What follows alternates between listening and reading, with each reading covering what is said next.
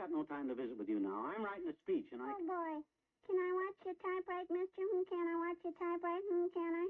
No, I'm too busy. Oh, okay. Sit there. Goody. Yes. I watch Mr. Corey write, I betcha. He writes books. He lets me watch him. All right. But keep quiet, will you? Okay. We of big business have a responsibility. Hey, watch the paper, mister. Watch the paper. You're going to write off the end of it. Watch it. See there? I told you. Bell rang. Okay. Now pipe down, will you, Teeny? Okay. Now, where was I? Oh, I was... That's what Mr. Curry always says. Pipe down, what he always says. Yeah, well, I don't blame him. In dealing with the common people, we big business, M-E-N... Hey, ring the bell again, mister, will you? Mr. Curry always makes the bell ring. Oh, but now, look, Teeny. That's what Mr. Curry always says. He always says, look, Teeny, he always says. Here, take this 2-bit piece and go down to Kramer's drugstore and buy yourself a soda with a slow straw. Mr. Curry always says, take this 50 cents. Okay. Here, take $1. Now beat it, will you? Oh, boy. Thanks, mister. You're awful nice to little children. So... It worked again, just like with Mr. Curry. Come on, Willie. Dead-redded fresh kid. Now, maybe I can... Let's see.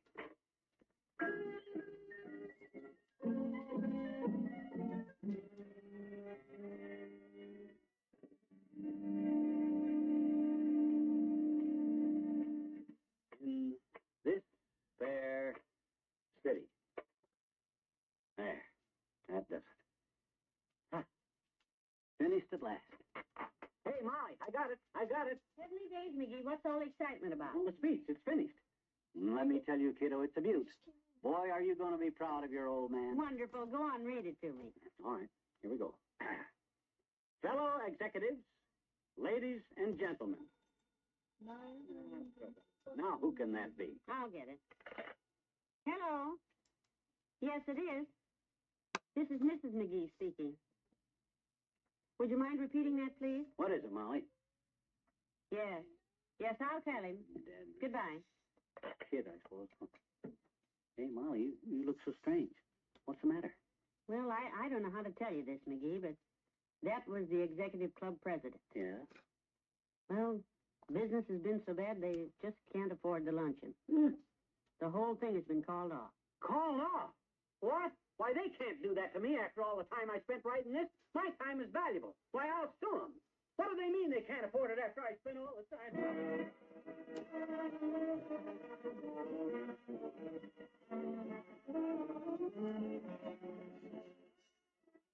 Good night to Fibber and Molly in a moment. Here's a reminder about some of the wonderful entertainment that's yours for the listening each Wednesday evening on the NBC Radio Network.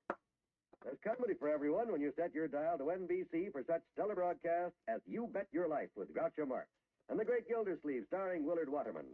Gildersleeve is the water commissioner of Summerfield, and he's always managing to get himself into hot water with Bertie, Leroy, and the Jolly Boys. You'll find that The Great Gildersleeve provides 30 minutes of top-flight entertainment that your whole family will enjoy. Then when it's time for Groucho Marx, watch out. Groucho throws a mean ad-lib, and there's a barb at the end of every one of them. Listen and laugh as this Marx man trades quips with his contestants from the studio audience. It's a riot of fun from top to bottom when Groucho Marx plays You Bet Your Life. Also on Wednesdays, listen to more quiz fun on Walk a Mile with your genial quizmaster, Bill Cullen. Walk a Mile is a new type quiz with each contestant competing for big cash prizes. You'll enjoy Walk a Mile every Wednesday night on the NBC Radio Network.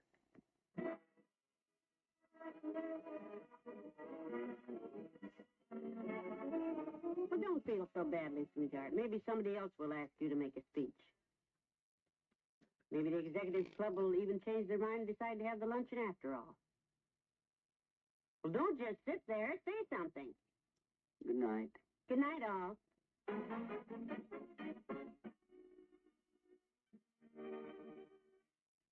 NBC and Tums brought you the Fibber McGee and Molly program, transcribed, with Bill Thompson as Wallace Wimple in the part of Teeny, played by Teeny. This is John Wald inviting you to be with us again tomorrow night for another visit with Fibber McGee and Molly.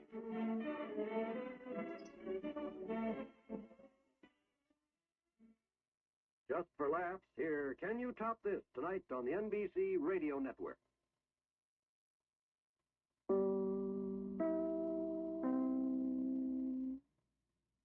Wald inviting you to be with us again tomorrow night for another visit with Fibber McGee and Molly.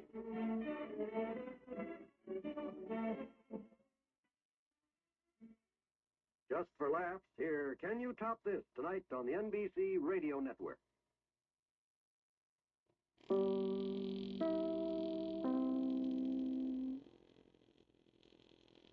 The Fibber McGee and Molly Show.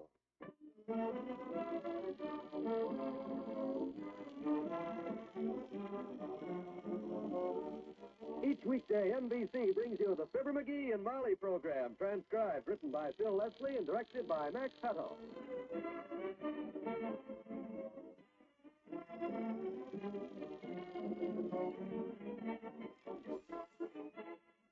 We'll join Fibber and Molly in just a moment.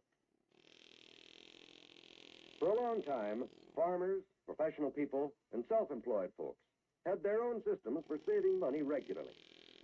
Everything worked fine until a payment was missed. Then another. Finally, complete neglect. The end of their system. The end of savings. Then came the bond-a-month plan, the easy, automatic way to buy United States savings bonds. No chance of neglect in this system. Your bank handles all the details. You simply fill out an authorization card. Then, each month, your bank transfers funds from your checking account, buys a savings bond in your name, delivers it to you. You get a bond a month every month like clockwork. That's the sure way to save money systematically. And when your bonds mature in less than 10 years, look at the nest egg you'll have. $4 for every $3 you put in. Regular saving is effective saving. Invest in United States savings bonds through the bond-a-month plan.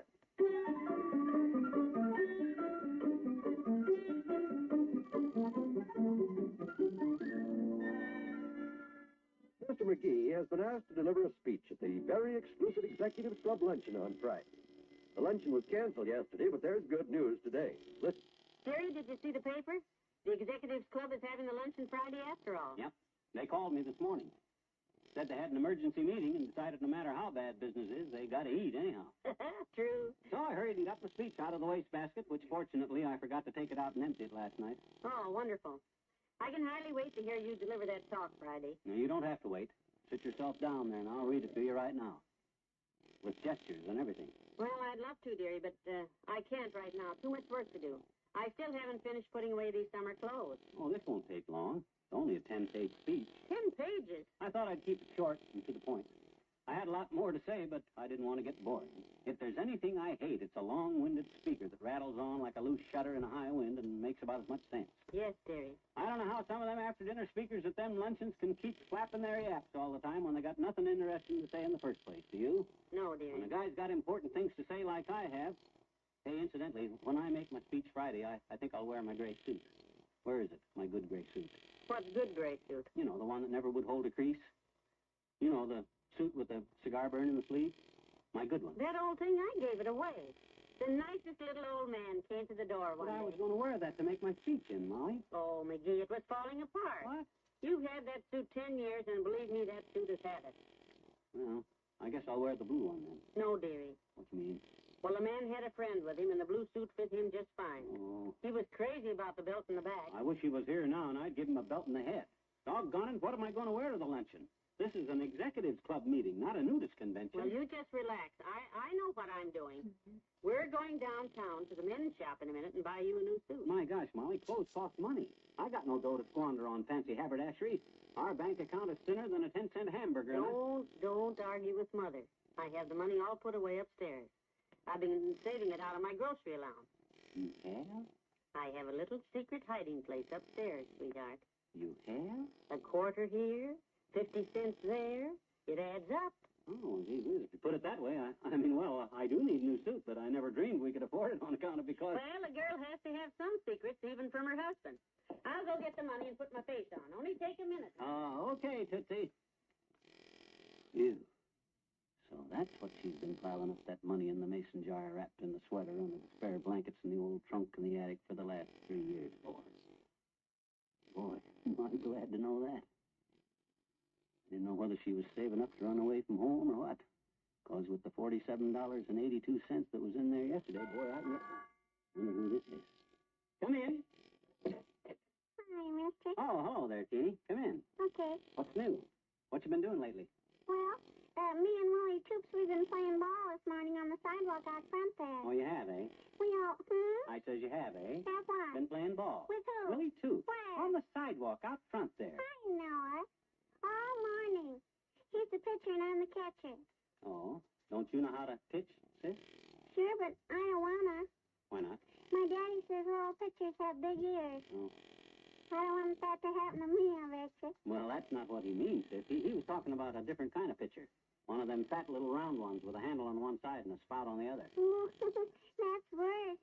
I think I'll stick to catching. Yeah, you do. Anyway, baseball is fun, no matter what position you play. I spent several seasons, you know, as shortstop for Peoria in the 3I League. Gee, that must have been an interesting team, I bet you. Did they all have 3 eyes or just the umpires? No. That was just the name of the league. They had teams from Illinois, Indiana, and Ohio. You see? Oh.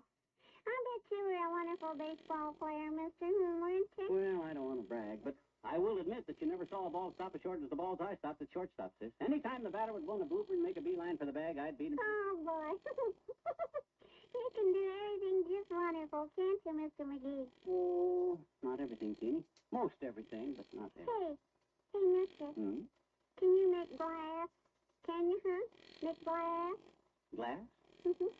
Oh, well, I don't know. I haven't made any for a long time. Gee, I wish you could make some now because Willie just threw a wild one and broke the basement window. What? I wanted you to be the first one to know. What? Come on, mister. Hey, wait a minute. Dead rat. Molly. Hey, Molly. What's the matter, McGee? What's the matter? Did you hear a window break a little while ago? Well, I'm not sure. I thought I heard something when I was out in the back. Why? Why, that Willie Toops was playing ball again and broke one of our basement windows. You wait here. I'm going to find that kid. Oh, now take it easy, McGee. You know boys will be boys. Not with my windows, they won't. By George, somebody's going to pay for that.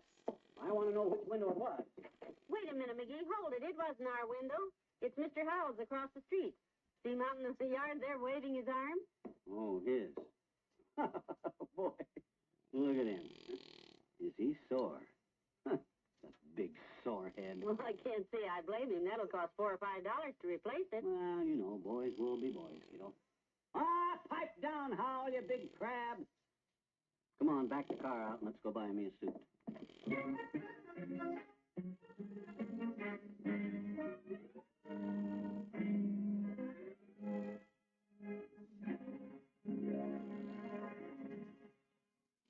Back to Wistful Vista in a minute. Mark Twain used to say, everybody talks about the weather, but nobody does anything about it. We might add, everybody talks about the bad conditions in our schools, but nobody does anything about it. But no, that wouldn't be quite fair. Today, good citizens all over the country are working to improve our schools. It's true that in many communities, schools are outmoded, run down, and overcrowded.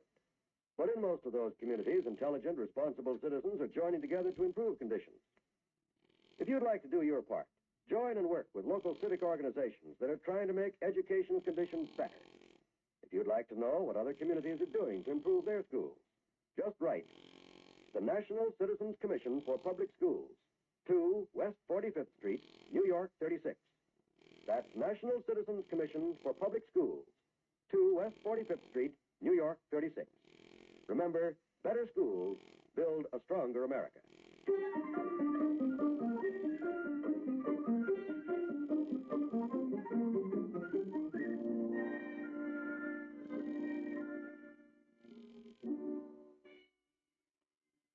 You want to look in the window first? There's a nice-looking tweed. No tweeds. Too itchy. Hey, there's a good-looking suit. Where? On the dummy here in the doorway. Oh, boy, feel that material. Sir, I'll thank you to take your grubby little hands off my lapels. Oh, I'm sorry, sir. I thought you were... We're downtown to buy and sell pair of suits, sir, and Did you say buy? You mean you really have the money and everything? $47.82. Right, Molly? 85 cents. Oh. How did you know how Well, much... come right in. Come in. Come in. Here, let me hold the door open for you. Go right in. Thanks. He meant me, dearie. No. I meant him. He's buying the suit. Just a little joke of mine. Sense of humor lightens up the day, don't you think? I can't tell. Well, I am Mr. Quigley at your service. Well, thanks, Bud. You just look around while I get my chalk and tape measure. You know our slogan, sir. Quigley's Toggery suits everybody perfect. You understand the double meaning of the word suit there? Our suit will suit you, you know? You get it? Run, get your tape measure, sir. We'll be... Yes, indeed. Be right back. Boy, they sure got a lot of suits here, Molly. What kind do you think I ought to get? Well, it's up to you, sweetheart. I kind of like that flannel that Quigley was wearing. Well, you get just whatever pleases you the most. I'm not going to influence you. After all, you're the one who wears the suit. Yeah. What about this brown one? Too dark. Oh. Anyway, brown isn't a good color for you. Makes you look malarial. Malaria? How about this blue one? You get what you want, McGee. It's your suit. Yeah. If you like that awful shade of blue, get it. Hey, here's a smart-looking hunk of stuff, Molly. This houndstooth check with the plaid effect. If you like it, buy it. I think you'll get tired of that purple fleck in it, though. Yeah, you probably will. Well, now, how are you making out? Found exactly what you want? Well, not yet, Bud. Having a little trouble making up my wife's mind. Oh, it isn't my suit. You get what you want. You're the boss. Ah, yes, a lovely, if usually erroneous sentiment, madam. Now, sir. Say, have you got another suit in stock like the one you got on, Bud? He seems to have his heart set on that style, sir. No, I'm afraid this was the last of the lot, sir. But we'll find something you like. Now, just slip out of your jacket and we'll fix you up. How about a nice tweed? Too scratchy. Oh, well, no matter. Now, here's a nice brown. Too dark. Really? Well, then what do you say to this lovely blue? No? Well, let's not get discouraged. We have lots more. As a matter of fact, I think I may have something you'll like in the new shipment that just arrived this morning. They're right back in the back room. You go with him, dearie. I'll just read this magazine until you make up your mind. Well, don't start any continued stories, kiddo. Because if I can't find a suit like he's wearing, I'll be right off. You certainly have a one-track mind, sir. Follow me, and we'll see what we can do. Okay.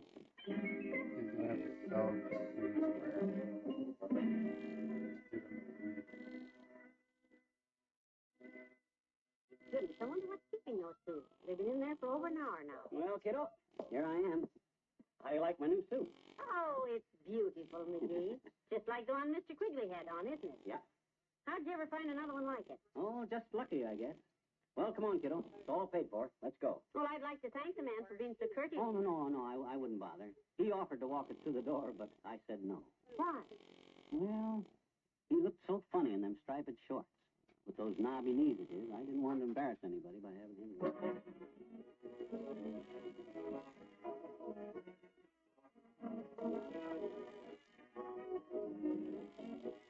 Fibber and Molly will be right back.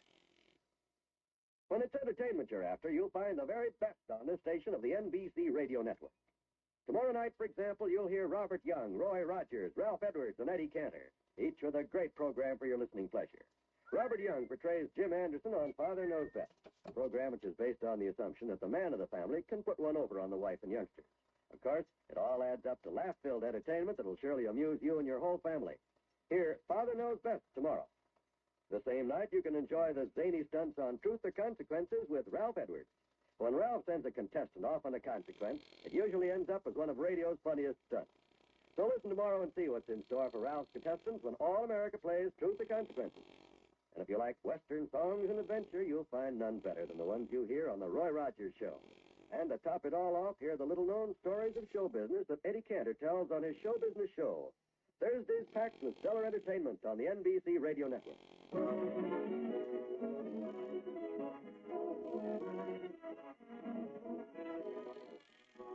Incidentally, McGee, was there any change left after you paid for that suit out of my $47.85? Just about enough to buy a good meal, Molly. Oh, fine. Let's stop on the way home. For the parakeet, that is.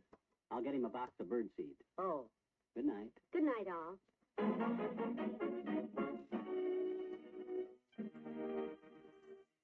NBC has brought you the Fibber McGee and Molly program, transcribed. Herb Vigran was heard as Mr. Quigley, and the part of Teeny was played by Teeny. This is John Wald inviting you to be with us again for another visit with Fibber McGee and Molly. Just for laughs here, Can You Top This? Tonight on the NBC Radio Network.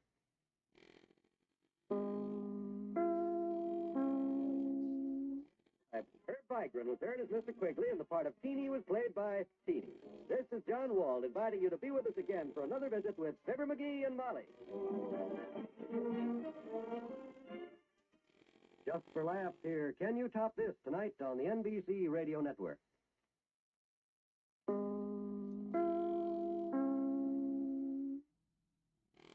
The Fibber McGee and Molly Show.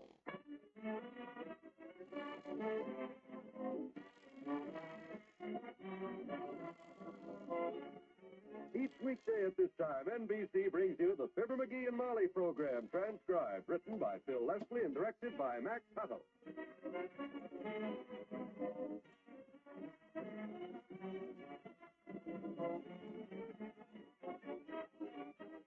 Fibber and Molly will be with you in a minute. Within the next 20 seconds, a fire will break out somewhere in the United States. Lives may be lost, property damaged, homes or buildings destroyed. Yes, there are 4,600 fires in America each day of the year. They kill 11,000 persons and disfigure or severely burn thousands more.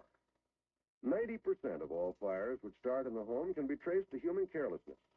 By obeying a few simple rules of fire prevention from now on, you and I can protect ourselves and our families from this devastating menace. Rule 1 is don't smoke in bed or discard lighted cigarettes carelessly. Rule 2, clean out old newspapers, magazines, and other inflammable debris.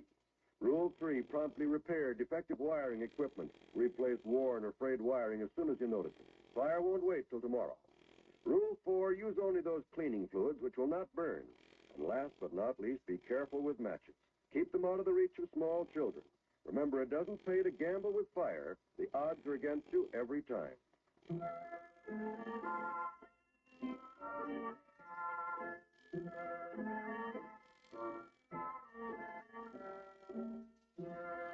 The big talk around 79 Wistful Vista this week is about the speech that Mr. McGee is going to deliver tomorrow at the very exclusive Executives Club luncheon. Just finished a telephone conversation at the moment, and his wife says, Who was that on the phone, McGee? He sounded like a very important man. He is, kiddo. That was Mr. Willoughby. Did you throw them little pieces of sandpaper away? Mm-hmm. The Society for the Advancement of Purchases in the Stores. It's a business All right, I got more. Oh. He's the guy that's going to sit next to me at the Executive Club luncheon tomorrow and introduce me to all them rich millionaires that I'm the guest speaker of before. Somebody better introduce you. You will certainly be a total stranger in that crowd. Willoughby, eh? Is that the Mr. Willoughby, the one who owns the transit system, the airline, and all the real estate west of 14th Street? That's him, Tootsie. He wanted to know what I was going to talk about. Did you tell him about 3 hours? Why do you keep saying that? This speech isn't so long. It seems that way. Oh. I told Willoughby to be sure the fried chicken is crisp and not to seat me next to any members of the city council. Why not? Oh, you know how long it takes them guys to do anything. Before you can get them to pass the fees, it has to be seconded and put to a standing vote. You know, I'd love to be there tomorrow, dearie. When you stand up and all those millionaires applaud. Oh, I almost forgot what else Willoughby called me for. What? Well, he's going to introduce me, of course, and he points out that he doesn't know very much about me. A wise move on your part. He says he wants to give me a big build-up, naturally, so if I don't mind, he'd like to see a little background on me. You know, the kind of stuff. Education, college degrees, war record, business connections, interesting experiences, and all stuff like that there. Poses a problem, doesn't it? Oh, I don't know. I'll dig up a few fascinating facts about myself for him. I may not be any millionaire. May not be. But I've had a pretty interesting life, kiddo, so far. I wonder how many of them big shots were ever in vaudeville with Fred Nittany, for instance. A good point. Maybe you ought to come on juggling a few water glasses and wearing a couple of small American flags stuck in your ears, because that would certainly get you the applause. Oh, no, Molly, this is serious. I'll look through my stuff and I'll... You hear that parakeet? He's even interested in my speech. Ain't you, Buster? That's right, baby. You just speak right up. Isn't he sweet, McGee? I'm so glad we got that little bird. Come in. Where is it? Where is it? Did I see it? Where is it? Where is it? What do you mean? What do you mean, where is it? Doc Campbell says you had a new addition to the family last week, and I run all the way over here to see it. I would have brought a present, but I didn't have time to stop. I want to see where. Wait a minute. Take it easy. There he is. In the cage there. Huh? It's a bird. A talking bird. Speak up, Buster. Come on, speak to the old-timer. Listen to that, McGee. Hear him speak? Sure. Couldn't understand a word he said, kid. Foreigner, ain't he? Yeah, he can't understand you, too, either. Well, like I was saying to Bessie just yesterday, Oh, how is Bessie these days, anyway? We haven't seen her in ages. Oh, Bessie's just fine, daughter. Cuter than a basket of kittens and just about as hungry all the time. You two still going together, are you? Yep. He went to one of them radio quiz shows last night, kid. Had a fascinating evening. Really? Had a fella on the stage there with a microphone, a big voice, and a smile that looked like somebody opened the door on a china closet. I know the guy you mean. Called me and Bessie up on the stage, and Bessie answered 2 questions right in a row. Well. Won first prize. Wonderful. What were the questions? First he asked her name, then he asked her my name. Bessie got the answers backwards, but they give her the prize anyhow. A free trip for one with all expenses paid to Sydney, Australia. My goodness, that's quite a prize. When is she going? Not till she figures out some way to win a trip back, daughter. So long, kid. So long, old time.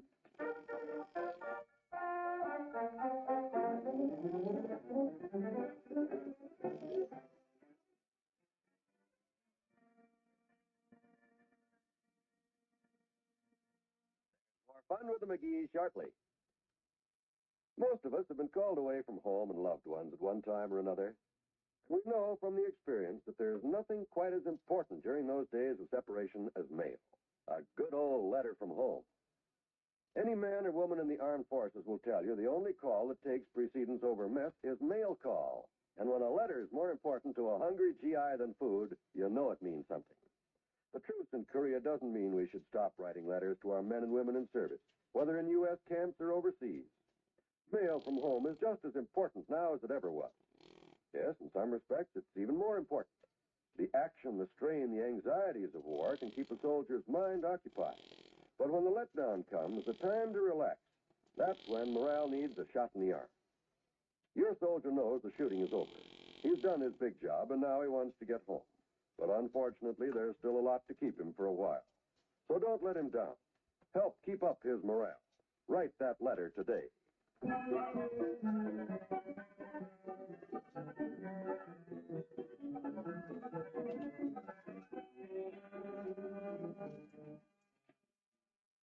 What on earth are you doing with all that junk, McGee? This junk, my dear, is my old scrapbooks I brought down out of the attic. I'm looking up my past to give Willoughby some build-up material. You know, give me a build-up with when he introduces me to speak tomorrow. Oh, that. Are you supposed to take it to him or what? No, his secretary's coming over to pick it up this afternoon. So far, I haven't found quite the right kind of material yet. I got to impress them executives some way, you know. Here, let's look at my newspaper clipping. Oh, here's a nice picture here. Hmm? From the Peoria Star, 1909.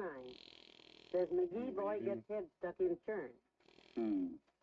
Shows your sister Kitty greasing your head. You don't land where they Can't land. see your face, though. No, that stuff won't help. I got a box of things here to show him, though. What's that? My medals Medal? from the First World War. Here's my good conduct ribbon. A little tore from the time I got into that fight with those 2 lieutenants. What 2 lieutenants? The ones who said I didn't deserve a good conduct medal. Oh. What's this? Ah, that's my old bayonet. Look out, kiddo, it's still pretty sharp.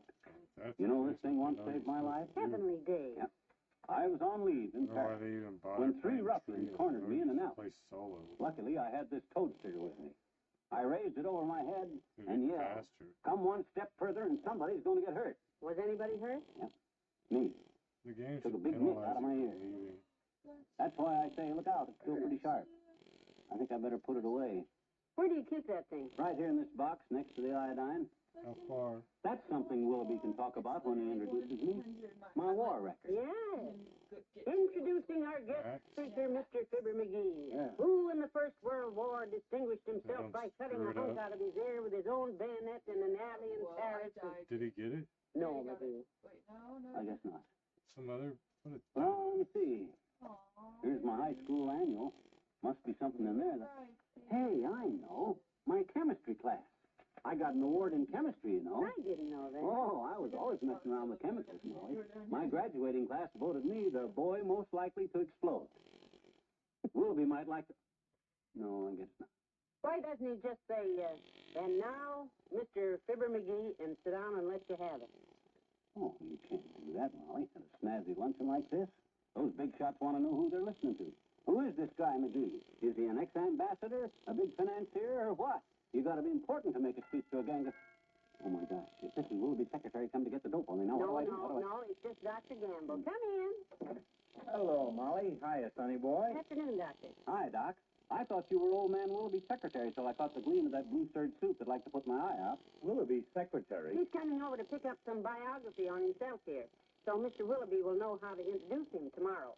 So you're still going through with that mad scheme to expose your illiteracy at the executive club tomorrow, are you? What does that mean? Just that, sonny. See now, he does have a pretty good speech, Doctor, if he can just read his own typing. I'll retype it. What's the speech about? I call it, The Little Man Looks at Big Business. Isn't that good, Doctor? That is good. And I don't know a little a man to look at it. Biggest problem now is to figure out how Mr. Willoughby can introduce him. McGee seems to think he has to have some fascinating background of some sort. Oh, my gosh, I'll bet this is her. Now, I'll take it. I'll tell her I invented the cotton gin. Tell her I discovered Billy Martin. I'll tell her that I'm the guy. Hush, dearie. Come in. Oh, good afternoon, McGee's residence. Yes, you're Miss... Callahan, madam. I'm secretary to Jason J. Willoughby. Why, hello, Dr. Gamble. Hello, Doris. Let me do the honors. Molly, this is Miss Callahan. Doris, this is McGee. How do you do, I'm sure. And this is the, gentleman you came to see, Doris. Mr. McGee. How do you do, sir? Charmed, miss. Charmed. I can give you all the information Jason needs on this lad, Doris. Oh, good. You stay out of this, that's all I'll take. McGee, you see, Miss... Yeah, you want to know all about my college degrees, miss. Tell Willoughby that the Sorbonne in Paris saw... You see, Doris, Lie down, Doc. McGee, I think the doctor wants to speak. Thank you, my dear. Doris, you tell Willoughby that Mr. McGee doesn't want to be introduced as a great scholar. That's for sure. I see. And he doesn't want Jason to make any reference to fortunes that Mr. McGee has made and lost. I don't? Nor does he want any discussion of honorary degrees, diplomatic decorations, or of his experience as an explorer and adventurer. Oh, good, good. Yes. Yes, good. This is a modest man, my dear. Ask Jason to introduce him tomorrow simply as a man of the people, a common man with a message. And they don't come any commoner, miss. You may tell Jason that I wish to be thought of simply as an average American. Yes, sir. When I appear before this little gathering tomorrow, it will be as a man who speaks for the people, of the people. Bye. There you go.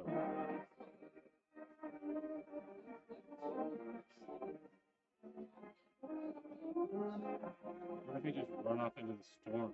We'll say goodnight to Fibber and Molly in a Would moment. that be funny? Great comedy entertainment is yours for the listening tomorrow night when the NBC Radio Network presents the Bob Hope Show and the Phil Harris Alice Faye Show. Everyone knows Bob Hope's wisecracking, rapid-fire style of humor, the stock in trade which elevated Bob to the heights of the comedy kingdom. You'll enjoy his program tomorrow night with the music of Les Brown's Band of Renown, the song stylings of Margaret Whiting, and Bob's special guest star. Later, on the Phil Harris Alice Faye Show, listen to another fast-paced comedy as Phil mixes with Elliot Lewis, Julius Abruzio, and Brother William to come out low man on the totem pole. Of course, there'll be songs by Phil and Alice to add to your listening pleasure and to top off the comedy carryings on. Also on Friday evening, listen to young and popular Eddie Fisher with his quarter hour of pleasure-filled song styling. And to the Dinah Shore Show, featuring this glamorous songbird and the program of your favorite music. Friday and every day, you'll hear America's greatest radio programs on this station of the NBC Radio Network.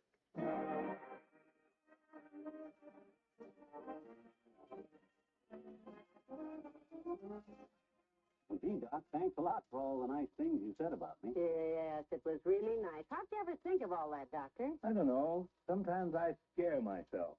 Stick around, Doc. Stay for dinner, huh? Yes, do, Doctor. No, thank you, Molly. I've got to get home. I want to wash my mouth out with soap.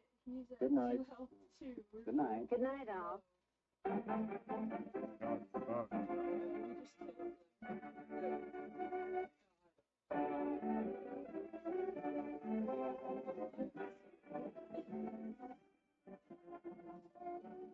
NBC has brought you the Fibber McGee and Molly program, transcribed with Bill Thompson as the old-timer, Arthur Q. Bryan as Dr. Gamble, and Marion Richmond as Miss Callahan.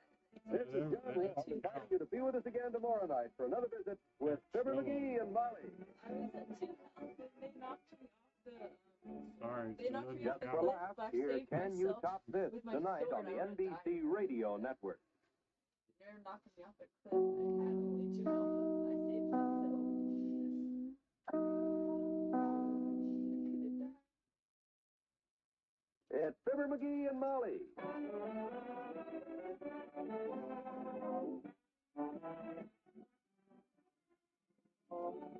Each weekday at this time, NBC brings you the Fibber McGee and Molly program, transcribed, written by Phil Leslie and directed by Max Hutto.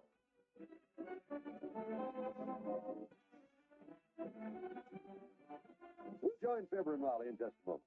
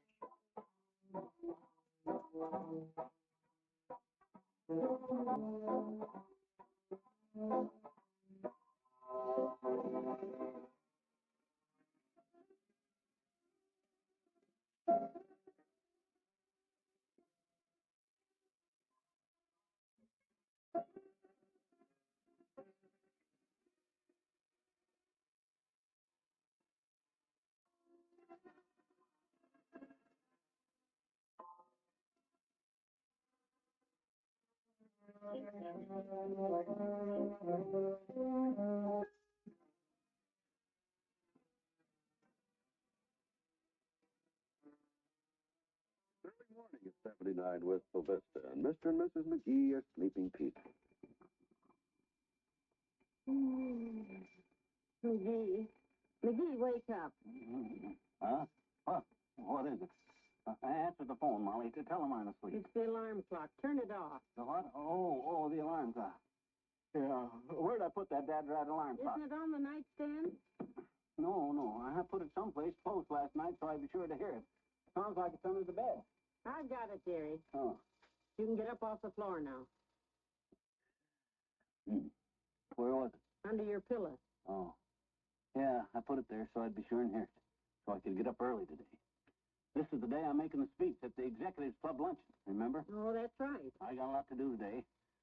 Gotta go over my speech again, practice my diction, get dressed, go over my inflections, all stuff like that there. I figured I'd better get an early start. All right, I'll go down and get breakfast started while you're dressing. What time is it anyway? 4:30. What? 4:30? Okay, I got a lot to do. You go on back to sleep. I'll work on my speech till you get up. Okay, I'll be up at 7.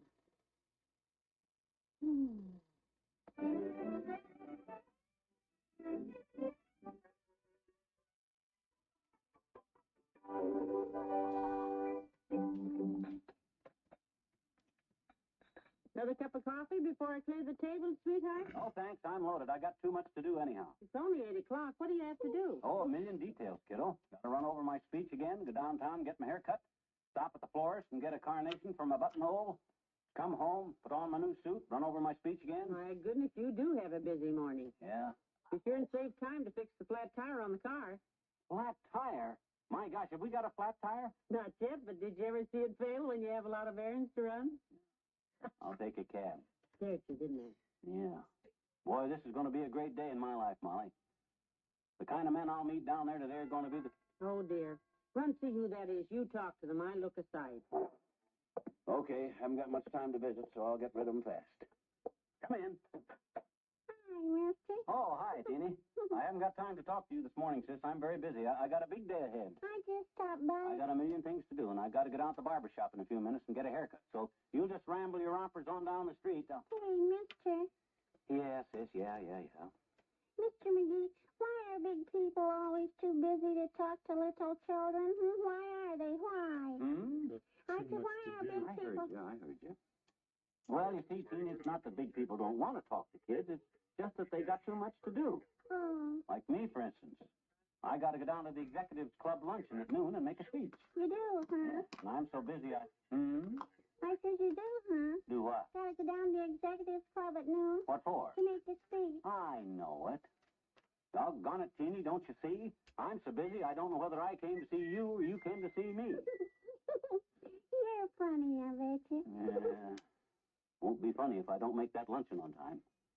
Frankly, I expect this speech today to launch me on a public speaking career, sis. I says I'll be very much in demand for speeches after today. There's an Elks convention in a couple of weeks, and I'll probably deliver a talk there, too. Oh, boy, I'd like to hear that. Can I go, mister? Can I go? Yeah, you can go right now. I got to get down to the barber shop, and I got to go see if I can get the car started first. Don't worry, mister. You can do it. You can start it. What makes you think so? See, anybody who can talk elk, they can do anything, I bet you. Elk? I'm not going to talk elk. What made you think I was going to... You said you were going to talk to the convention of elk. And if you don't talk elk, how can the elks understand you? Because elk... Oh, my tush. Now, look. You know what? Huh? Willie Tooth. What about Willie Tooth? Willie Tooth. He talks to horses, I bet you. All the time he talks to horses. Yeah. We saw a policeman's horse yesterday, and Willie said, "Hey, did you ever win in the races?" He said. I suppose the horse said, sure, I won the Kentucky Derby. No, he just looked at Willie, and Willie says, "Well, did you?" And the horse said, "Nay." I have to go to school now, mister. So long. Now, wait till I get the car out, and I'll drop you off, sis. Oh, I got to go by there on the way to the barber shop.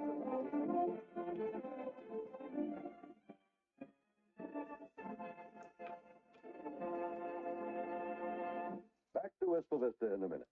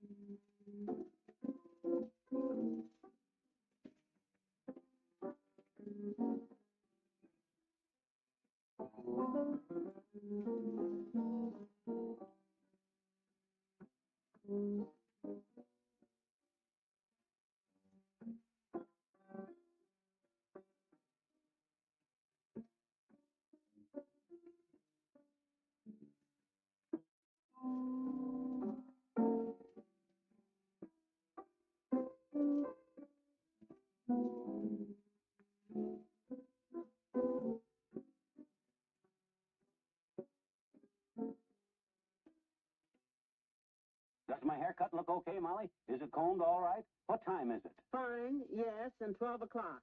How's my necktie? Is it tied straight? Perfectly, dear. You look wonderful. How about the carnation in my buttonhole? Lovely. Is the white one all right, you think? Just perfect. You don't think I ought to wear a red one, do you? No, the white one is fine. You think I look okay, huh? Well, let's put it this way, sweetheart. If I were Marilyn Monroe and you were a traveling salesman, I'd leave Joe DiMaggio flat and run off with you. Now, what do you say to that? Tootsie, if you were Marilyn Monroe, I'd turn you down. You would? Yes, sir. Because I got a wife now that I wouldn't trade for 6 Marilyn Monroes. Oh, you. What if they threw in 2 Clara Bows? No, that's not fair. You know how crazy I used to be about Clara Bow. I know that. Take my advice, Tootsie. Quit while you're ahead. But hey, I can't stand here gabbing. How do I look? Well, we're not going to go through that routine again. You still look fine. Oh, where's my speech? In your inside coat pocket. You just put it there. Oh, yeah. I want to be sure everything's okay, of course. Boy, this is going to be a great day in my life, Molly. I'd love to be there. The type of guys I'll meet down there today, all them millionaire executives, why, they could change my whole career, you know that? Wouldn't hurt a bit either. If I make the right impression with my speech, any one of them guys could make us rich, kiddo. But boy, I'd hate to make any of them sore. They love you. Oh, I hope so. Oh, if one of them guys took a notion to, he could ruin us financially. Believe me, we'd never notice it. Well, hey, where's my speech? You seen my speech? Oh, in my inside pocket. I better get my hat. You're not nervous, are you, McGee? Me? Nervous? I'm all right. I'm fine. I'm not upset. Who's nervous? All right, sweetheart. You run along and good luck. Thanks. I'll be back just as soon as the applause dies down and everybody gets through shaking my hand and telling me what a great speech that was. Well, goodbye, kiddo. McGee.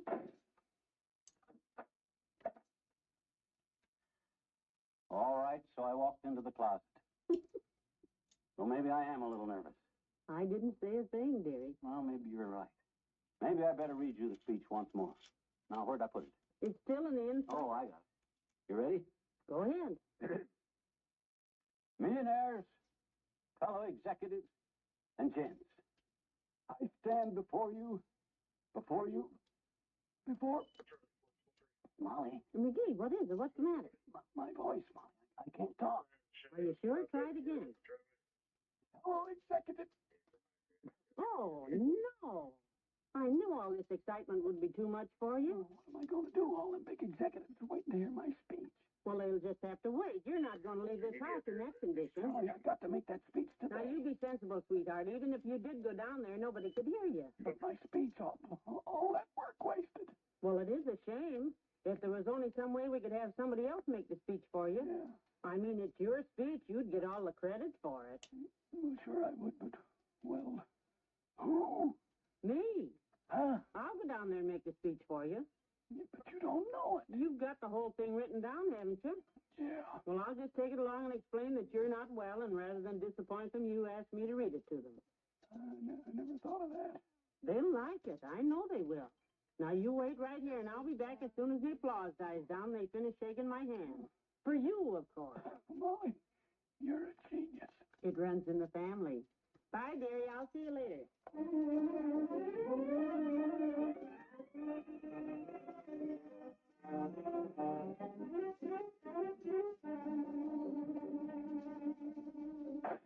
Well, McGee, I'm home. I did it. I made the speech. How's your voice? Oh, it's fine, kiddo. It cleared up about an hour ago.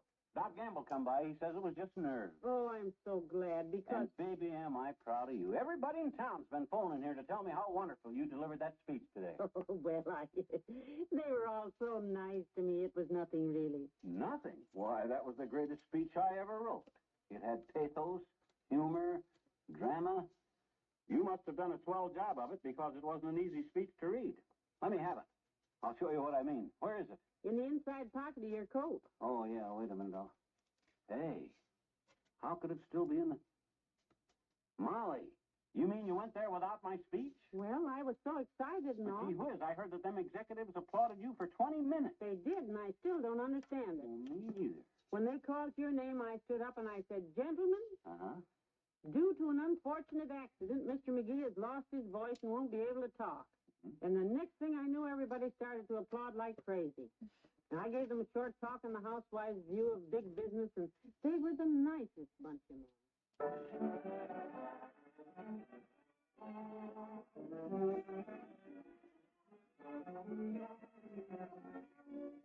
Fibber and Molly will be right back.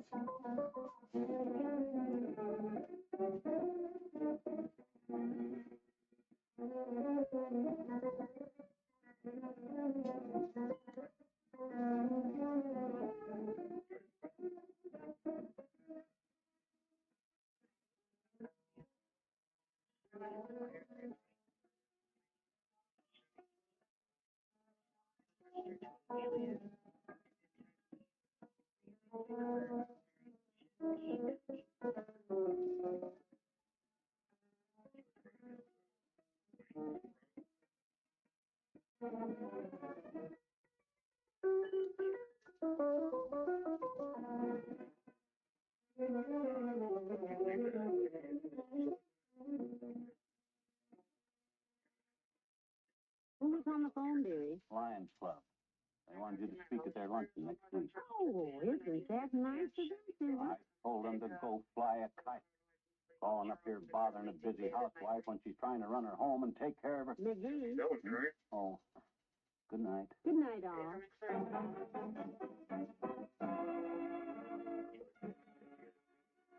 NBC has brought you the Fibber McGee and Molly program, transcribed. This is John Wald inviting you to be with us again Monday night for another visit with Fibber McGee and Molly.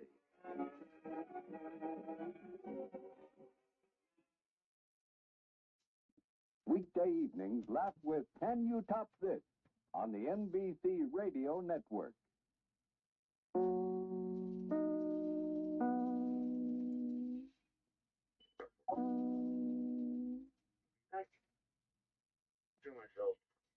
It's Fibber McGee and Molly.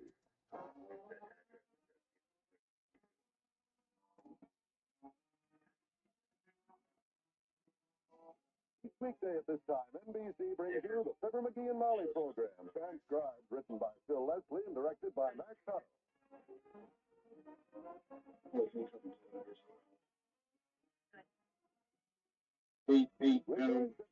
Robert Marys, White Honda Civic. There's one question that probably is more sleepless nights than all the others put together. It goes something like this.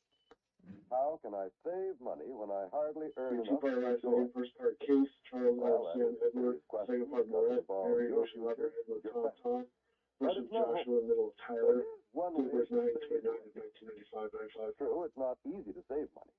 But once it becomes a habit, it's the simplest thing you ever did. Provided you choose a plan like the payroll savings plan for buying United States savings bonds. Just ask your employer to save a few dollars from your paycheck. Every time enough money accumulates, your employer buys your savings bonds for you automatically. Those bonds now mature in less than 10 years and pay you $4 for every $3 you put in. The payroll savings plan can mean extra money for your future. Join today. You'll feel more secure tomorrow if you buy United States savings bonds today.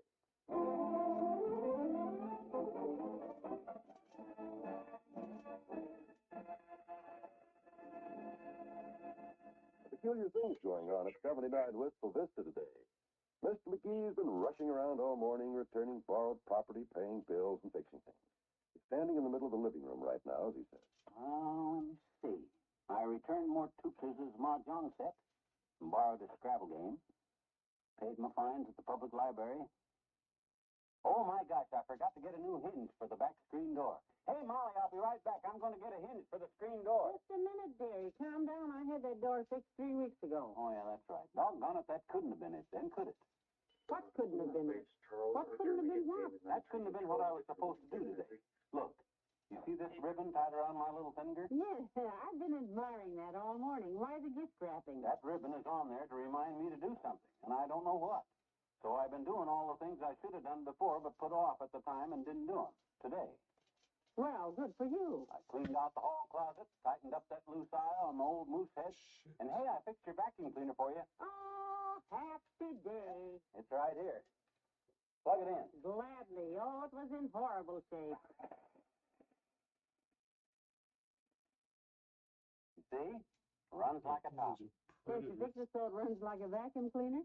I got that chug out of it, didn't I? Yeah, but you left in the bloop and the glick and the clackety. Well, the gears are just a little noisy, that's all. Works perfect except for one little thing. What's that? It won't pick up the dirt? Not when you push it forward. When you pull it along behind you, though, it works great. Doggone it, this is disgusting. The ribbon on my finger to remind me to do something, and I can't remember what it was. Well, I wish I could help you. Say, did you mail out the check for the light bill? First thing this morning, with the $1 took off of it. You deducted $1 from the bill? Yep. Why? They've been diluting our electricity or something? No. Well, I told their meter reader the last time he was here that $2.80 was too big a bill, and I think he's reading the meter wrong. And he says if I don't like the way he's reading our meter, maybe I'd like to crawl under the house and read it myself. And I says I will. So I did, and got stuck, and snagged my pants on a nail, and that's what I'm taking the buck off for. Maybe the ribbon on your finger should remind you to buy some kerosene lamps. Because we'll need them when they turn off that... Hey, I'll bet I know what it was I was supposed to do. Put a new light bulb on the back porch? It was so dark out there last night, you dumped the tin cans in the basement window, and then you went back in the garage instead of the house, hollering that somebody had stolen the back steps. Oh, it don't seem like that's what it was on account of... Hold it, dearie. Company. Come in. Oh, hello, Mr. Wimple. Hello, Pink. Hi, Wimp. Say, did you remember what you were trying to remember, Mr. McGee? You know that ribbon on your finger? Not so far, Wimp. Well, after you brought my stepladder back, I had a thought. Oh, good for you. Maybe I can help you, Mr. McGee. Is that ribbon to remind you to return my rake? Rake? The one I loaned you the time you wanted to get your yard cleaned up before you left for the World's Fair in Chicago? Is that it, McGee? No, I don't think that's what it was for. Oh.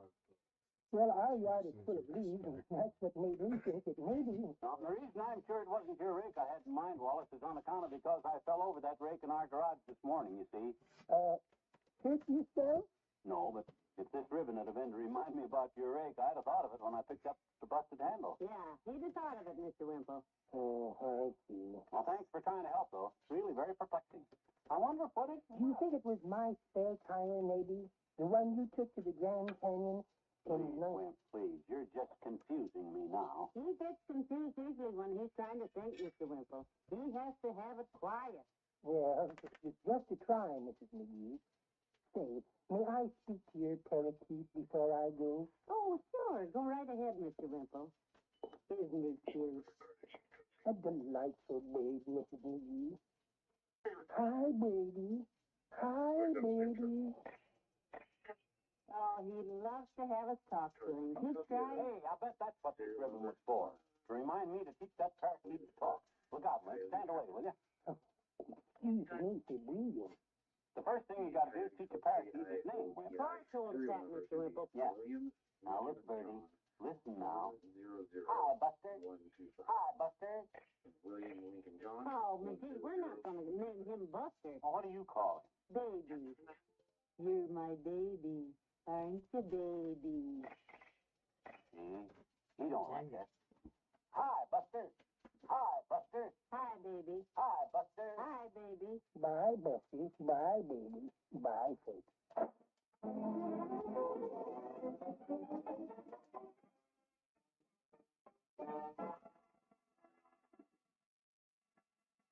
Wistful Vista in a minute. There's a sad bravery about the war orphans of Korea. They don't give up. Although they're starving, often cold, without homes, parents, or security, they keep on until they drop of exhaustion. Thousands are going from orphanage to orphanage seeking admission. They know there's no room, for the orphanages are already too crowded to take another one. But these orphans never give up hope. They beg on the streets asking for any scrap of food. Many of them have tuberculosis. Most of them have malnutrition. They are dirty, neglected, weak, but not downhearted. They still hope for a better day. They are future citizens of Korea. You can justify their hopes if you send them a care food package. It will feed 4 orphans for a month. It will give them strength to go on until that better day dawns. Without help, thousands more will die. The best $10 investment you can make is a $10 care food package for a war orphan of Korea. It will pay dividends in human life. Send an order today or a contribution to Care for Korea, New York City, New York.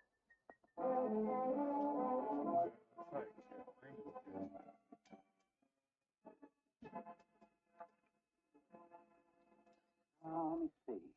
I fixed the vacuum, took Wimp's stepladder back, tightened my moose head, put new laces in my basketball shoes, polished my bicycle clip. Oh, for goodness sake, McGee, stop worrying. You've done more work around here today than you have in the last 5 years. Doggone it, I still don't think I done what I got this ribbon on my finger to remind me of. To do. You don't think it was the parakeet teaching him to talk, huh? No, I just got the feeling that whatever it was, I hadn't done it yet. The parakeet library is fine. Yeah, and the light bill, and my personal account at the shoe shine stand. Hey, I wonder if I'm supposed to bowl with Doc Gamble tonight. Why don't you take that thing off and forget it? You must be tired. Tired? I had to shorten my suspenders to keep myself standing up. I'm wore out like an Eddie Fisher record in a sorority house. I'm beat. Except you remember what I'm supposed to do. Well, I can't think of anything else unless you meant to patch that wallpaper in the upstairs hall. I did that the minute I come back from returning Billy Keith's pogo stick. And believe me, that water lily design is plenty hard to match, too. Where on earth did you find that paper to match it? It's been on there for 8 years, you know. Well, it's not exactly the same kind. I had to use some paper we had left over from the dining room. The dining room? That paper's a hunting scene. Running horses and things. Yeah, I know. And if you never saw a horse jump over a water lily bigger than he is, take a look upstairs. It's the most unusual arrangement you ever... Doggone it, I wish people would leave us alone when I'm trying to think. Come in. Oh, Molly, and good afternoon. Why aren't you in your office? I just phoned you and you didn't answer. Hello, Doctor. I'm terribly sorry, my boy. Hi, Doc. Had I known that I was to be honored with a telephone call from you, I would have left the patient there on the operating table, rushed back to my office, and let him set his own broken leg. What do you want, stupid? Are we supposed to bowl tonight? No. Now, may I ask a question? Go right ahead, Doctor. Why the fancy bow on little Egghead's pinky? He tried to wrap a package and couldn't get his finger out? That's to remind him to do something, Doctor. What? That's just the trouble, Fatso. I can't remember. You know, he's been working like a dog around here all day, Doctor, fixing things and returning things and paying bills. He's just about worn himself out. And I still don't feel like I done what this ribbon was supposed to remind me of to do. You say you paid all your bills? Yes, he has, Doctor. No, he hasn't, my dear. What you mean? Who's having that? Who's having that? Mine. My gosh, I'm sorry, Doc, you old man. Yeah. I clean forgot you. I overlooked you completely. And boy, that takes some mighty tall overlooking. Give him a couple of bucks, Molly. That ought to pay us up. You know the amount, Doctor? By an odd coincidence, Molly, I happen to have a copy of the bill with me. It's $23. $23? That's very reasonable, Doctor. Reasonable? $23? What did you see the last time you looked down my throat, you big burglar? A diamond mine? Oh, stop shouting, McGee. You know very well you wake me up in the middle of the night every time you overeat. If I ever start charging you for phone calls... You wouldn't dare. I could have your license yanked for that, boy. I could have you unsmocked. McGee, stop it. Oh, well, he makes me sick. Pay the doctor and church.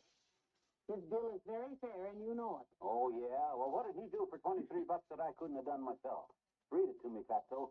Itemize it. Be glad to. Got it right here. Good. August 15th, patient appeared at office with arm in a sling, heavily bandaged. Removed dressings and found splinter in finger. Dried tears and sent home. $3. I remember that. Oh, it hurt. August 27th, house call, emergency, 2 a.m. Patient terrified, abdominal pain. Removed open safety pin from pajamas. $5. Don't have to be a doctor to do that. Labor Day, emergency, 3 a.m. Patient in panic, turning red all over. Diagnosis, sunburn. Oh, what a night that was. He was so cross. Care to hear more? No, Doctor, of course not. Pay the bill, McGee. Okay. Here you are, Doc. Thank you. Sit down, Doctor. Yeah, spread the lard on the sofa, butcher boy. Thanks, I can't stay. I've got to run along. What'd you stop by for in the first place? Anything? Yes. What? $23. Bye, Molly. Bye, Doctor.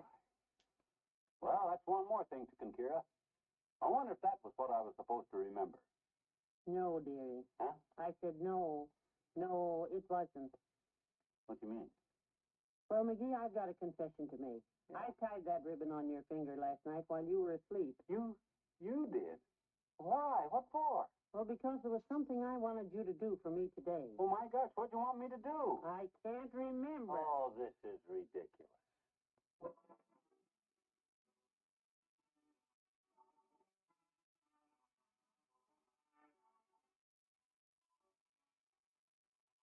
Fibber and Molly will be right back. A minute of your time, if I may, to remind you about some of the pleasure-filled radio shows which await you tomorrow evening on the NBC Radio Network. Frank Sinatra stars each Tuesday evening as footloose, adventuresome Rocky Fortune, a radio characterization you'll truly enjoy. It's Frank Sinatra in a dramatic role that will hold your attention for 30 action-packed minutes. It's Frank Sinatra as you've never heard him before.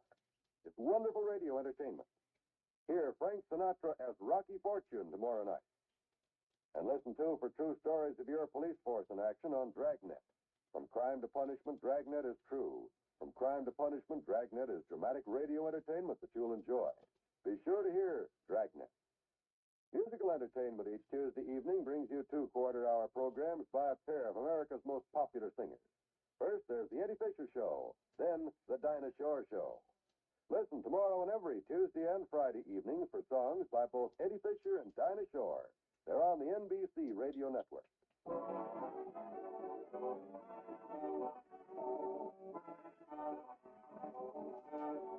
Hey, Molly, have you seen the evening paper anyplace? Yes. Well, I thought you were through with it. Haven't you read it yet? Not yet. Anything interesting in it? Yes. The garbage. Oh. I'll listen to a newscast. Good night. Good night, all.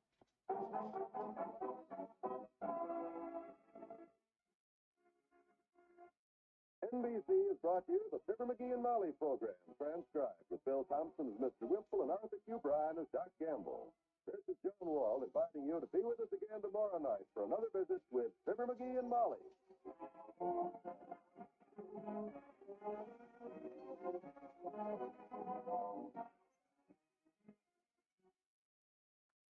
Just for laughs, here Can You Top This on the NBC Radio Network.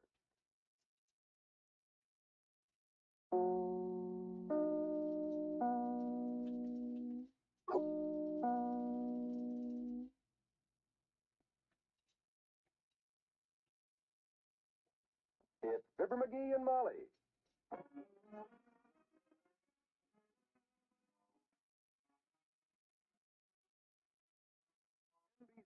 and Tom bring you the Fibber McGee and Molly program, transcribed, written by Phil Leslie and directed by Max Hubbard.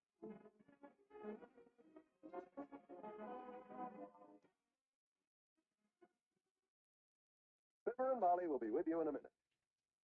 When acid indigestion strikes, don't wait. Take Tums. Millions of Americans have turned to Tums for don't wait relief from acid indigestion.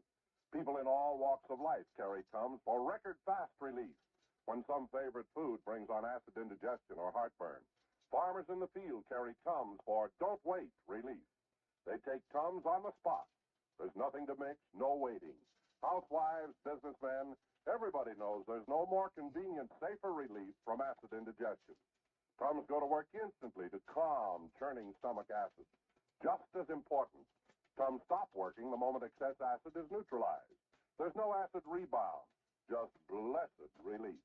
Always carry Tums in your pocket or purse and enjoy the don't wait relief of Tums. T-U-M-S. Tums for the tummy. Get handy, pleasant Tums today and eat like candy.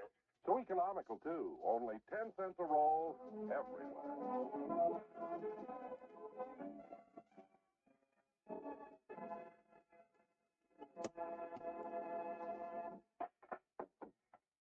Whew, there. I got the silver all polished. Kitchen's taken care of. I certainly got a lot of work done today with my little man out of the house. Now, Hey, Molly. Hey, Molly, I'm home. I'm in here, McGee. I'm back, kiddo. What's new? Just about everything. I just finished doing the house from top to bottom. Whew. Good. I don't know when I'd put in such a day. Yeah? Floors, woodwork, furniture, shelves. Well, you know, I put in a tough day, too, kiddo. I got everything you sent me for, even if it did take me all day. Good. I'll finish putting these things away and then start the dinner. Good idea. With all that fresh air and running around town, I got an appetite like a fat kid in a candy store. I think I'll just fix myself a little snack. Don't go in the kitchen. What's the matter? I just finished mopping in there. The floor's still wet. Oh. Well, then I'll just sit here and read the paper. You know, it's... Look out. What's the matter? What happened? The chair. I just shampooed it with some of that new upholstery cleaner. It's wet. Well, all you had to do was tell me. You didn't have to scare me half to death. I'm sorry, dear. That's okay. I'll just sit over here. I'm afraid you can't do that either. I shampooed that one, too. Well, there's still the Davenport. I'll just stretch out. Wouldn't you rather do some work in the basement? You know you still haven't fixed that loose leg on your workbench. Not the Davenport, too. Well, once I got started, I thought I might as well do the whole room. Oh, quite a job, too. Fine thing. I spend a hard day chasing all over town, and I can't even sit down and read my newspaper. I've had a busy day, Molly. I'm tired. You've had a busy day. You're tired. You're complaining. Huh? Why, Molly, you raised your voice at me. I'm sorry, sweetheart. I'm just tired, that's all. See there? Even the little parakeet is scolding me. I'm sorry, Birdie. Oh, that's okay, Sophie. That's Cut okay. the microphone. You've been working too hard. You ought to take it easier. Well, there's always so much to Gee do. whiz, you never used to do half this much housework when we were first married, Molly. How could I with you following me around the house and tickling me all the time? Yeah, I forgot about that. You sure were ticklish in those days. How'd you ever get over it? I didn't. You were the one who got over it. Oh. Are you still ticklish? Now, look out, McGee. Don't be silly. You still ticklish, huh? Now, don't. Look out. You tell him, Bertie. Make him behave. McGee, now stop it. It's good to see you laughing again. Housework must get pretty dull. You need to relax. Look, how would you like to go out to dinner tonight? To dinner? Oh, no. No, I'm awful tired, McGee. Besides, isn't this your bowling night? I saw Doc Gamble downtown, and he begged off. Said there's a medical convention in town, and he has to take one of the doctors out and show him the town. Come on, I'll take you out to dinner. Oh, no, thanks. I'm too tired. Anyhow, Wall's Malt Shop is always crowded at dinner time. I'm not talking about the malt shop. I was going to take you out to the Sump Room at the Ritz Vista. Eat in style. Maybe a little dancing. Of course, if you're too tired. What? The Sump Room? I'll be dressed in 20 minutes. I'll lay out your good shirt there. Oh, this is going to be fun.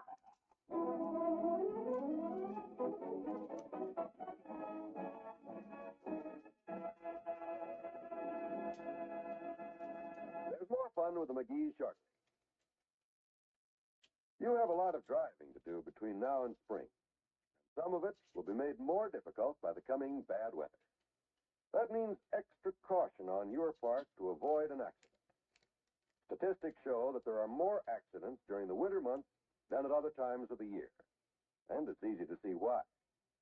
Not only snow and ice on the roads, but the added hours of darkness and poor vision caused by frost or fog in the windshield all make for danger.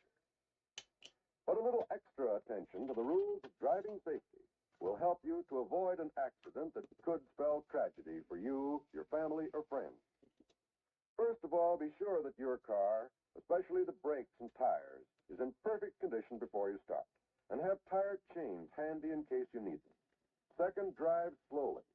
Third, watch the traffic signs and obey them. And fourth, signal for all stops and turns. Guard against traffic accidents this coming winter. Drive carefully for your life.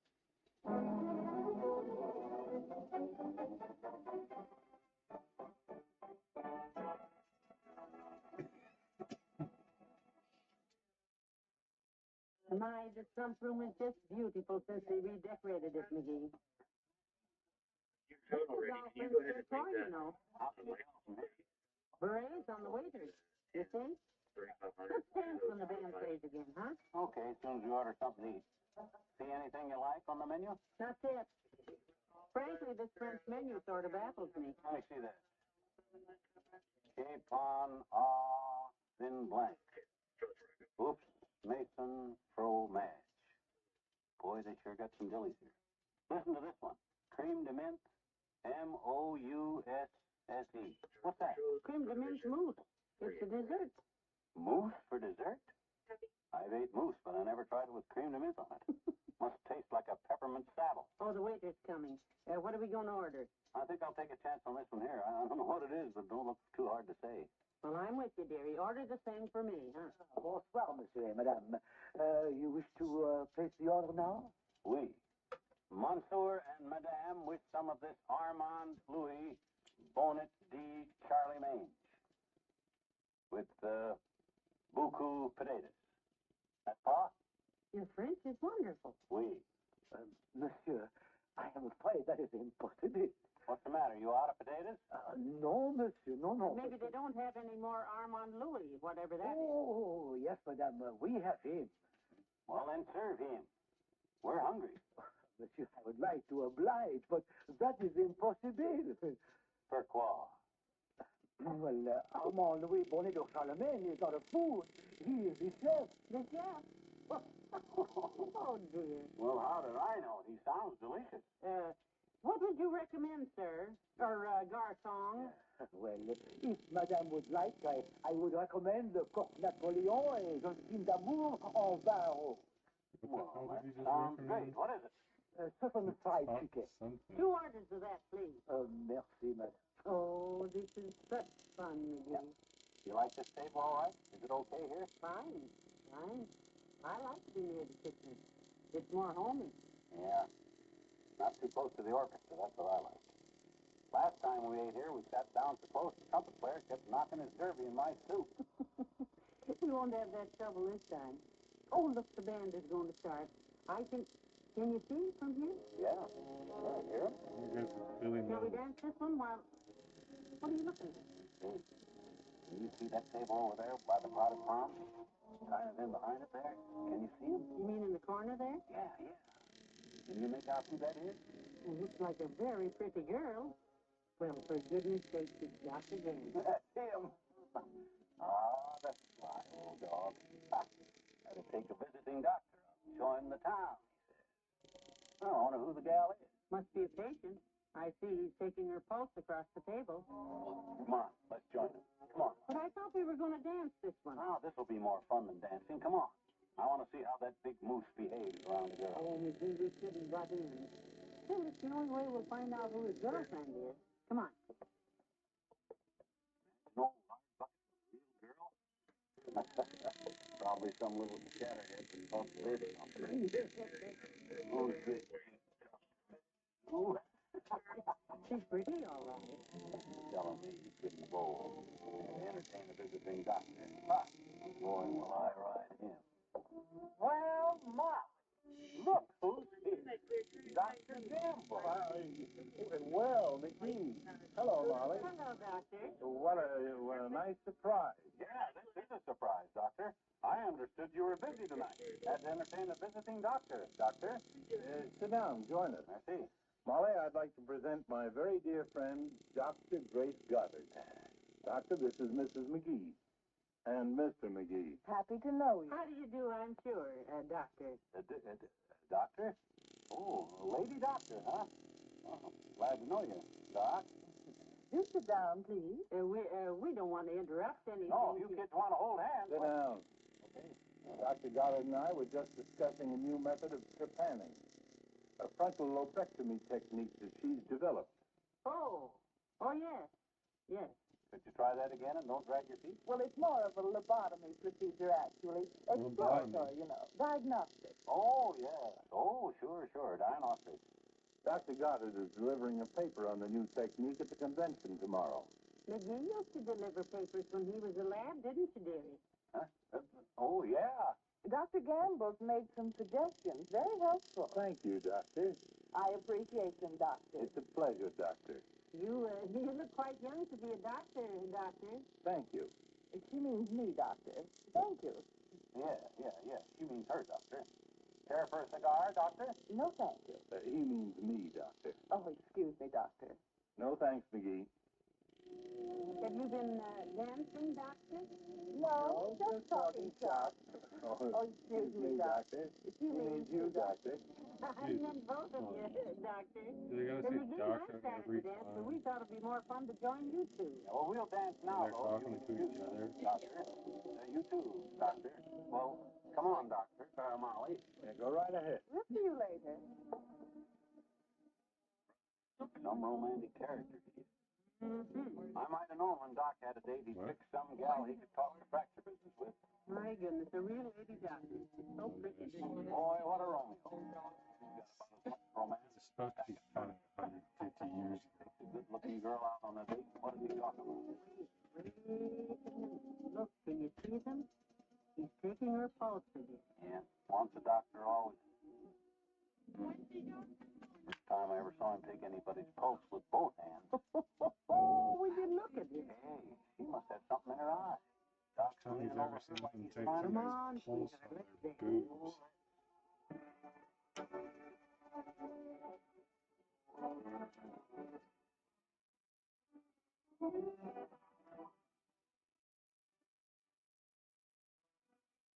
We'll say goodnight to Fibber and Molly in a moment. Here's a reminder about some of the wonderful entertainment that's yours for the listening each Wednesday evening on the NBC Radio Network. There's comedy for everyone when you set your dial to NBC for such stellar broadcasts as You Bet Your Life with Groucho Marx and The Great Gildersleeve starring Willard Waterman. Gildersleeve is the water commissioner of Summerfield. He's always managing to get himself into hot water with Bertie, Leroy, and the Jolly Boys. You'll find that the Great Gildersleeve provides 30 minutes of top-flight entertainment that your whole family will enjoy. Then when it's time for Groucho Marx, watch out. Groucho throws a mean ad lib, and there's a barb at the end of every one of them. Listen and laugh as this Marx man trades quips with his contestants in the studio audience. It's a ride of fun from top to bottom when Groucho Marx plays You Bet Your Life. Also on Wednesdays, listen to more quiz fun on Walk a Mile with your genial quizmaster, Bill Cullen. Walk a Mile is a new type quiz with each contestant competing for big cash prizes. You'll enjoy Walk a Mile every Wednesday night on the NBC Radio Network.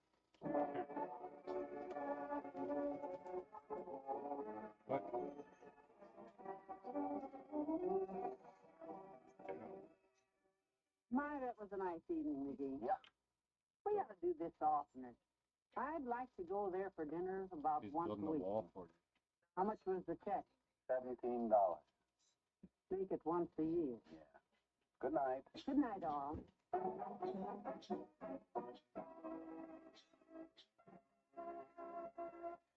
NBC and Tums has brought you the Fibber McGee and Molly program.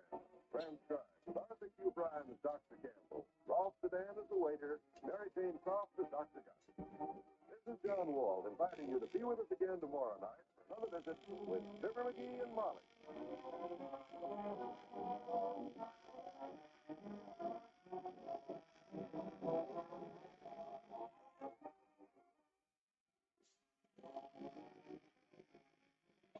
Tonight, laugh with Can You Top This on the NBC Radio Network.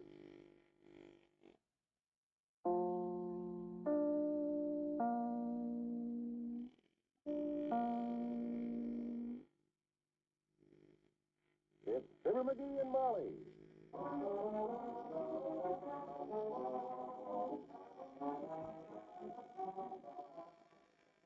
Every weekday at this time, NBC brings you the Fibber McGee and Molly program. Transcribed, written by Phil Leslie and directed by Max Tuttle.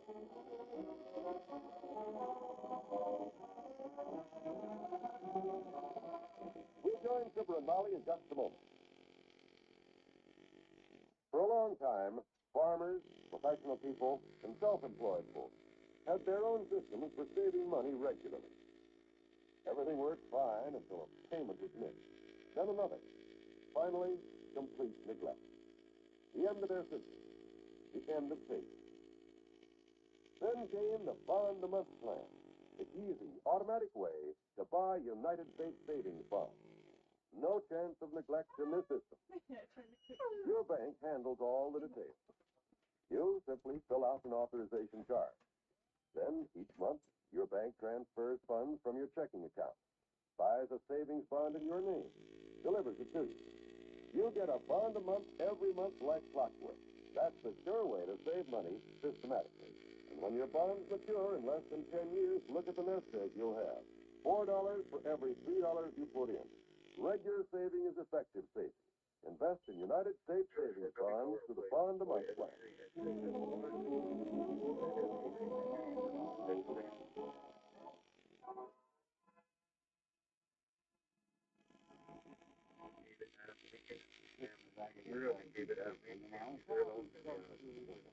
Hi, baby. How you doing? You're such a happy little thing. Why not? I'd be happy and carefree, too, if I had somebody rushing in to feed me every time I got hungry, fluttering around me all day to see if I was comfortable and covering me up at night so I wouldn't catch cold. Come to think of it, I have, haven't I? Yes, you have, dear. And if you want a knuckle bone and some fresh gravel, I'll bring you that, too. No, thanks. I've had my gravel today. Next time you buy a box of it, get some that's not so white, will you? Why? I filled the salt fishing with it this morning and had it on my egg. Boy, that was... Oh, look at him climb around that tree, McGee. Look, she's hanging upside down from the bar. Yeah, and singing at the same time. Boy, Gordon McRae can't do that either. Hey, look at him. He's still hanging upside down. I bet he's got his foot caught. No. Don't get excited. He's all right. See? Look at him climb down the side of that cage. He shouldn't poke his head out between the bars like that. Hey, his head is caught. Quick, spread the bars apart. Oh, he's all right. He does that all the time, McGee. My goodness, the way you worry about that bird. Well, I don't want anything to happen to him. One of these days, that parakeet is going to be the world's champion talker. Don't forget, I'm teaching him myself, you know. There was a straight line if I ever heard one. Betcha. I'm going to master him the English language one of these days. When I get through with him, he'll have a vocabulary like John Cameron Swayze. John Cameron, who's he? Swayze, you know, that news commentator. guy on the radio that gives us facts behind the inside information, behind the story, behind the news? Oh, him. Hmm? Have you seen today's paper? Right here, I'm looking at the fashion page. Oh. I want to see if they ever make up their minds about the new skirt line. Are they fooling with that thing again? Oh, it's hogwash. Just because some guy in Paris runs short of material one year, all the women throw out their entire wardrobe. Oh, here we go again. I seem to remember going through the same thing with you right after the new looks come along. Darn right.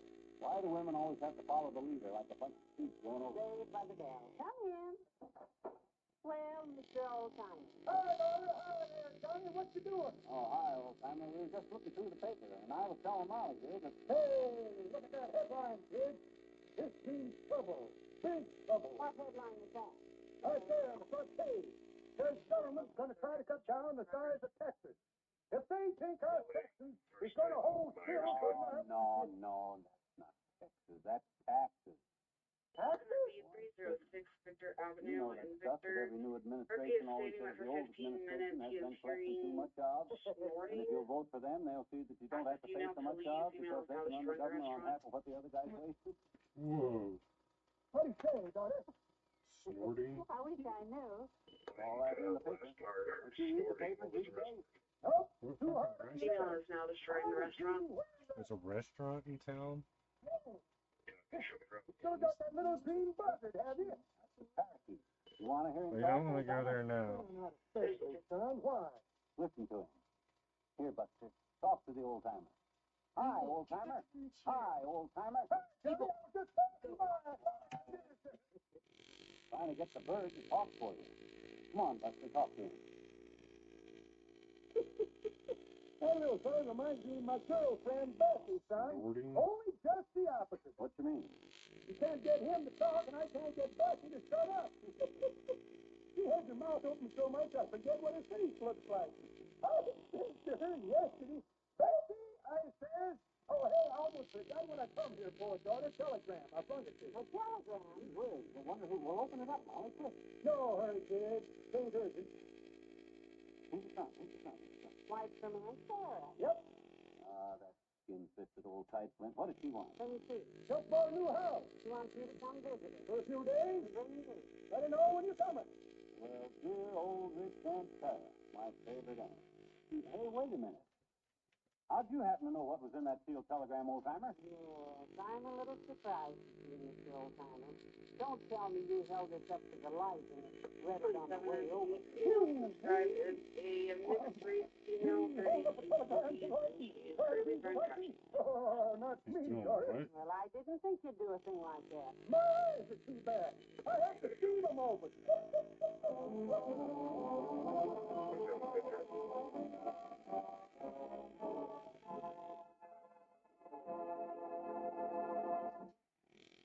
Back to Wistful Vista in a minute. Mark Twain used to say, everybody talks about the weather, but nobody does anything about it. We might add, everybody talks about the bad conditions in our schools, but nobody does anything about it. But no, that wouldn't be quite fair. Today, good citizens all over the country are working to improve our schools. It's true that in many communities, schools are outmoded, run down, and overcrowded. But in most of those communities, intelligent, responsible citizens are joining together to improve conditions. If you'd like to do your part, join and work with local civic organizations that are trying to make educational conditions better. If you'd like to know what other communities are doing to improve their schools, just write the National Citizens Commission for Public Schools, 2 West 45th Street, New York 36. That's National Citizens Commission for Public Schools, With the 2 camera West destroyed 45th the Street, restaurant? New York 36.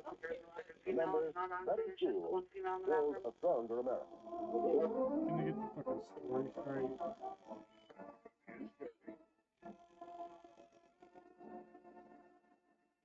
It's nice of Aunt Sarah to invite us for a visit.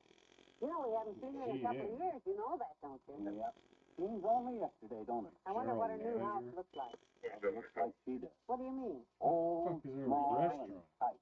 Open at 10:30 It at won't night. be small, I promise you that. Aunt 306. Sarah likes the big So it would have to be on this Her old side of the dancing street. has always been a show place. Yeah. Could be She maybe probably the sold old that place fucking on account of because she needed another place $500,000 you're to talking balance about. the south end of her mattress. Fortune Club. The other end is Oh, so McGee, now you know Aunt Sarah doesn't keep her It money in her hasn't been mattress. open in a long time. money every place. She's Now the only they person finally I get know open, who ever some deposited fucking the branch drunk of the person State comes National in Bank and into her personal trashes it. account at the City Trust Company.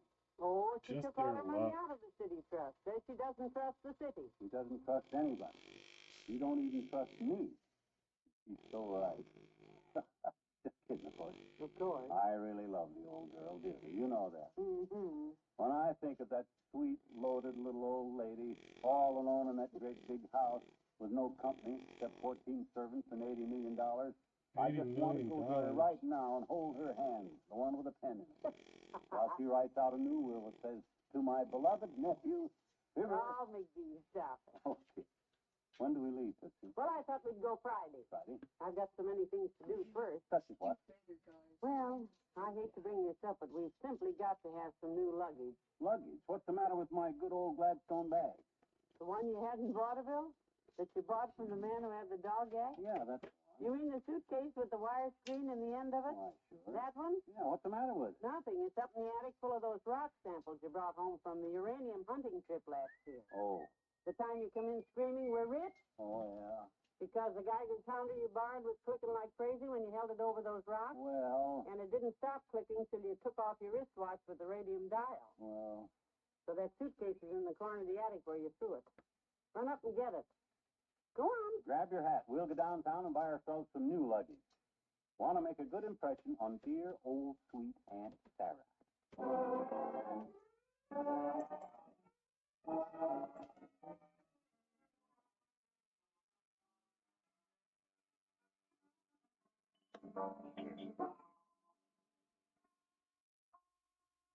My, what a nice looking shop. Yeah, they just been open a couple of weeks. Brand new. How's it going? Should the entrance of Victor for you. Boy, they sure got some good looking bags here. Mm-hmm. I hope the prices aren't too high. Good afternoon, sir. Hey. How do you do, sir? Hi, bud. Like to look at some luggage. You came to the right place, sir. Well, I figured the right place Have to to buy come luggage out of is the the bathroom luggage and shop. just now look across the street. We're taking a trip, I Visit live my in rich aunt. and my old suitcase won't do. What's the matter with the old bag, sir? Oh, she's just lonesome, I guess. She wired us. See what Bertie's wearing a jean jacket. She and the RP are now in a verbal discussion. Anything your little heart desires, madam. How about a nice overnight I just entered into No, Victor. we may be gone a week, bud. You got a nice Now, overweek the back? G was going to be wearing a lawn jacket, but the brown sweater is going to be a white male about tuxedo. Genuine imitation alligator. Doesn't look like alligator to me. No bump. It doesn't look like alligator, but listen. Doesn't that look like alligator? I'm afraid that'd make me nervous. It snaps at me every time. Only $39.50. Oh, that makes me nervous, too. Well, now, how about this beautiful set of match bags? This is genuine saddle leather. No, bud, we want to carry them, not ride them. This is a great price, sir. Only $99.50 for the pair. $99.50. Holy smokes, what are them bags full of? $20 bills? I see I'm going to have trouble with him. Take a look over here, sir. Just look at this beautiful cowhide number. Pretty, all right. How high is it? Sit on it, madam. Go ahead.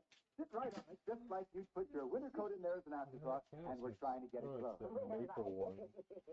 Did I? Here, I'll sit on it. Funny. That's it. Sit right down, sir. Heavenly days. Get up out of there, McGee. Yeah. Real cowhide, huh? Not only that, sir, but this bag comes with a 10-gallon hat and a pair of spurs. Oh. We brand your initials on the side of it, and I guarantee, sir, you'll be mistaken for a visiting cattleman any place you go. Except, of course, in cattle country. Boy, that ought to impress people, Molly. Well, how much, bud? Only $150, sir, including the hat and spurs. Oh, what he said. We just sold Dr. George Gamble a set like this yesterday. He didn't take the hat, although... What was that? Doc Gamble bought bags like this? He going someplace? No, he just saw them and liked them, sir. And you just solved our luggage problem. Good. Shall I deliver them, sir? Oh, no. Just keep them. We'll borrow good old Doc. Come on, Molly. We'll go right home. Follow me.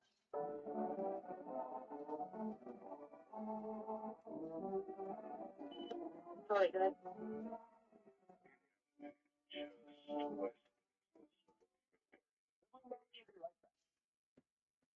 When it's entertainment you're after, you'll find the very best on this station of the NBC radio network. Tomorrow night, for example, you'll hear Robert Young, Roy Rogers, Ralph Edwards, and Eddie Cantor, each with a great program for your listening pleasure. Robert Young portrays Jim Anderson on Father Knows Best, a program which is based on the assumption that the man of the family can put one over on the wife and youngsters. Of course, it all adds up to laugh-filled entertainment that will surely amuse you and your whole family. Here's Father Knows Best tomorrow. The same night, you can enjoy the zany stunts on Truth or Consequences with Ralph Edwards. When Ralph sends a contestant off on a consequence, it usually ends up as one of radio's funniest stunts. So listen tomorrow and see what's in store for Ralph's contestants when All America plays Truth or Consequences. And if you like Western songs and adventure, you'll find none better than the ones you hear on the Roy Rogers Show. And to top it all off, here are the little-known stories of show business that Eddie Cantor tells on his Show Business Show. Thursdays packed with stellar entertainment on the NBC Radio Network.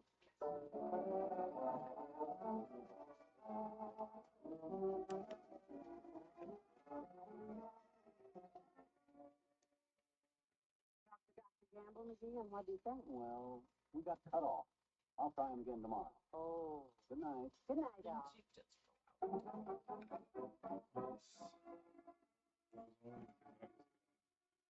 NBC has brought you the Fibber McGee and Molly program, transcribed with Bill Thompson as the old-timer and Jack Crucian as the clerk. This is John Wall inviting you to be with us again tomorrow night for another visit with Fibber McGee and Molly.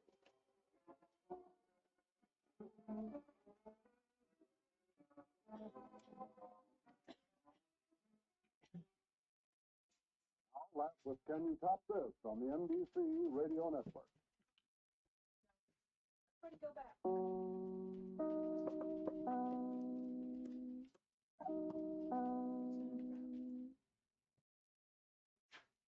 It's Fibber McGee and Molly.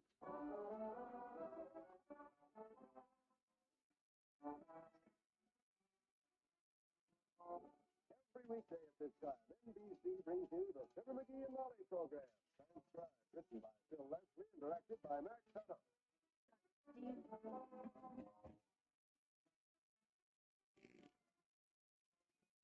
Fibber and Molly will be with you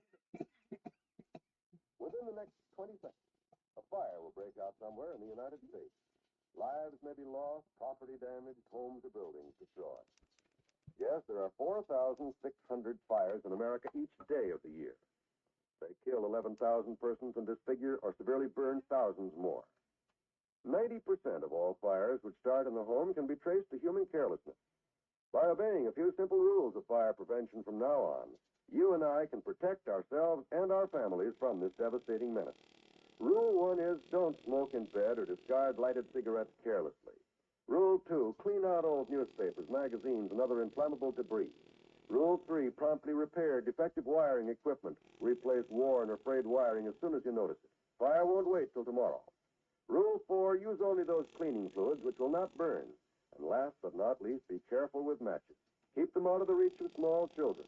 Remember, it doesn't pay to gamble with fire. The odds are against you every time.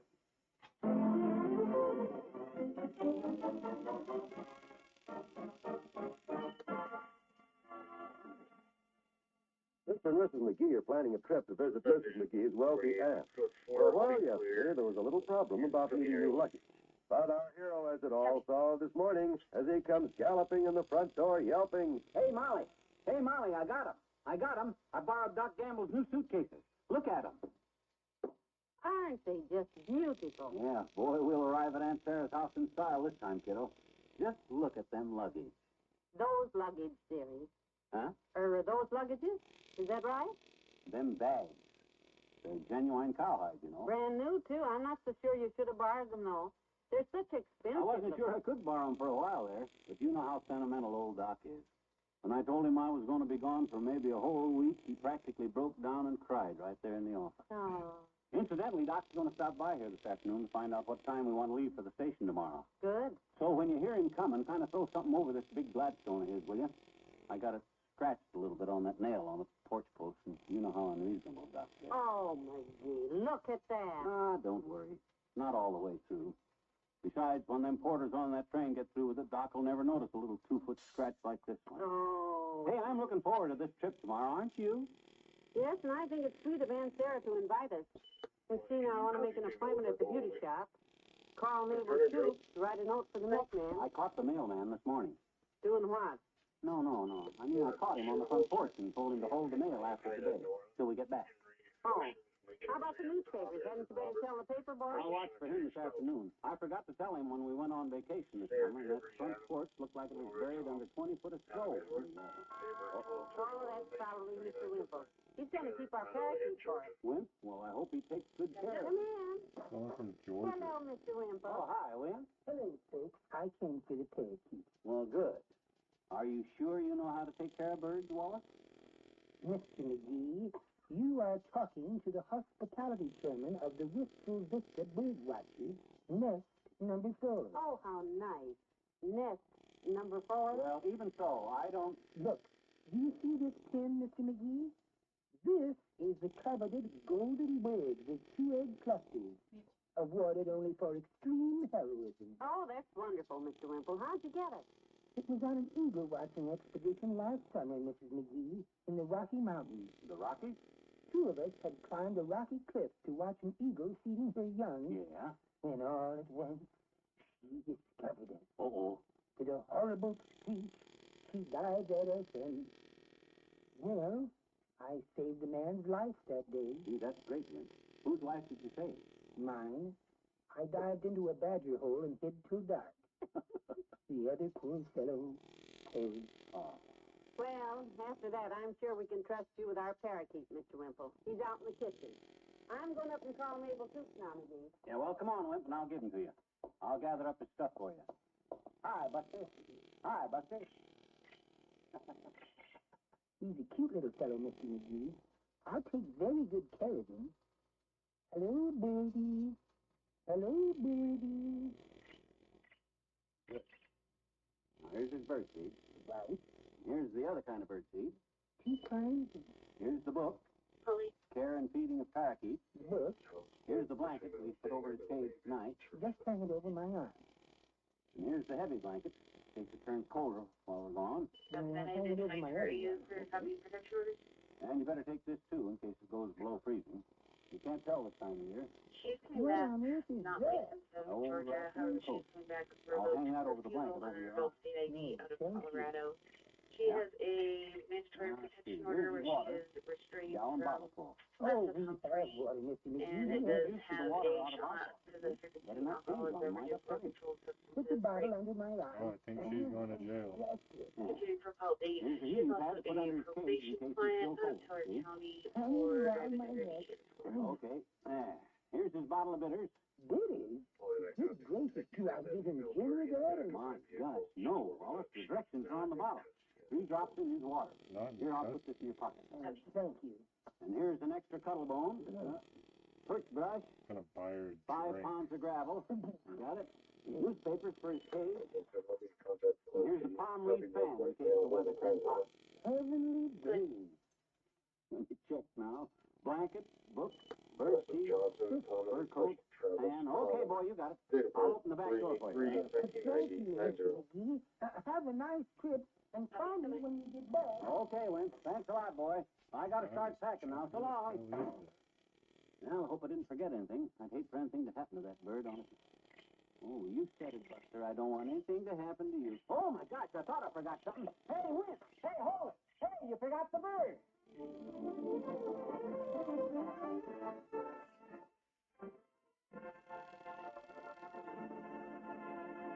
There's more fun with the McGees shortly. Most of us have been called away from home and loved ones at one time or another. And we know from the experience that there's nothing quite as important during those days of separation as mail. A good old letter from home. Any man or woman in the armed forces will tell you the only call that takes precedence over mess is mail call. And when a letter is more important to a hungry GI than food, you know it means something. The truth in Korea doesn't mean we should stop writing letters to our men and women in service, whether in U.S. camps or overseas. Mail from home is just as important now as it ever was. Yes, in some respects, it's even more important. The action, the strain, the anxiety of the war can keep a soldier's mind occupied. But when the letdown comes, the time to relax. That's when morale needs a shot in the arm. Your soldier knows the shooting is over. He's done his big job, and now he wants to get home. But unfortunately, there's still a lot to keep him for a while. So don't let him down. Help keep up his morale. Write that letter today.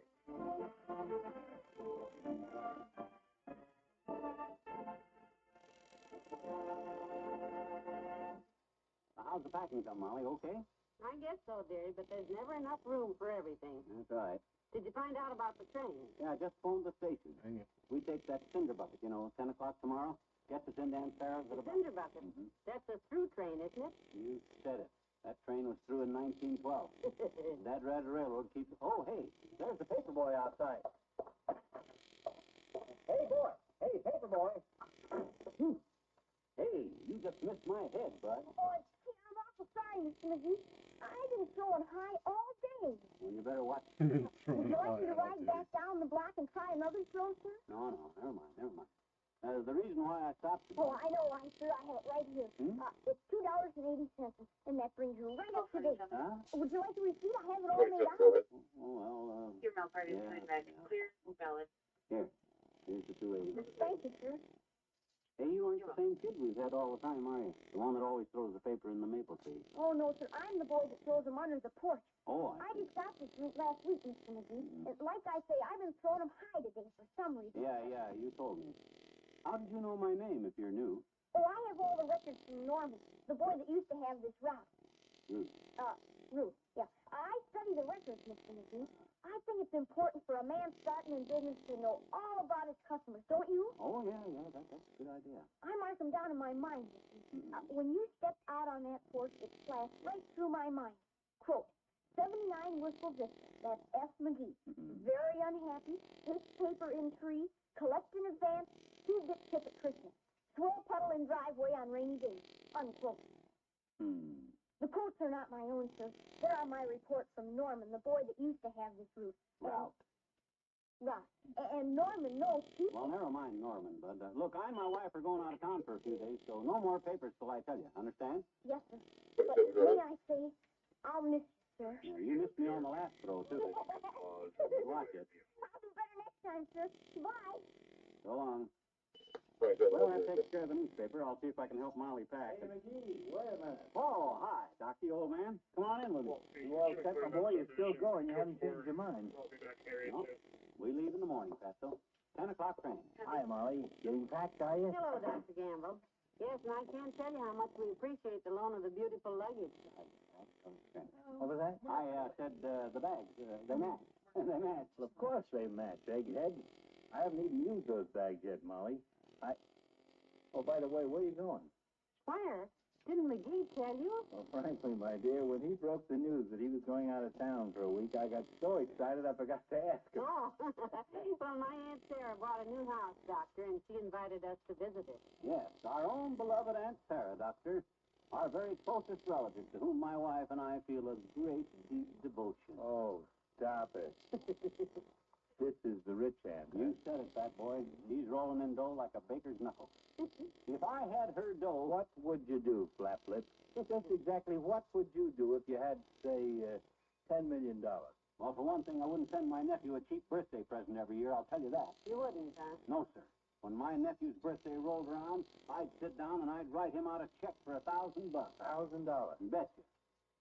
And I'd look at that check and I'd say to myself, what did that bum ever do for me? And then I'd tear up the check and knit him the next dollar. It'd serve him right, too. You know, when he's in one of those honest moods like this, Molly, I can almost stand it. Thank you, Doctor. I'll pick you up at 9 tomorrow morning, kid. Goodbye now. Bye. Well, I'll help you finish packing, kiddo. Because tomorrow's going to be a busy day for us. When we get on that train... You seem like you should be right. This seat easier. I don't have to have a lot of minutes. Say goodnight to Fibber and Molly in a moment. More great comedy entertainment is yours for the listening tomorrow night when the NBC Radio Network presents the Bob Hope Show and the Phil Harris Alice Faye Show. Everyone knows Bob Hope's wisecracking, rapid-fire style of humor, the stock in trade which elevated Bob to the heights of the comedy kingdom. You'll enjoy his program tomorrow night with the music of Les Brown's Band of Renown, the song stylings of Margaret Whiting, and Bob's special guest star. Later, on the Phil Harris Alice Faye Show, Listen to another fast-paced comedy as Phil mixes with Elliot Lewis, Julius Abruzio, and Brother William to come out low man on the totem pole. Of course, there'll be songs by Phil and Alice to add to your listening pleasure and to top off the comedy carrying on. Also on Friday evening, listen to young and popular Eddie Fisher with his quarter hour of pleasure-filled song styling. And to the Dinah Shore Show, featuring this glamorous songbird and the program of your favorite music. Friday and every day, you'll hear America's greatest radio programs on this station of the NBC Radio Network.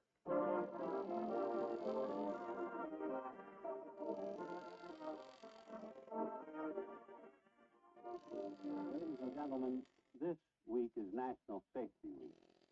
We'd like to salute the members of the National Safety Council, now in convention in Chicago. You know, since 1913, the National Safety Council has dedicated itself to saving lives and cutting down on accidents of every kind throughout the nation. Carelessness causes accidents, and Molly, can you get the suitcase open? Quick. You just locked it. What's the matter with you? My necktie caught in it, and it's open. Oh, dear. There. Good night. Good night, all.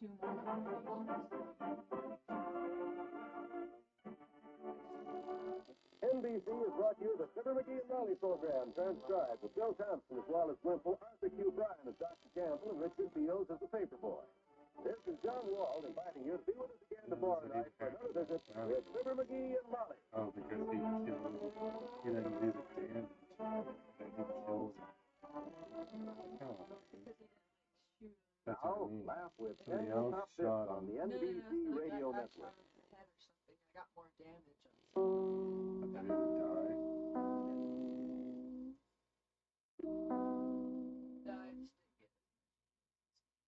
Every weekday at this time, NBC brings you Fibber McGee and Molly transcribed. The show was written by Bill Leslie and Ralph Goodman and directed by Max Hutto.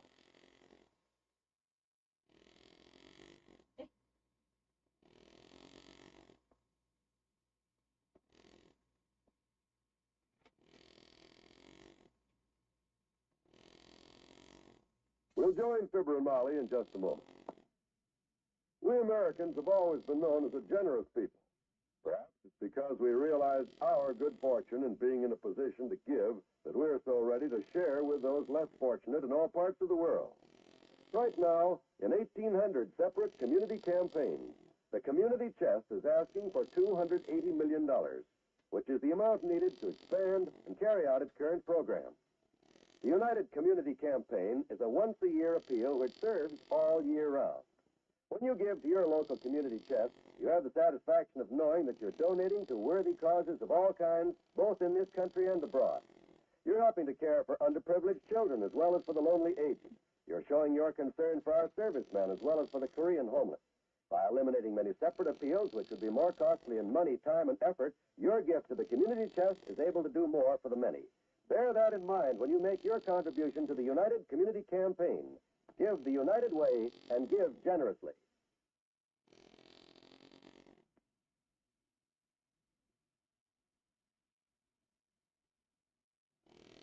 79 Wistful Vista is a busy place this morning, for Mr. and Mrs. McGee are leaving shortly to visit a wealthy aunt. Ah, good old Aunt Pat. The last-minute details of packing are underway right now. Hand me my robe off the chair there, dearie. And get my slippers under the bed. Okay. Did you pack my brownie camera, and that roll of film, and my screwdriver? Why the screwdriver? The brownie's busted. I want to work on it on the train. Keeps cutting the heads off all my pictures, and I think if I raise the lens on it a couple of inches... Hand me that sweater there, please. Yeah. Thanks. Now, let me see. Slips, my good blouse, hose. Screwdriver. Say, are you planning to go fishing while we're there, McGee? Fishing?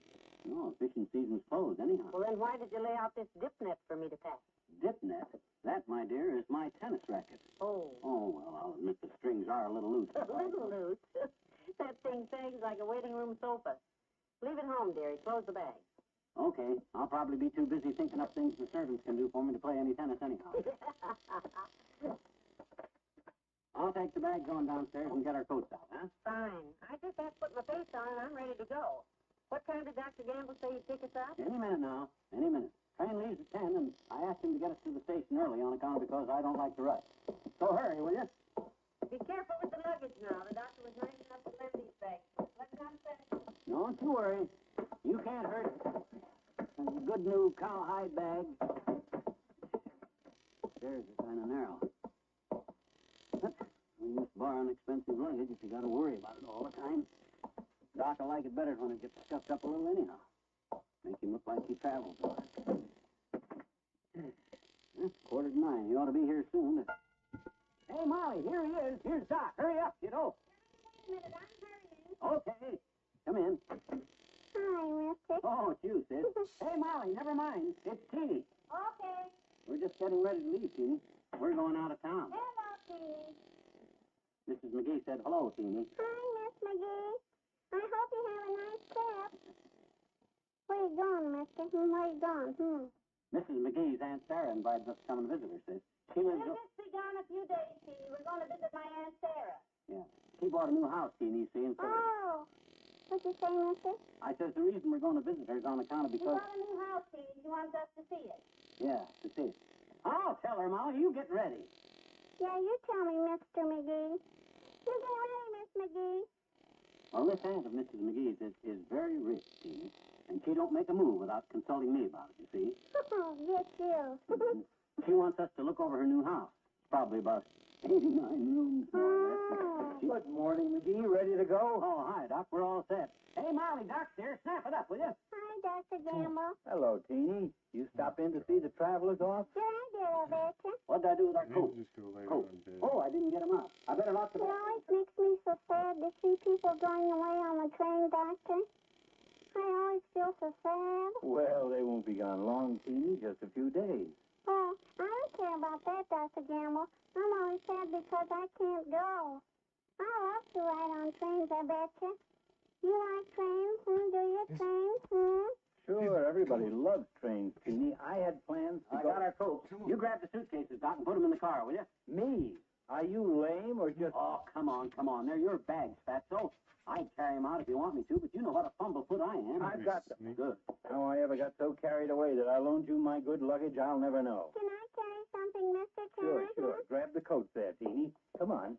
Hey, can I ride to the station too, Doctor? Can I ride down and wave goodbye? Hey, Molly, you're holding up the work. The train leaves in an hour and... Oh, there you are. I'm all set, dearie. Yeah, good. We better get moving on account of the Now, car. just hold everything a second, McGee. Let's check again. We stopped the milk delivery. Told the mailman on the paper ball. Yeah. Come on. The water faucets are shut off. The lights all turned out. Yeah, everything. Oh, my gosh, I clean forgot that bowling tournament. The what? Oh, I haven't got time to explain now. I got to put this bag in the car.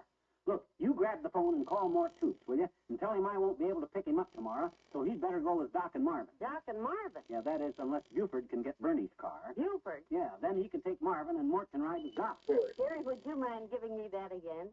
Oh, never mind. I just remembered. What? The tournament was called off on account of Sidney. Sidney? Who's Sidney? The guy that runs the bowling Good alley. afternoon. He's closing up this week to put in some extra lanes. Well, thank goodness that's that. Come on, let's go.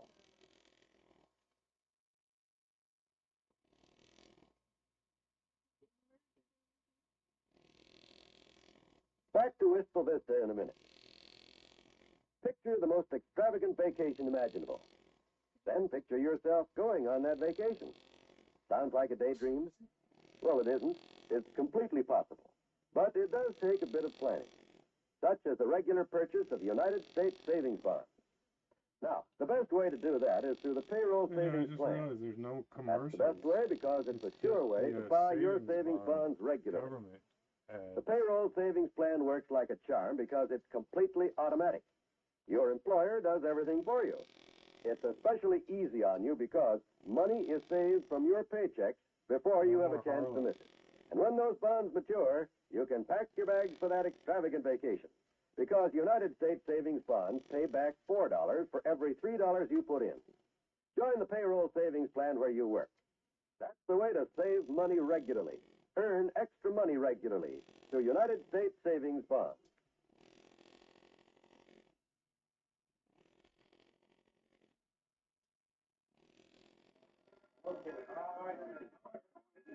Oh, I just love railroad stations, don't you, McGee?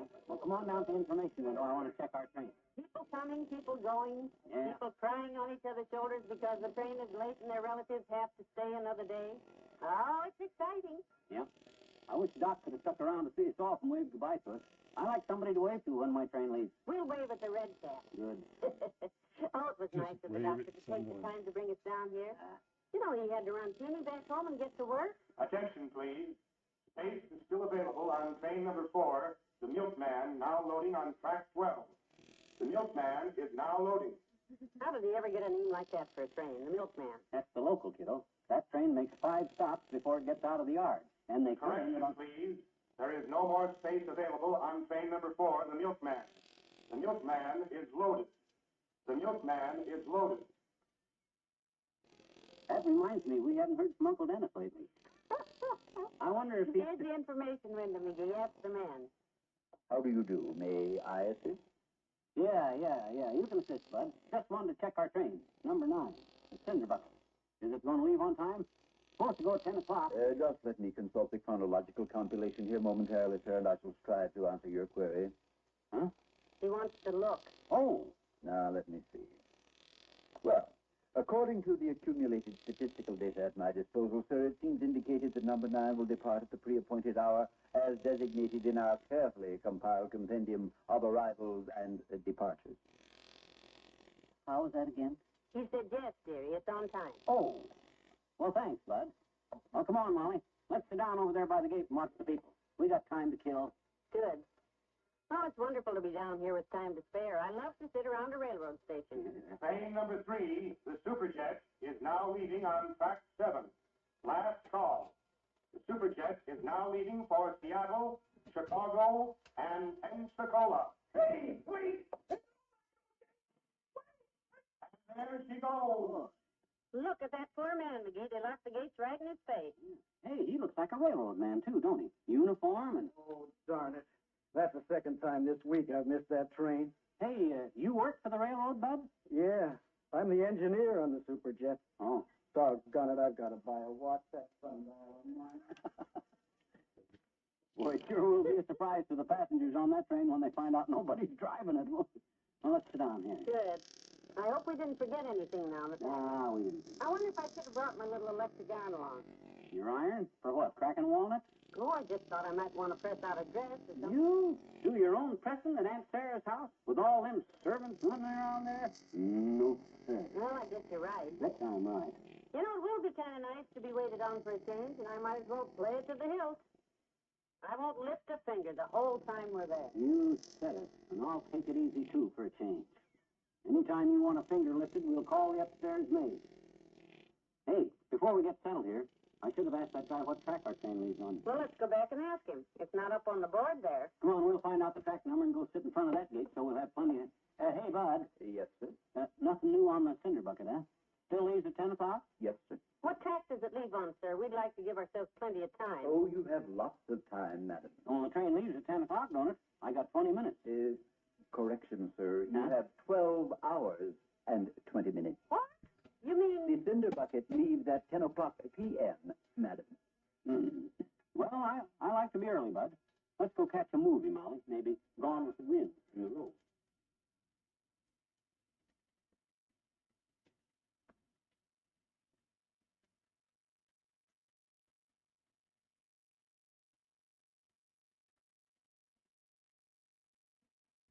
Fibber and Molly will be right back.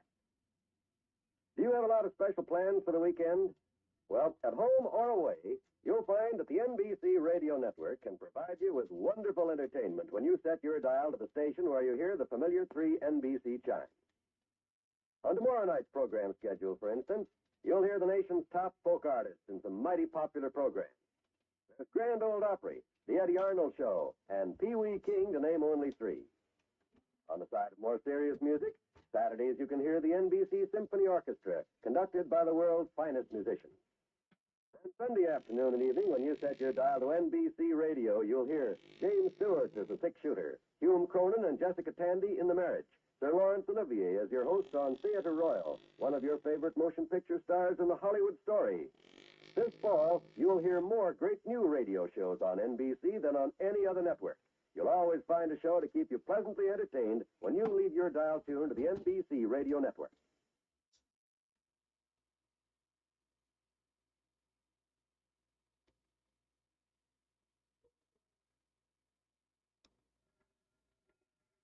know something, McGee? We have a problem taking that train tonight. What do you mean? It leaves 10 o'clock. We'll be here. We'll be here. Yeah, but what about the people? The people? You know, the people out there with their radio sets on. We want them to have that train ride with us. Well, sure we do, but we'll... Well, they won't hear us again till Monday.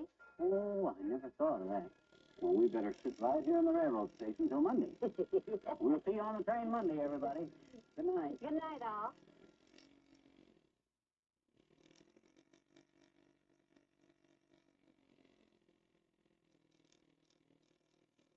NBC has brought you the Fibber McGee and Molly program, transcribed with Arthur Q. Bryan as Dr. Gamble, Parley Bear as the information clerk, and Leroy Leonard as the engineer. This is John Wald inviting you to be with us again Monday night for another visit with Fibber McGee and Molly.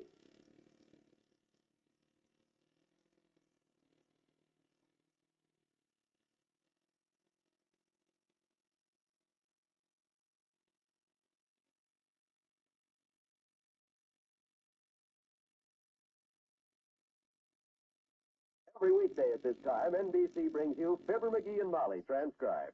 The show is written by Phil Leslie and Ralph Goodman and directed by Max Hutto.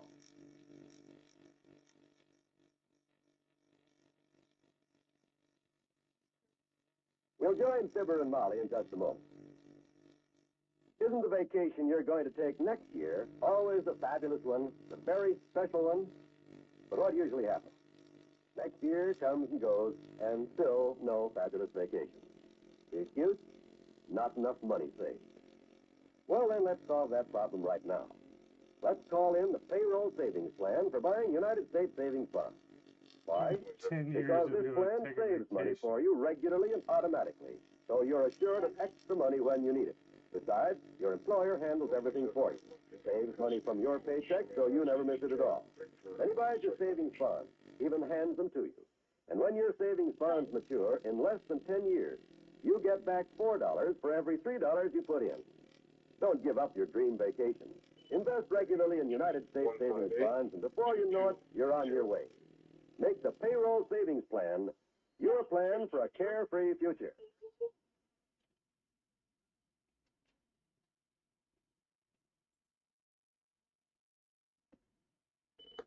Across the countryside, 100 miles from Wistful Vista, rolls the cracked streamliner this afternoon.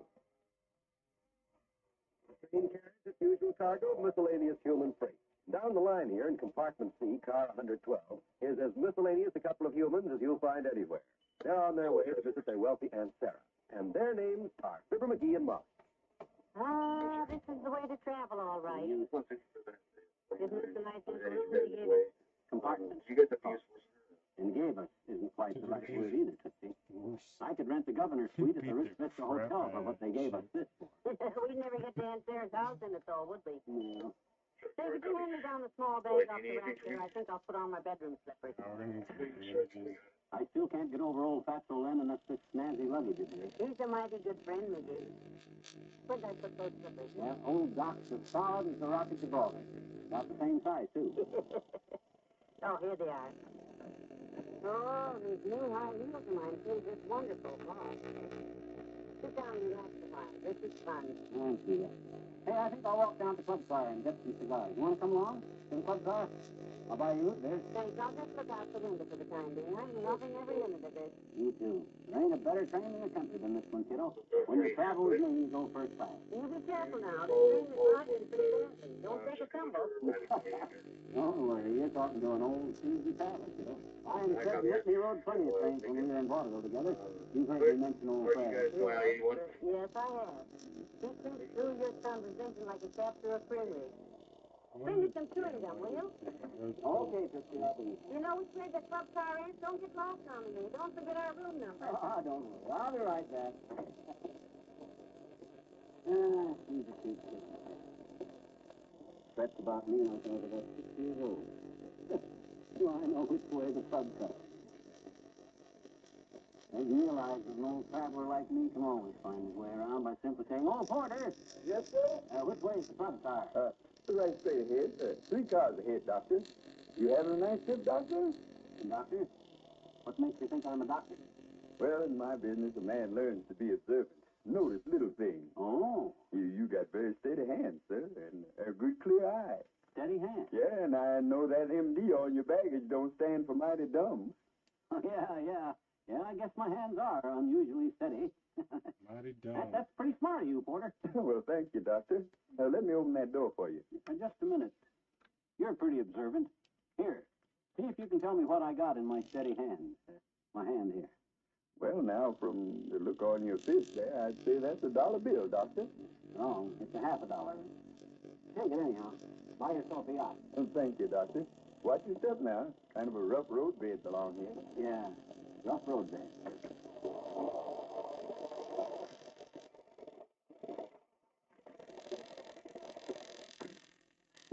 Boy, this is life. Costs money to travel like this. What the heck? Only money. Now, I think I'll just buy myself a 30-cent cigar when I get to that club car. 2 of them, maybe. Hey, whoop, pardon me, bud. Blue blocky slot. Are you blowing a flip for me, Glade? What is this trying to get planted? Oh, yeah, rough road bed. Nice fella. Let's see, pub car must be one down this way someplace.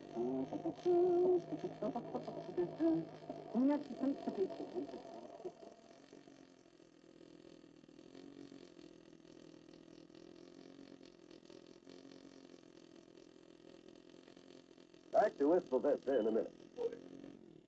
If you want your child to have the best elementary schooling you can give him, won't you get a pencil and paper to take down the address I'm going to give you at the end of this message? Unless we start preparing now. In a few years, our public schools will be as behind the times as the Little Red Schoolhouse. Because of the huge increase in our birth rate during and after the last war, it's estimated that by 1956, there'll be some 7 million more children in elementary schools than there are now. We must start preparing at once. More equipment will be needed, textbooks, playgrounds, and above all, more elementary school teachers.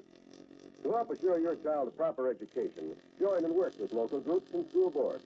And for free information about how people in other communities are improving their schools, write to this address. National Citizens Commission for the Public Schools, 2 West 45th Street, New York, 19, New York. National Citizens Commission for the Public Schools, 2 West 45th Street, New York, 19, New York. So you pointed out that you lost. Good job on your loss.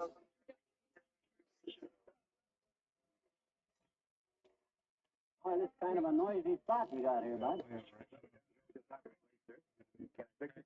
No, thanks. I just want a couple of good cigars. That's my wife in our compartment back there. Compartment C. We're taking a trip. School trip. What cigar would you like, sir? You got an alfalfa Corona there? 30 center? Don't believe I know the alfalfa, sir. How about these Glamarella Panatellas? 3 for $1. Most of the movie people smoke these. Oh, they do. Oh, give me 3. Only money. Here you are. Eddie, sir. You going all the way through with it? Oh, no, my wife and I are getting off in the morning, and wife's back in the compartment C. Going to visit her rich aunt. Very welcome. She's loaded. Old lady sort of leans on me for financial advice, of course. Oh, that's nice. Yeah. She don't make a move without insulting me financially. I mean, consulting me financially. Oh, I'm sorry, sir. Excuse me, the train lurched. That's okay, bud. Better kind of steady yourself, sir. Pretty rough road bed along here. You in the investment business, then? Here you are, George. Oh, well, you might say that. Yeah. Financial advisor, you might say. To a few people. I'm more or less retired, actually. You must do well, sir. Oh, yes. 1 or 2 deals here is all I need, of course. I probably should have been a doctor. My friends think so. Steady hand, you know. Very steady hand. Yes, I can see that. Watch the cigar, sir. You won't put that in your eyes. Rough road bed. Say, that fella sitting down at the end there reading the paper. You know, the one with the glasses on? Uh-huh. He looks kind of familiar. Who is he? You know him? He's an author, sir. Book. Oh, book writer, huh? I understand he has a new book just out. It's called, Mr. Citizen. Yeah, that's it. Mr. Citizen. Don't think I've seen it. You should be completed with case number Really don't know, sir. I haven't read it. Well, I better get back to my wife. She's back in the compartment C. I don't want her to get lonesome back there. Say, I got kind of turned around here, Eddie. Which way is compartment C? Which car, sir? Huh? There's a compartment C in several cars, sir. What's your car number? Oh, I'll find it okay, Eddie. It's down this way, I think. See you later, sir. There are a lot of nice people on this train. I think I came from down this way, so I'll just backtrack and...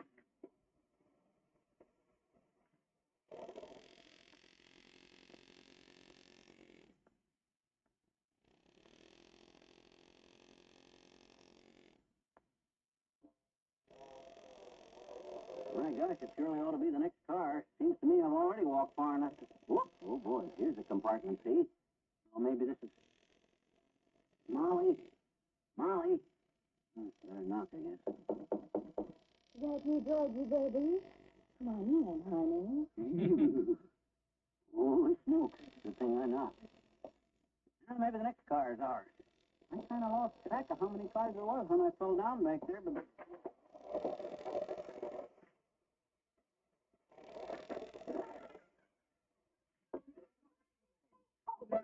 Oh, my God. Here again. I must have got up back. I'm just passing through, Eddie. I like to walk one train.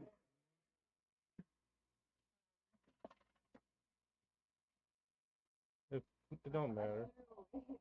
I got some new ones. I don't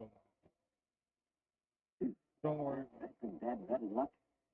This next car ain't ours. I'm on the wrong train. And I couldn't have got on the wrong train because I didn't get off of this train yet. Whoops. Oh, excuse me, Bob. You bloody you put that sticky, bloody, stupid. Rough road bed. Boy, I must be getting warm.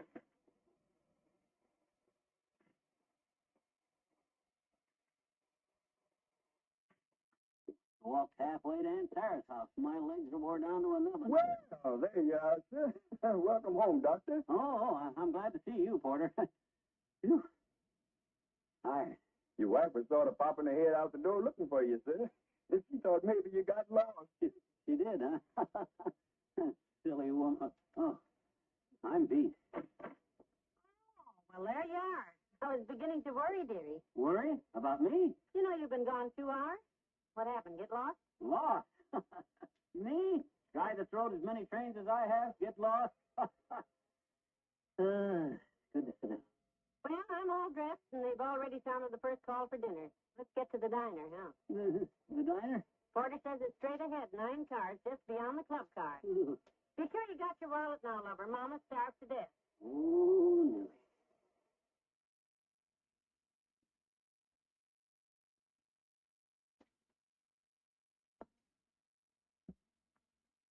Fibber and Molly will be right back.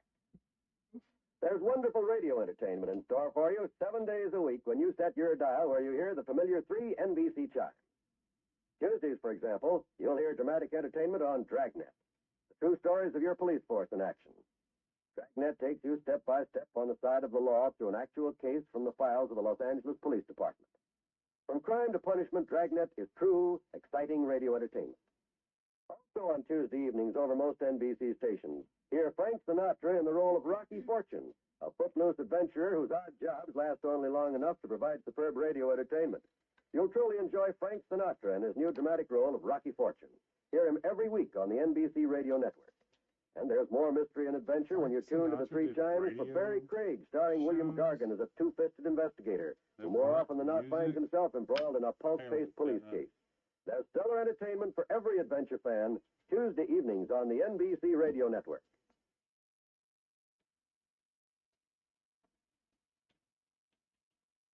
God damn.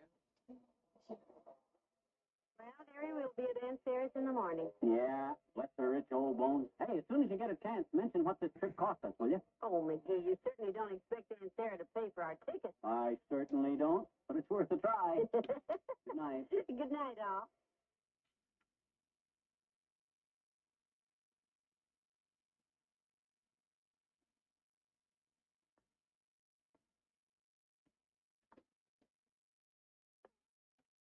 NBC has brought you the Fibber McGee and Molly program, transcribed, with Chester Harrison as the porter, Gilbert Fry as the club car attendant, and Jewel Rose as the girl. This is John Wald inviting you to be with us again tomorrow night for another visit with Fibber McGee and Molly. For another visit with Fibber McGee and Molly. The Fibber McGee and Molly Show.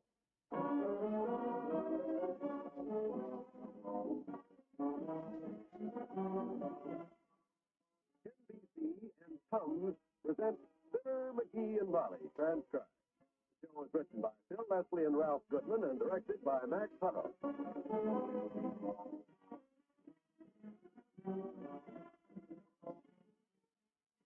Fibber and Molly will be with you in a minute.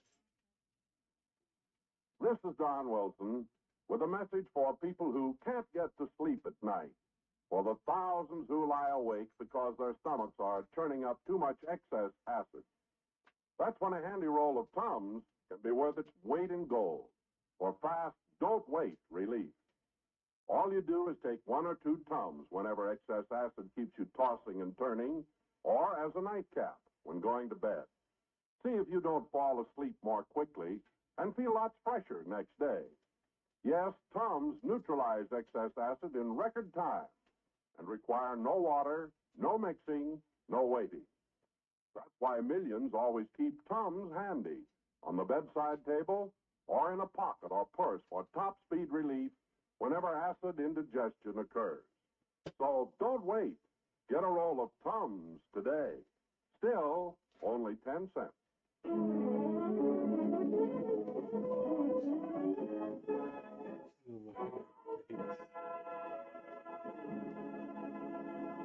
If you'd been invited to come visit your aunt, and if your aunt was hip deep in Cadillacs and Rolls Royces, and if you got off the train at the railroad station and nobody was there to meet you, you'd probably feel the way Mr. McGee does. All the ill-mannered, high-handed, unconsidered lack of hospitality, this is the worst, by George. Now, McGee, maybe Aunt Sarah was just too busy to meet us. Busy, my grandfather's clavicle.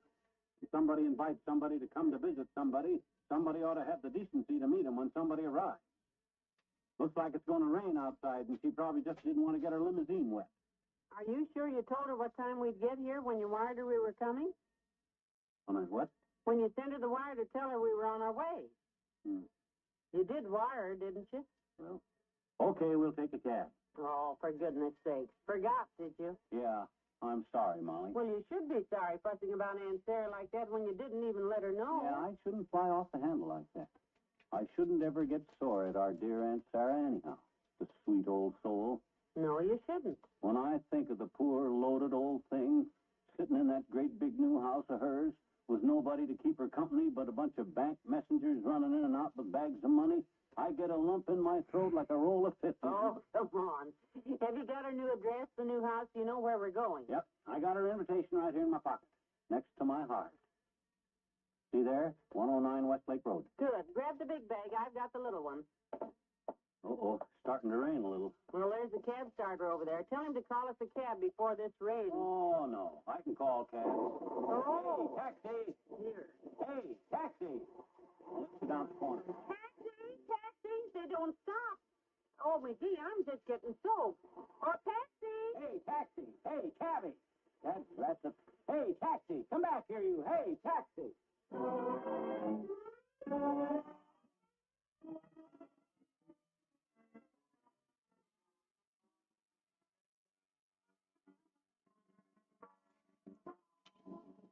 My, it was nice of you to pick us up, sir.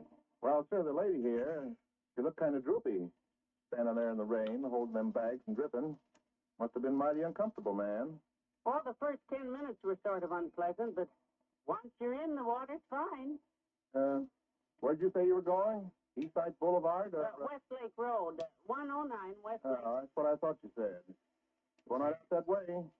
McCauley's my name, neighbor. Sam McCauley. Well, McGee's mine, neighbor. Fibber McGee, and this is my wife, Molly. How do you do, I'm sure. Molly, eh? Well, that's a real pretty name. Brings back some mighty fond memories. Oh, really? Yep. Had a cow named Molly once. Gave 6 quarts a day. Or, was that Henry? Henry? Henry Simpson. He had one that gave 6. Molly only gave 3, as I recall. I hope we're not taking you out of your way, Mr. McCauley. If we are... Not a bit, ma'am. I go right past Westlake anyhow. What was that number you said? I've been kind of forgetful lately, and 109. I got it right here. 109 Westlake Road. That's what I thought you said. Westlake Road. Yeah, Westlake. That's the next street past Park Avenue, I believe. You have to watch for it, Mr. McPhee. My name's McGee. That's what I said. Oh, did you?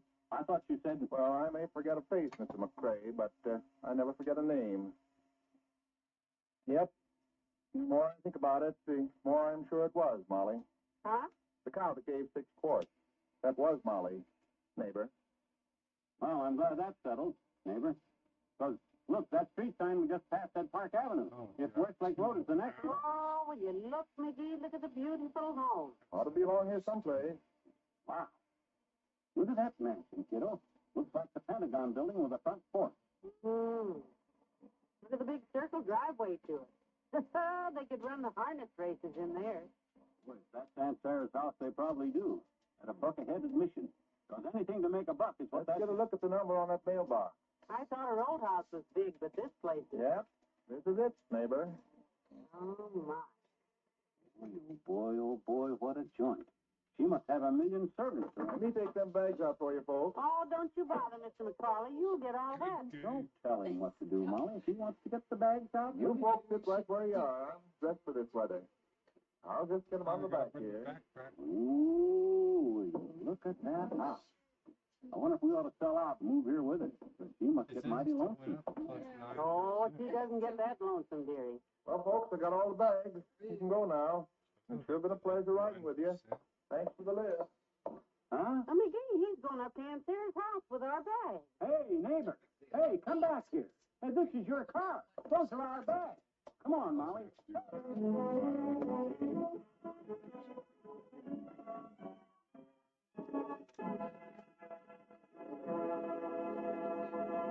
There's more fun with the McGees shortly.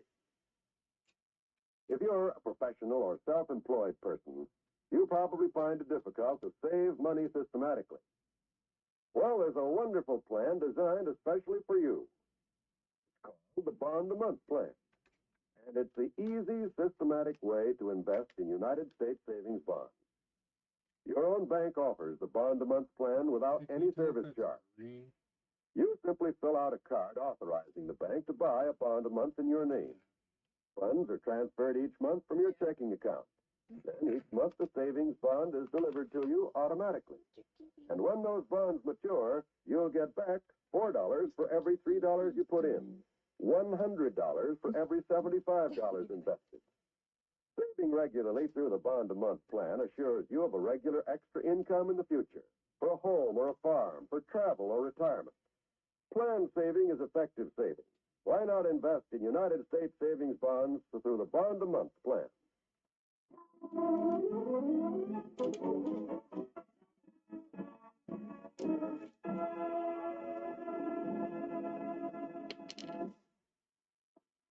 Ring the bell again. Aunt Sarah's probably so busy counting the silver she can't hear it. I'll be glad to get in the house and into some dry clothes. I must look a mess. No, you look fine, baby. You're wetter than the underside of a tuna boat. You look as good as anybody could look who stood out in the rain like we did. Well, thank you. That makes me feel just dandy. Oh, here's somebody coming. Oh, it's about time. Probably been running around the house looking for a red carpet to roll out because we ought to get a big welcome after all the trouble. Yes. Where you been, Bud? We've been standing here holding these bags. Just a moment. The service entrance is down the driveway at the rear of the But we... Good day. Oh, brother. That torched. That ripped the whole dad-ratted thing right down the middle. You got an axe handy because I'll chop that dad-ratted door down? No, McGee. Don't. You take it easy. We do look pretty bedraggled. I don't care how we look. Are we guests here or are we not? Open that door. McGee, now, please, let's not get started on the wrong foot because... The only wrong foot I could have is the one I don't kick that butler with because... Open up. Open that door. No, really. Hush, McGee. Let me tell him. I'm afraid there's a little misunderstanding I'm here. sorry, ma'am, but I made myself clear to your partner a moment ago. Oh, yeah? Well, we make no purchases at the front door, and I might add that Madame does not need any brushes. We're not selling brushes. Whatever you're selling, I'm quite sure Madame... Look, my good man, we are the McGees. How nice. Now, if you will just... I am Mrs. McGee, and this is my husband, Mr. McGee. And your Madame is my wife's aunt. And she invited us to visit here, so if you'll just run get her... Good heavens. Oh, this is a horrible mistake. Do come in, please. Oh, that's better. Oh, this is dreadful. I'll say it is. I do hope you'll forgive me. Madame is not in this afternoon. She completely neglected to mention expecting guests. Oh, good gracious. Well, how do you like that? Invites us here, gets us out of our comfortable high-class home to take a train, compartment course, and then don't even tell the bouncer we're coming. Butler, dearie. Yeah, I'm completely dismayed, Mrs. McGee. Well, it's understandable, really, Jeeves.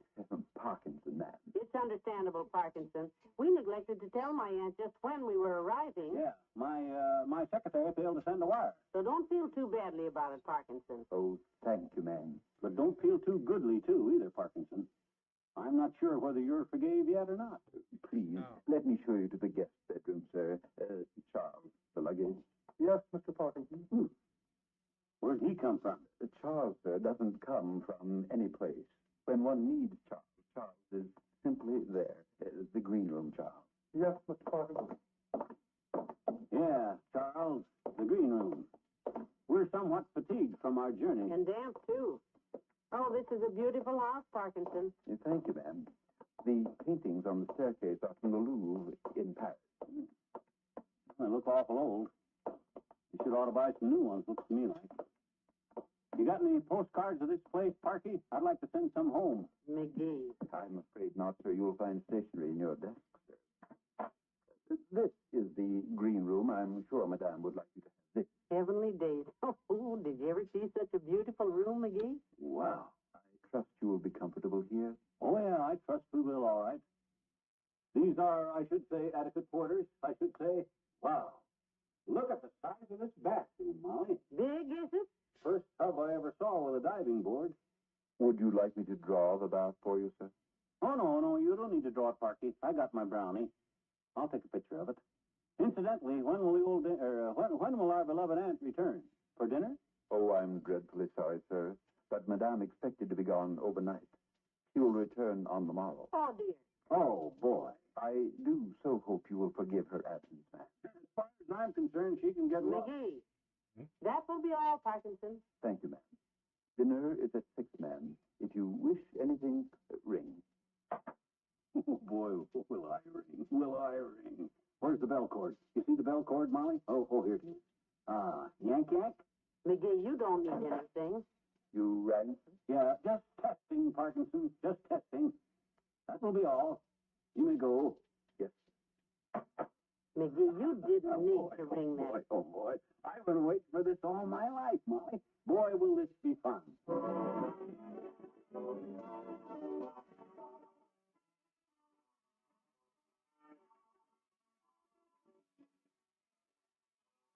We'll say goodnight to Fibber and Molly in a moment.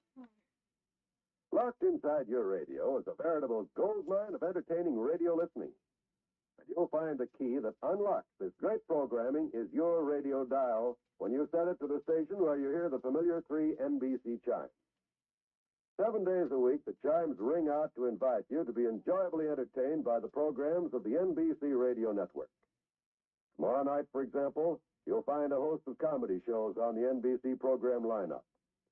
There's the great Gildersleeve and his laugh-packed adventures as Summerfield's water commissioner. Groucho Marx pleases with his wisecracking comments on You Bet Your Life. And Bill Cullen takes you on a journey into comedy quiz fun as he invites his contestants to walk a mile. Of course, Fibber and Molly add to the fun tomorrow night as well as every evening, Monday through Friday. So it all adds up to delightful radio entertainment when you set your dial to the same NBC station tomorrow night. Listen and laugh on the NBC radio network.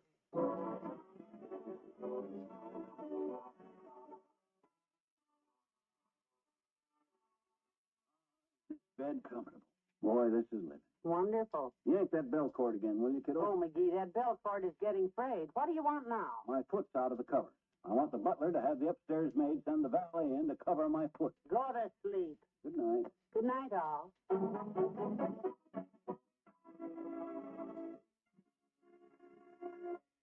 NBC and Tums have brought you the Fibber McGee and Molly program, transcribed with Jeff Kirkpatrick as the motorist and Parley Bear as the butler. This is John Wald inviting you to be with us again tomorrow night for another visit with Fibber McGee and Molly.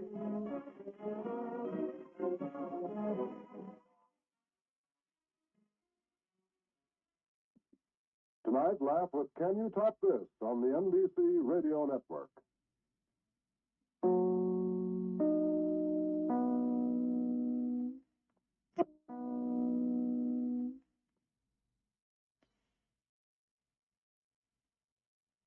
McGee and Molly Show.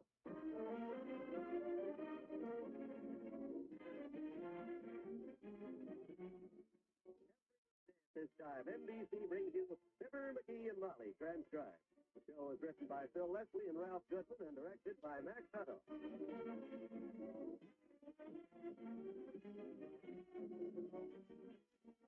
We'll join Fibber and Molly in just a moment. You have a lot of driving to do between now and next spring, and some of it will be made more difficult by bad weather.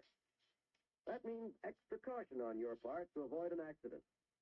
Statistics show that there are more accidents during the winter months than at other times of the year. It's easy to see why. Not only snow and ice on the road, but the added hours of darkness and poor vision caused by frost or fog on the windshield all make for danger. But a little extra attention to the rules of driving safety will help you to avoid an accident that could spell tragedy for you, your family, or friends. First of all, make sure that your car is in perfect condition before you start, especially the brakes and tires, and have tire chains handy in case you need them. Second, drive slowly. Third, watch the traffic signs and obey them. And fourth, signal for all stops and turns. Guard against traffic accidents this winter. Drive carefully for your life.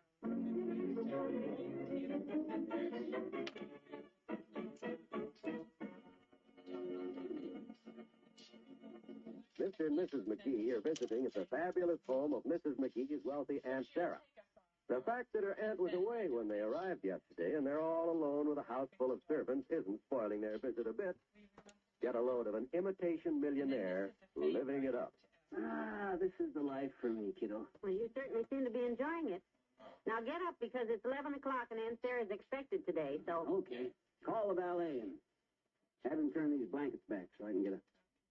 No use exerting myself.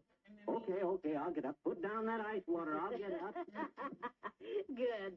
My goodness. Do you ever get spoiled in a hurry? Yeah, I think I could learn to like this life, Molly. Ooh, that floor is cold. Well, put your slippers on. Me? Put my own slippers on myself? Please, my dear. You must not be peasant. Oh, my. Where's that valet? Hey, Marston. Heavenly days. There'll be some changes when you get home because... You rang, sir? No, I hollered, Marston. Put my slippers on, my good man. Very well, sir. I wonder if the butler's heard from Aunt Sarah yet. He said she'd be home today, but he didn't know what time. Well, I shall be very glad to see her, my dear. I have some suggestions for revising her financial structure that... Yes, Marston? I put your slippers on, sir. Is that what you wanted, sir? Except for one thing, yes. Take them off now and put them on me. Oh, I'm sorry, sir. Dreadfully sorry. There you are, sir. Oh, that's better, Marston. Now go turn on the tub for me and then press me a pair of shoelaces. Oh. Brown ones. Very good. Oh, are you taking this big? Now, look, Jerry, when Aunt Sarah gets home, slow down on this ordering the servants around, will you? Don't worry. I'll be the soul of diplomacy this trip, kiddo. I'll be as mealy-mouthed as a crow in a cornfield. Good for you. I want to find out what she's got in mind anyhow. Ah, when I think of the possibilities, when I think of what I could do with my brains and Aunt Sarah's millions, it just gives me goose pimples, Molly. Yes, makes me shudder, too. Just picture me with $10 million operating in the stock market.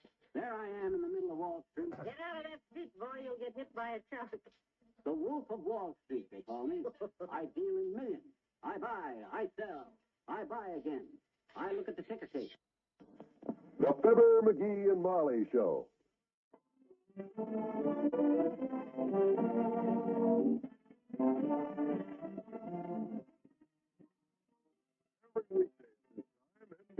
brings you Fibber McGee and Molly, transcribed. The show was written by Phil Leslie and Ralph Goodman and directed by Max Hutto.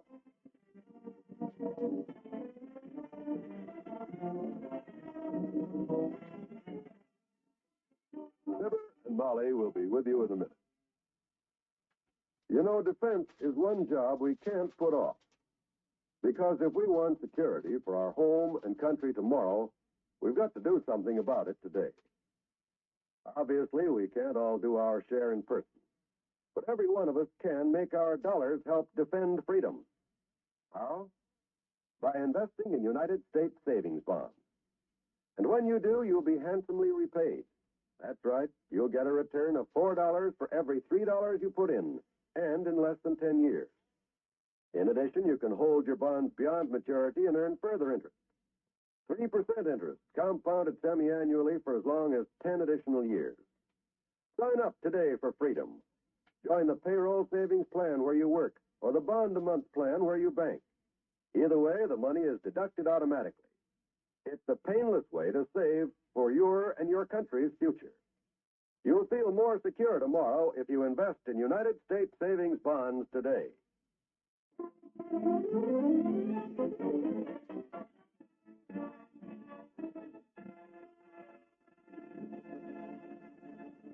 The nicest part of a trip out of town is the part where you come home. And here, coming home from a trip out of town, are Mr. and Mrs. McGee. Ah, boy, it's good to get home again. Yeah. How much was the cab? $1.80. If we'd have got out 3 blocks back like I wanted us to, it would have only been $1.60. I owe you 20 cents then. The 3 blocks were worth it. Look at the newspapers all over the yard. Doggone it, I told that kid to stop delivering them till we got back. Well, don't worry about it now. Gee whiz, nobody ever does anything right. I just can't stand on efficiency. Got your door key? In my coat pocket. Which one? The coat in the suitcase. Wait, I've got my key. I hate inefficiency, too. Set the bags here in the hall, dearie. Okay. My, this house smells musty. Let's open some windows. Let some air through here. You go ahead, Tootsie. I'll gather up the newspapers. See what's been going on while we're away. Okay, sweetheart. Then I better get out and check the kitchen. I'll have to order some groceries for dinner. Call Mr. Wimple and pick up our little parakeet. Refrigerator's okay. Have to throw out that head of lettuce and those cucumbers in there. Oh, what on earth is the matter with that milkman? Look at the back porch, knee-deep in bottles of milk. I wrote the silly thing a note and put it in the milk bottle the day we... Oh. Here's the milk bottle and the note on the kitchen table. Oh, well. Hey, Molly, I found a note in the mailbox. Good. Any mail? No, I told the mailman to hold it, remember? Look at this note. Who do we know named FC? FC? What does it say? Says, do you know what day this is? Must see you. FC. FC. Who's FC? And what does he want? And what day is what? There's not even a date on it. The dickens. Well, don't worry about it. Whoever it is will call you or something. I suppose. Take the bags upstairs, will you? I'll come up and unpack them. Okay. FC. Wonder if it was that guy I met on the train that wanted me to go in the muffin business with him. No, it couldn't be him. His name. I'll get the phone, dearie. Maybe that's him, Molly. 79 Wistful Vista, Molly McGee speaking. Ah, hello, Mabel. It's Mabel Toops, dearie. Oh. Oh, yeah, Mabel, we just got in the house. Just wonderful, Mabel. No, we didn't see my Aunt Sarah, but... Yeah, that's where we went. Yeah, we went to see my wealthy Aunt Sarah. Wait, Mabel, the doorbell's ringing. McGee, somebody's at the door. McGee? Just a minute, Mabel. I'll have to get the door. Hang on. Come in. Hello there, daughter. Hi, John. Where's the boy, daughter? You leave him there? Hello, Mr. Oldtimer. No, he's upstairs. We just got home. I know you did, daughter. Talked to the taxi driver. Said he brought you home from the station. $1.80. Said Johnny give him a dime tip. Said the dime had a hole in it. Gonna let his girl wear it on her charm bracelet. You get all the news, don't you? Yep, I try to keep up with... Hi, Johnny! Welcome home! Hey, you know anybody named FC? See. FC. Well, now, let me think a minute there, Johnny. Found a note in his mailbox signed FC. Yeah. FC. Couldn't be Frank Sinatra, could it? I doubt that. Well, there's no use worrying about it, I guess. What's happened around town while we're gone, old-timer? Anything? Oh, lots of news, son. Lots of news. Good. First of all, you know Bessie's sister and her husband? Mm-hmm. They've been expecting a baby. Oh, yes, I know. Wonderful. Was it a boy or a girl? Ain't had it yet, daughter. Still expecting. Oh. Well, that's big news, all right. What else happened? Well, you remember last fall when they had that training session for the new cops? Yeah? And the chief of police was showing them how to draw fast? And he yanked his gun out and shot himself in the foot? Yes, I remember that. Well, sir, they had another training session yesterday. Yeah. The chief's showing off again? Yep. The boys all lined up to watch. The chief yanked his gun out. Yeah? Didn't go off. Wasn't loaded. Oh. Boy, you're just full of little tidbits of inside information today, aren't you? Well, I try to keep my ears peeled, Johnny. They look good that way, too. FC. Doggone it. It says, do you know what day this is? Must see you. FC. Sounds like somebody's anxious. Hey, I know what day this is, Johnny. What day is it? What day? Thursday. FC probably stands for Freddie Claverstrap. Sure it does. He's got to see you today. Freddie Claverstrap, eh? That's FC, all right. Yeah. Okay, kid. Glad I could help you out, Johnny. Yeah, but wait a minute. Who the heck is Freddie Claverstrap? Well, don't ask me, Johnny. It's you he wrote the note to. Yeah, but I know. I never heard of the feller. Claverstrap's a ridiculous name anyhow. Sounds like a crook to me. Oh, You ought to watch the boy's friends, daughter. Liable to get him into trouble. So long, kid. Well, he was the usual big fat help. Hey, I think I'll call Doc Gamble. Later, dearie. I'm talking to Mabel, too. Oh. Hello, Mabel. Yeah, we just live like millionaires. Maids, the butler. Oh, we really live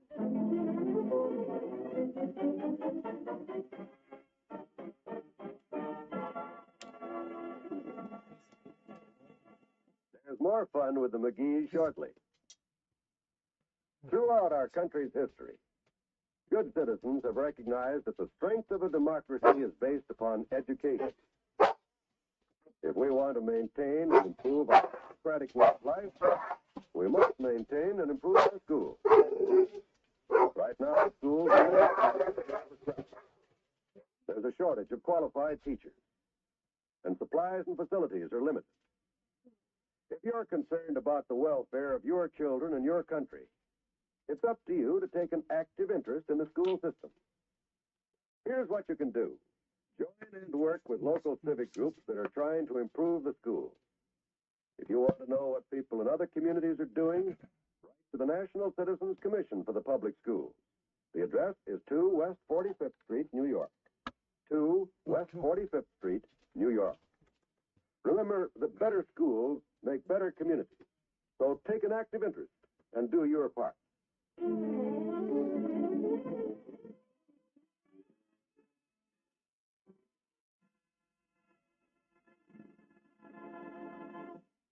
I got everything unpacked.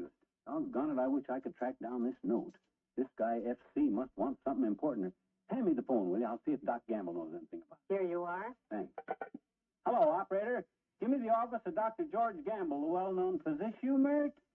Oh, Myrtle. How's every little thing, Mert? There's that. What's that, Mert? Went to see your cousin, the fighter. Absolutely ruthless because of his wife, huh? Ruthless because of his wife? Yeah, Ruth. She went home to her mother. Ooh. What say, Mert? Okay. Doc's out. So am I. Doggone it, I wish people wouldn't go around sticking notes like this in my mailbox. Well, believe me, if it's important, the man will come back. What does the note say again? Read it to me. Just says, do you know what day this is? Must see you. Signed FC. Maybe it's not even ours. Is it addressed to Fibber McGee or what? It's not addressed to anybody, but it was in our mailbox. Hey, maybe this note is for you. Oh, no. Yeah, you worry about it a while. Let's see who you know named FC. I'll get off the hook somehow. Or maybe this is him now, or her. Come in. Welcome home, travelers. Hello, Dr. Gamble. Good to see you. Hi, Docky. How you been, boy? I missed you, son. How was the trip? Just wonderful, Doctor. Oh, did we live it up. Oh, you said it. Boy, that millionaire crowd knows how to live, Fatso. Well, you ought to feel right at home with the upper crust, son. Thank you, Doctor. A crumb like you. You know, I wouldn't want to live like those millionaires have to live, though, Doctor. Ooh. Never alone, surrounded by servants all the time, everybody hating you because you're rich. Me either. Those people never even get to drive their own cars, Doc. Big Rolls Royces, and they have to ride in the back seat with the chauffeur driving up in front. I wouldn't want it, kid. Pretty lonely, miserable life living like a millionaire. Yes, it is. You said it. What do we play now, girls? Drop the handkerchief? Well, I'd better stop playing anything and get busy on dinner. Walk me out to the kitchen, you boys. Why, sure. It's a pleasure. What would you like for dinner, McGee? Something easy. Well, how about a little pheasant under glass, my dear? Or perchance a breast of quail on toast, or maybe some liver and onions. Sold. I'll stay. Who asked you? Molly was going to. Of course I was, Doctor. You boys can run down to the market and pick up the liver and the onions. It's a deal. Well, I can't go, Doc. I got to stay here. I'm expecting somebody. You run and get the liver. What? Unless, hey, you know anybody named F.C.? What am I supposed to do? Send him after the liver? Very disturbing situation, Doctor. Found a note in the mailbox. Something so terribly important that whoever left it didn't even bother to sign his name. Yeah. So important that himself here wasn't able to help me unpack, hang up clothes, or anything. Yeah. Got me all upset, Doc. Had to go lay down. You see here? Says, do you know what day this is? Must see you. Signed F.C. Well, it's not me, my boy. You can read that writing. Doggone it, I wish people wouldn't be so dad-red mysterious about things. I'll get the door. If the guy had just put a phone number on this note, I'd have called him up. But no, he's got to be a mystery man. I got a notion just to forget the whole dad-ratted thing. The heck with it. Good. Come on, I'll drive you down to the market to get the groceries. My mouth's starting to water already. Wait till I get some money from Molly. Who was at the door, Molly? Your friend, the man with the note. Well, at last. Where is he, Alta? Relax, it's all taken care of. Taken care of? Who? What do you mean? I've got all the answers. Hand me the note. Yeah, but who's F.C.? Well, it says, do you know what day this is? Yeah. Well, it's the last day. The last day? Must see you. About what? About the car. Signed F.C. Yeah, but who's F.C.? The finance company. Oh. Did you pay it? Yes. Come on, I'll buy the liver and onions.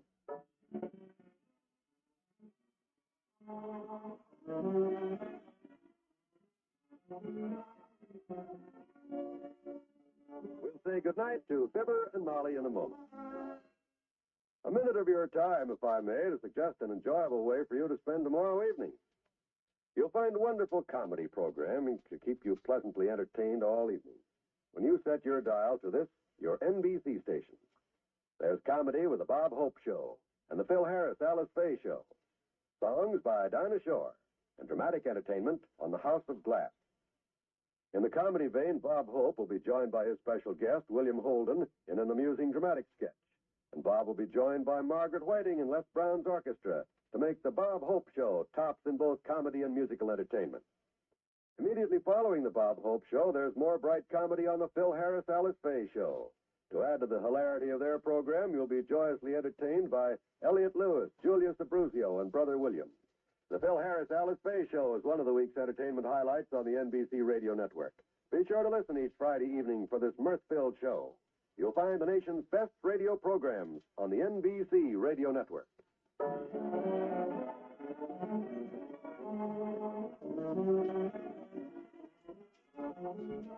been a long day, dearie. Did you phone Mr. Wimple about our parakeet? Yeah, he's going to bring it over tomorrow. You know, I'll be awfully glad to see our little feathered friend, won't you? Yeah. Feathers I want to see right now are in my little pillow, Tootsie. Good night. Good night, all.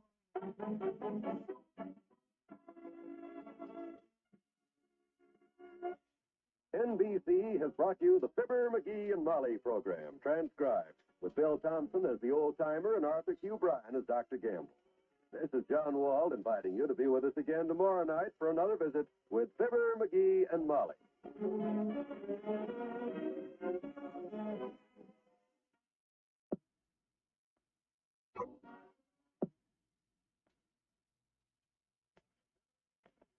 the Fibber McGee and Molly Show.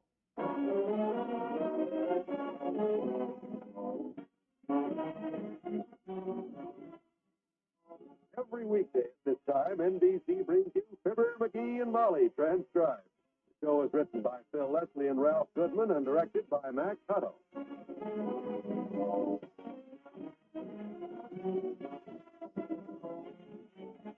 We'll join Fibber and Molly in just a moment. In less than 10 years, a lot of fortunate people will see their savings pay off.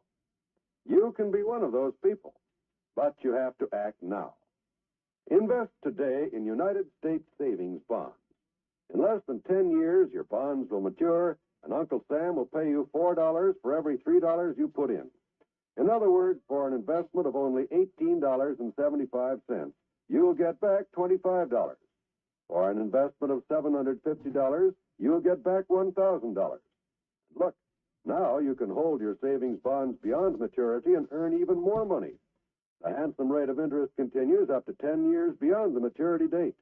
That's right, your bonds. Earning 3% interest compounded semi-annually for their entire life. Investigate the payroll savings plan where you work, or the bond-a-month plan where you bank. You'll feel more secure tomorrow if you invest in United States savings bonds today.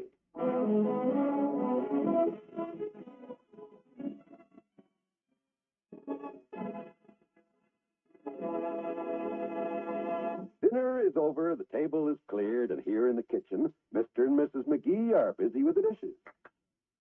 Mrs. McGee is busy washing the plates. Mr. McGee is busy emptying a bowl of candy, a piece at a time, as his wife says. Don't eat any more, but please. Okay. That's for the children tomorrow anyway. Children? Tomorrow night. Halloween. Hey, that's right. It is Halloween tomorrow, ain't it? Sure. All the kids in the block will be ringing the doorbell and hollering trick or treat, and I'll be ready for them. Trick or treat. My gosh, Halloween sure is quiet nowadays compared to what it was when I was a kid back in Peoria. Yes, thank goodness. Oh, boy, when I think of the stuff us kids used to do in them days. I used to hear about it. Yeah. My folks wouldn't let me get very far from home on Halloween. There was a terrible bunch of rowdies that used to roam the town. I'll say. You remember the night them rowdies put roller skates on the cast iron deer on the mayor's lawn and pushed it out into the street? Indeed, I do. And one kid rode it down the 7th Street hill across Main Street and right through the window of Clip Stratton's barber shop. What a shambles. I remember that very well. You smelled like bay rum for a week. Me? Oh, well, you know how kids are. I was only about 26 at the time. I guess the Halloween I remember best was when poor Uncle Dennis was living at our house. Oh, yeah. And some kids took a bronze bust of General Grant off the courthouse lawn and put it on our front porch. And boy, was that heavy, too. Uncle Dennis came home so tired he could hardly stand up. He came in about midnight with his knuckles all bruised. Oh. Said he had an argument out front with a Civil War veteran and had to poke him in the nose. Ah, boy, those were the days. Yes. Thank goodness they're over. I guess kids nowadays... What's the matter? You hear something?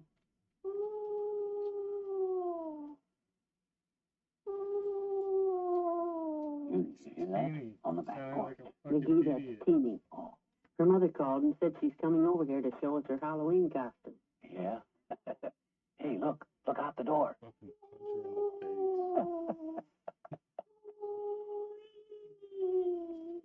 She's dressed like a ghost and got a Frankenstein mask on. Be real scared now, McGee. Yeah. Be scared. Who's out there? I'm Frankenstein's ghost. Hey, help! Don't get us! Please now, spare us, Mr. Ghost, Hey, please. we give up. It's me, Mr. McGee. Miss McGee, see, it's me, Teeny. Oh, boy, what a relief. You scared me to death. Oh, me too. Have some candy, Teeny. Thanks, Miss McGee. I'll just take one pocketful. I scared you, huh? Yeah, we were just talking about Halloween, Jeannie. You going out with the kids tomorrow night? Well, my mother won't let me go with the other kids because they always get in trouble. Oh? Like Willie Toops has got a whole lot of soap, and he's going to ride all over the schoolhouse. And Terry Martinez, He knows where he can swipe a goat. Well, now, your mother is absolutely right, Teeny.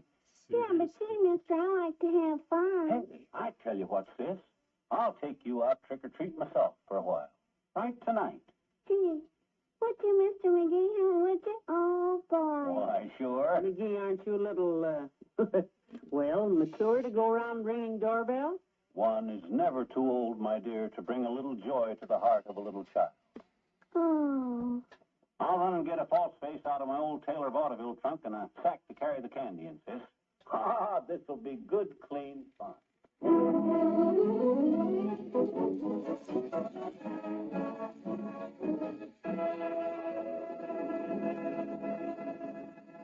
Back to Wistful Vista in a minute. Most of us have been called away from home and loved ones at one time or another, and we know from the experience that there's nothing quite as important during those days of separation as mail. A good old letter from home. Any man or woman in the armed forces will tell you, the only call that takes precedence over mess is mail call. And when a letter is more important to a hungry GI than food, you know it means something. The truce in Korea doesn't mean we should stop writing letters to our men and women in service, whether in U.S. camps or overseas. Mail from home is just as important now as it ever was. Yes, in some respects, it's even more important. The action, the strain, the anxieties of war can keep a soldier's mind occupied. But when the letdown comes, the time to relax, that's when morale needs a shot in the arm. Your soldier knows the shooting is over. He's done his big job, and now he wants to get home. But unfortunately, there's still a lot to keep him for a while. So don't let him down. Write that letter today.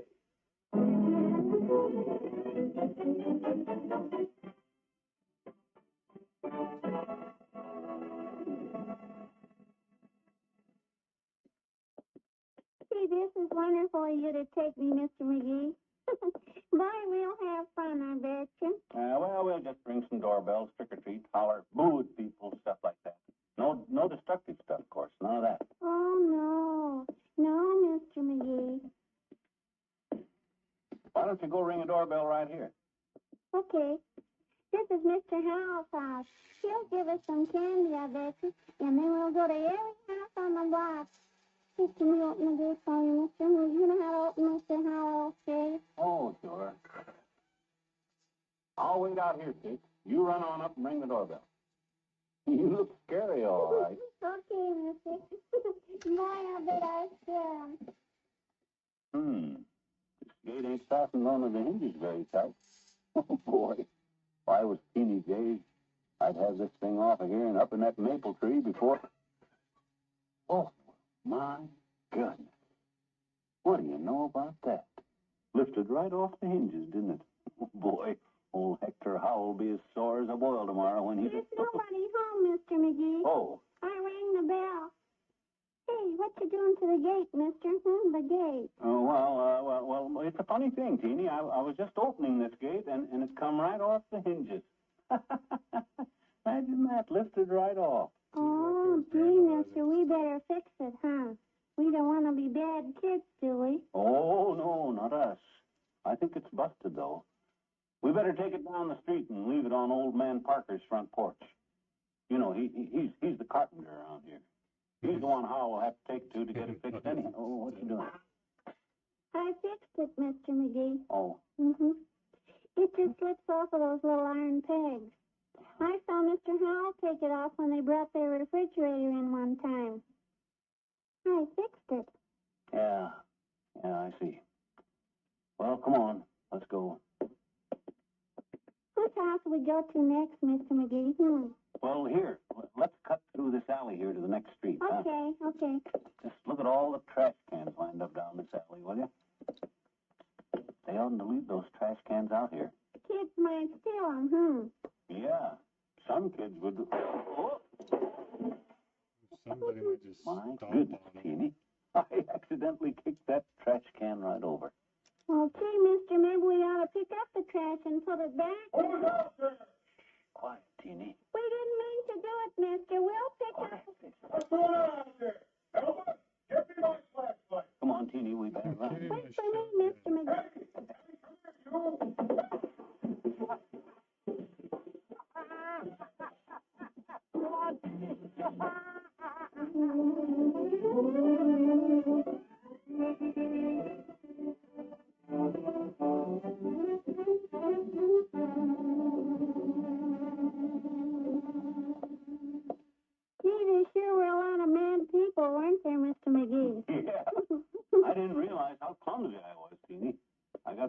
too close to the fence along there, I guess. I must have knocked over 5 or 6 of them trash cans, I guess. That's too bad. Accidents will happen, though. Gee, that was fun, though, Mr. McGee. Hey, I'll go ring Miss Donahue's bell. She always gives me candy, I bet you. You want to come with me, hmm? No, I'll wait out here. This house next door, that's Toops' house, huh? Sure. I'm not from there, though, mister. Oh. I'm mad at Willie Toops today. Oh, well, it's pretty dark out here, but I see Mort leaves his car in the driveway. He shouldn't do that. No. Why don't you go tell him he ought to put it away, mister? Go tell him. Oh, no. He'll know it in the morning, sis. You go ahead and scare the people next door. Don't hurry. I'll amuse myself waiting here. Okay, mister. Boy, I'll scare Mrs. Dunhill and then I'll say, it's me, Kitty. And she'll say, come in, Kitty. Old Mort shouldn't ought to leave his car out like this. Boy, if I was teenage age, I'd take a piece of soap and ride all over the windshield. What did I do with that soap I had? Oh, here it is. I'd take this piece of soap and I'd write, Mort Toops is a stinker. Boy, wait till he comes out in the morning, he'll blow his top.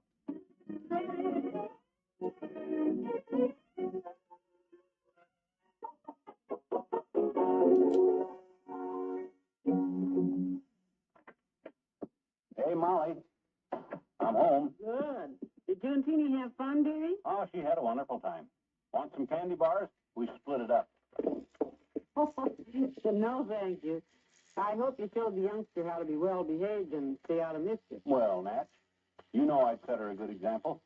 There were some other youngsters out tonight, too. Oh, sure. I wish you'd have had them with you so you could watch them. Yeah? I didn't see anybody else. Over near Toops' house. Oh? I took the car and ran over to Mabel Toops' for a while to pick up a dress pattern and some things, and naturally I just parked our car in their driveway. Our car? In Toops' driveway? And some little rascals came along and wrote all over it with some soap. It's just a mess. My gosh, the nasty little vandal. They must have thought it was Mort's car. It says Mort Toops is a stinker all over it. Isn't that terrible? I'll have it washed in the morning. Don't worry about it.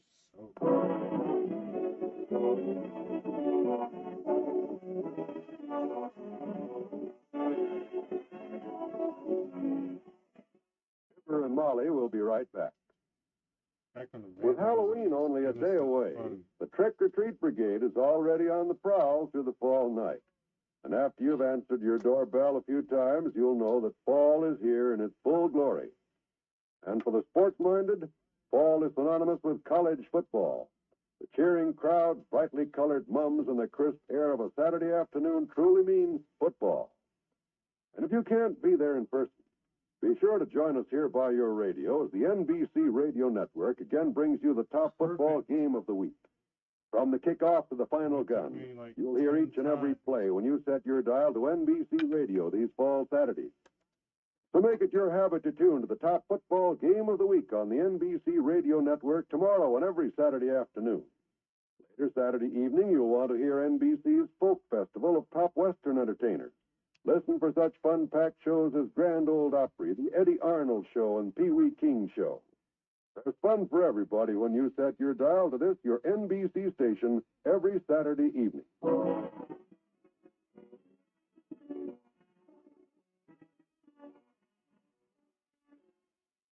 Well, tomorrow night is Halloween, and when the little spooks and goblins in the dime store false faces and the bed sheets knock on your door, be nice to them. Remember that we were that age once. Yeah, and I don't know about you people, but some of the stuff I got into at that age, I'm lucky I didn't get killed. It's a wonder I ever grew up. Did you? What? Huh? Oh, good night. Good night, all.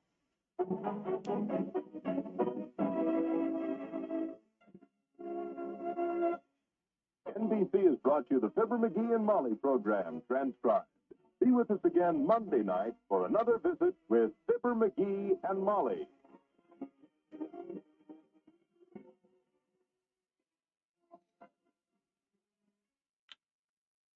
Laugh with candy. Can you top this on the NBC Radio Network?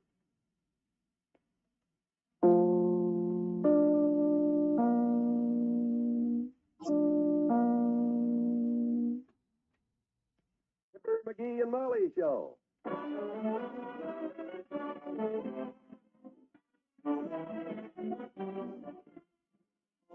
Every weekday at this time, NBC brings you Fibber McGee and Molly transcribed. The show was written by Phil Leslie and Ralph Goodman and directed by Max Tuttle.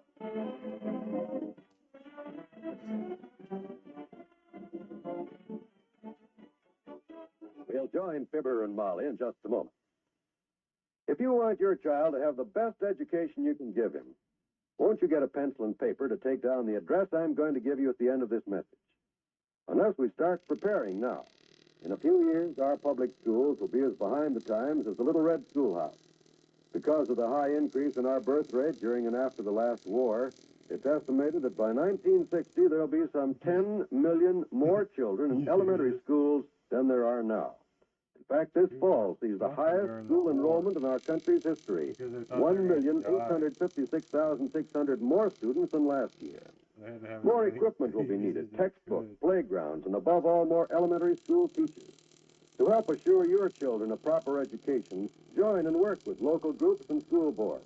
And for free information about how citizens in other communities are improving their schools, write to this address, National Citizens Commission for the Public Schools, 2 West 45th Street, New York, 36, New York.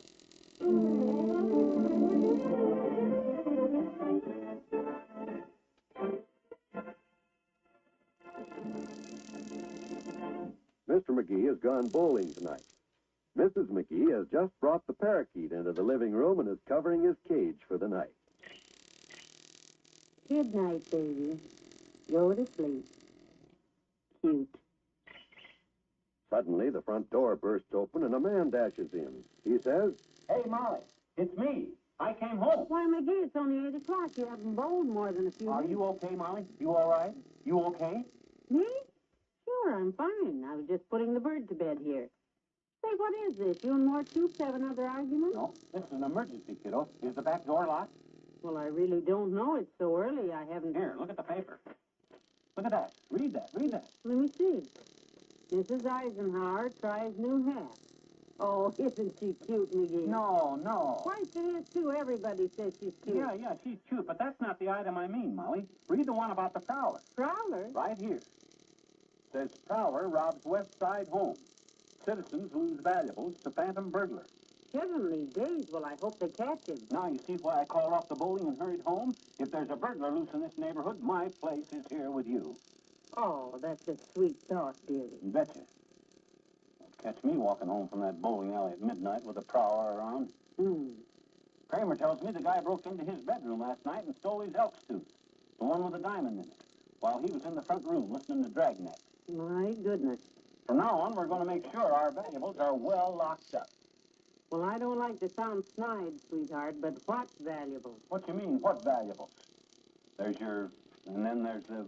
And how about that diamond engagement ring I gave you the time I asked you to make me the happiest man in the world? And your father had it appraised, and I told him I'd give you a real one as soon as I had the money.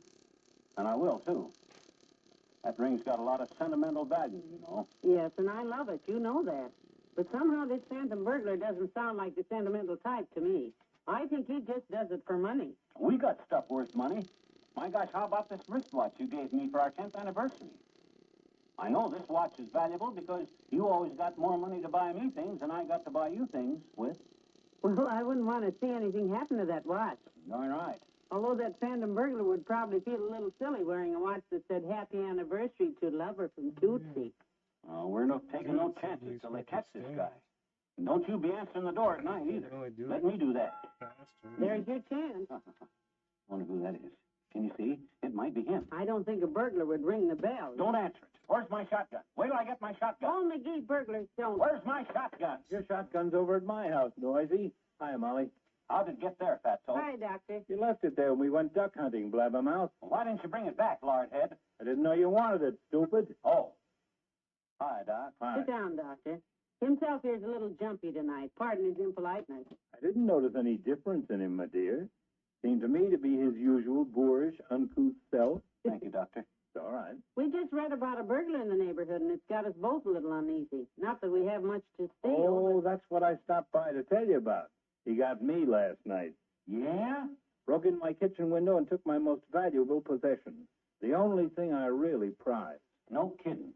Stole your refrigerator, eh, Fatso? No, my good sterling silver. Tea service and everything. Oh, no. Oh, he must have moved like a cat. I was sitting right in the front room listening to the radio. Dragnet? No, Dr. Christian. Oh. They performed an appendectomy last night without anesthesia. Gosh, it was thrilling. Must have been if you were so engrossed you didn't hear the burglar, Doctor. Well, I did hear a knife fall during the program, but I just thought Dr. Christian had dropped his scalpel. Ha! Lock up good till they catch that crook, kid. I'll see you tomorrow. Goodbye, Doctor. You know, I am a little nervous, McGee. If that burglar's operating this close to our house, Don't you worry about a thing, baby. I just got a terrific idea. Oh, no, I am worried.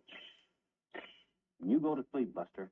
I'm going to rig up a trap for that prowler, Molly, right here in our living room. A trap? Oh, now, McGee. You can help me. Get me a lot of string, some thumbtacks, my portable record player, a bottle of root beer, and 3 peanut butter sandwiches. Sandwiches? Yep, this may take a while, Tootsie, and working makes me hungry. Now, let's get busy.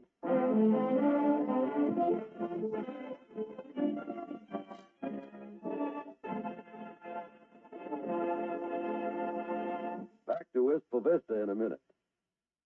How long is 20 seconds? Certainly not long. Just long enough to take a drink of water, perhaps, or a half dozen deep breaths, or for a telephone to ring 6 times. No, 20 seconds isn't much. And yet, every 20 seconds throughout the year, a fire breaks out in the United States. 4,600 fires every day that chalk up a grim total of $700 million worth of property destroyed. 11,000 people killed every year, with thousands more disfigured for life or severely burned. It's a shocking figure. And it becomes even more shocking with the realization that 90% of the fires in the home are started through carelessness. Do you smoke in bed or discard lighted cigarettes carelessly? Do you allow old newspapers and magazines and other inflammable objects to accumulate in your home, your attic, or garage? Do you allow defective electrical equipment and frayed wiring to go unrepaired? Do you use cleaning fluids that are inflammable? If you are guilty of such acts, you unfortunately may not live to regret them. Don't gamble with fire. The odds are against you.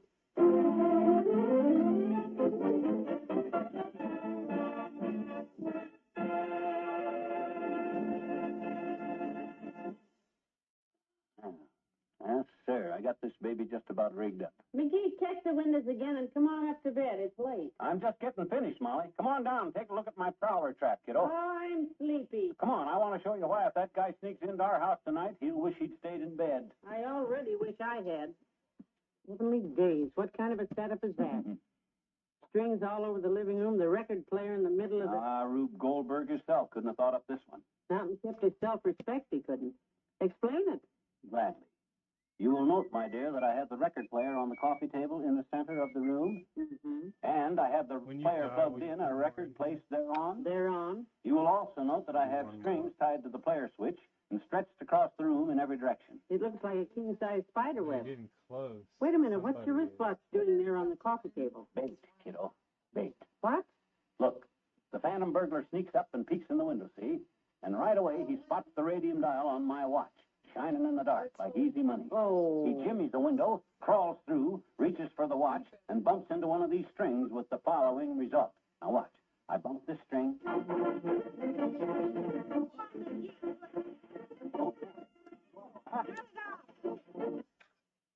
Ah, boy, oh boy.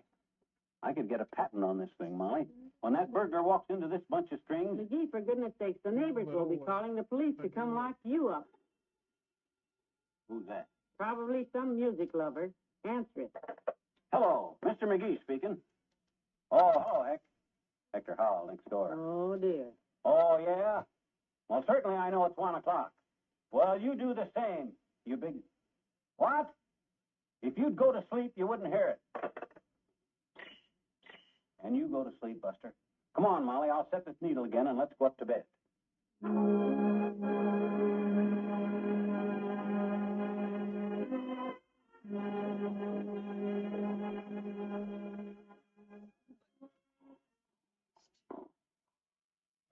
should be a third one. I might have put it up. McGee? McGee, are you asleep, sweetheart? What? What'd you say, Molly? I said, are you asleep? Yeah. No, of course I'm not asleep. How can I be asleep when you keep waking me up to ask me? You still hearing them strange noises? This time I'm sure. Molly, I keep telling you my burglar alarm is foolproof. If anybody walks in this house, I'm sure I heard footsteps downstairs. I'll go sleep. I'll go to the top of the stairs and listen. I don't hear anything. Hey, anybody down there? See, Molly, nobody answers. Let's check the downstairs windows again. Anyhow, I'll go with you, dear. If we can just turn on the lights and look around once more, I promise you I'll go to sleep. Well, I hope so. My gosh, I was up half the night fixing my burglar trap. And if you keep me up the rest of the night, where's that light switch? Where is it? I don't want to bump onto them strings again. Whoops!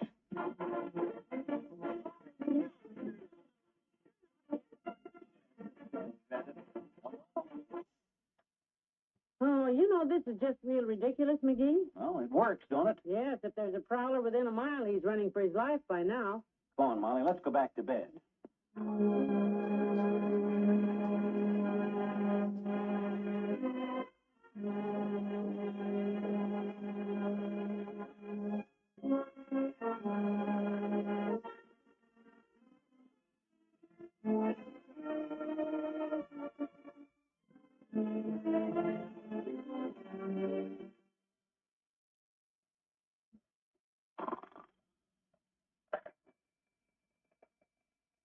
Oh, dear, morning already. Hi, kiddo. How'd you sleep? Very briefly. I don't know how it got to be 8 o'clock so fast. Well, it's too bad that burglar didn't sneak in here last night and set off my burglar trap. I'd have just loved to have turned him over to the cops. It's cold, isn't it? Feels like a draft coming up the stairs, doesn't it? Hand me my robe. Yeah. Thank you. I'll go downstairs and unhook the record player and move the coffee table so you can get through to the kitchen, Molly. I'll hook up my burglar alarm again tonight. Hey, the front door is standing open. What? Burglar must have jimmied it open. Took a look at my burglar trap and scrammed because... What is it? My watch. It's gone. Stole. Oh, no. With that noisy record player hooked up? How could he possibly? The record player's gone, too. What? You mean he stole that beautiful record player right off of the coffee table? Where's my coffee table? McGee, call the police.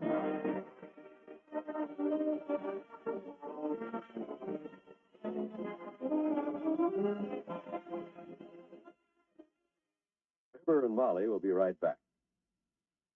Most of us realize that the path of life we follow is not all a bed of roses. But we can all be thankful that our lot is not as rough as that of NBC's newest Tuesday night star, Rocky Fortune. Every time Rocky Fortune reports for a new job, he finds himself in trouble. Trouble, we might add, that brings amusing and entertaining listening for you when you tune to this bright new adventure series. Direct from his hits in From Here to Eternity comes Frank Sinatra to add life and vitality to his role of Rocky Fortune. Listen, you'll agree that Frank Sinatra scores again with a fine dramatic portrayal when he stars as Rocky Fortune every Tuesday evening over most NBC stations. Also on Tuesday night, stay in the mystery vein with Dragnet, the true stories of your police force in action. From crime to punishment, Dragnet takes you on the side of the law through an official police case from the files of the Los Angeles Police Department. Here, Dragnet, starring Jack Webb as Sergeant Joe Friday, Tuesday evening on the NBC Radio Network.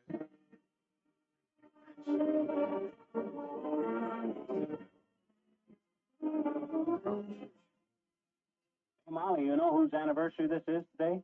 I just read about it. Radio station KDKA in Pittsburgh. I don't know. It's 33 years old today. Think of that. They've been in radio even longer than we have. A little. Imagine that. Since 1920, KDKA has consistently brought its listeners the finest public service programs and the best in entertainment. Yes.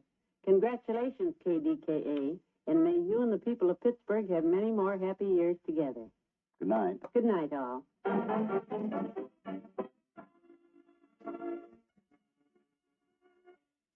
NBC has brought you the Fibber McGee and Molly program, transcribed with Arthur Q. Bryan as Dr. Gent. This is John Wald, inviting you to be with us again tomorrow night for another visit with Fibber McGee and Molly. Laugh tonight with Can You Top This on the NBC Radio Network.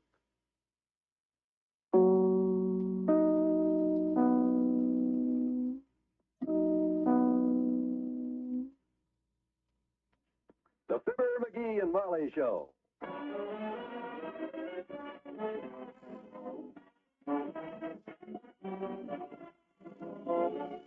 NBC and Tums present Fibber McGee and Molly, transcribed. The show is written by Phil Leslie and Ralph Goodman and directed by Max Hutto.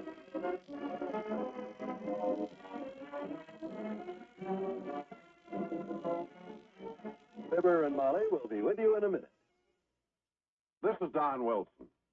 When you have a nagging case of acid indigestion or heartburn, don't wait for relief.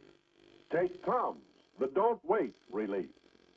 You don't waste any time with water, spoons, and glasses. There's no mixing. Just eat one or two pleasant, minty-tasting Tums, and relief is on the way. Tums are a safe relief, too. They are not water-soluble, therefore there's no danger of over-alkalizing. No acid rebound. The gentle form of calcium in Tums acts as a scientific buffer, neutralizes excess acid, then stops its action automatically. With all these advantages, Tums are economical besides. Cost only 10 cents a roll. What? So economical that you can always have them on hand at home and in your purse. So get a roll of Tums today. Yes, don't wait. Get Tums, and you'll never have to wait for fast, pleasant relief from acid indigestion.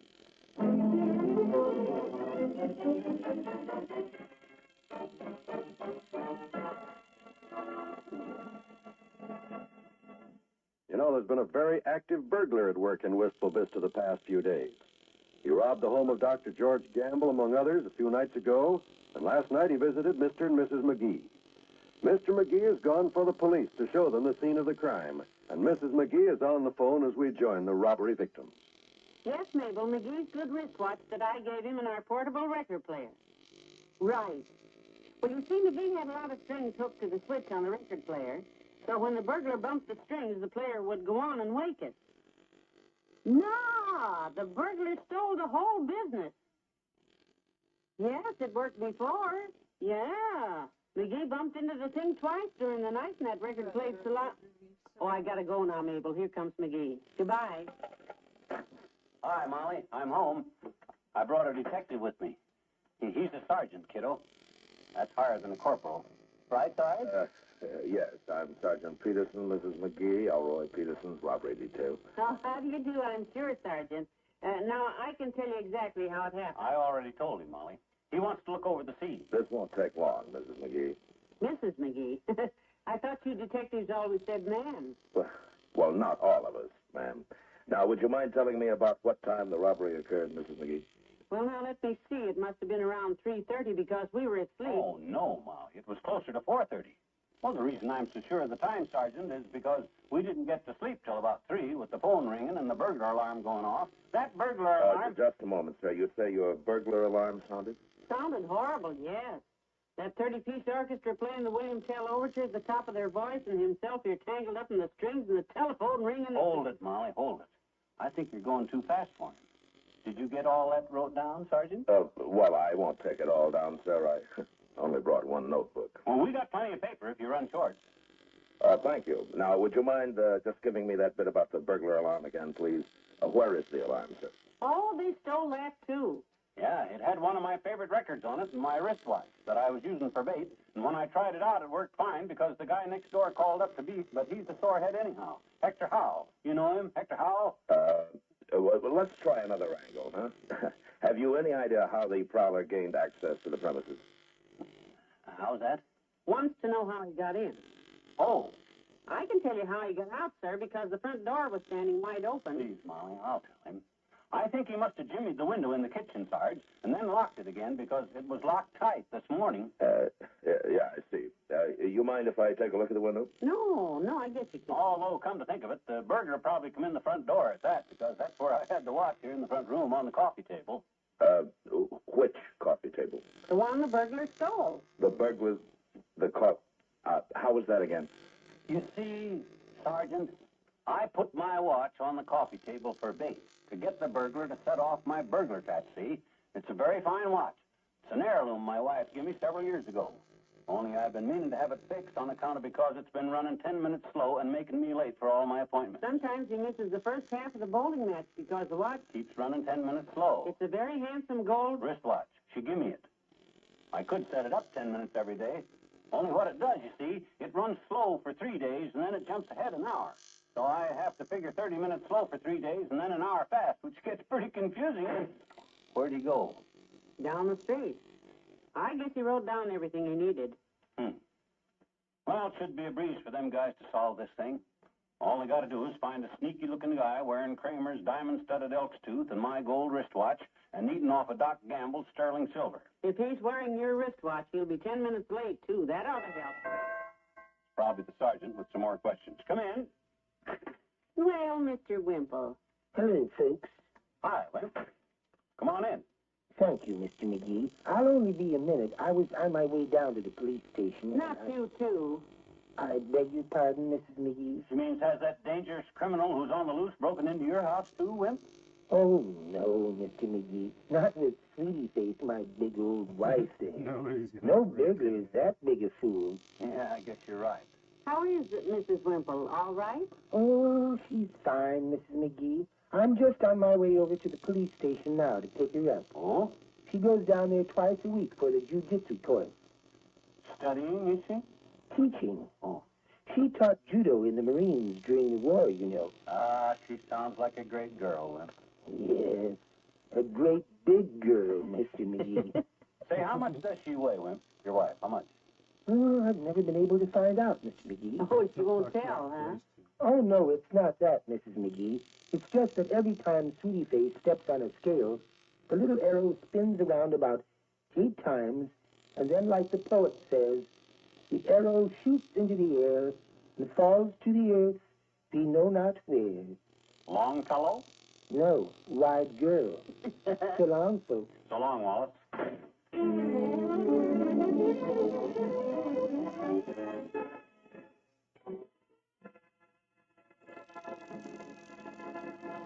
There's more fun with the McGees shortly.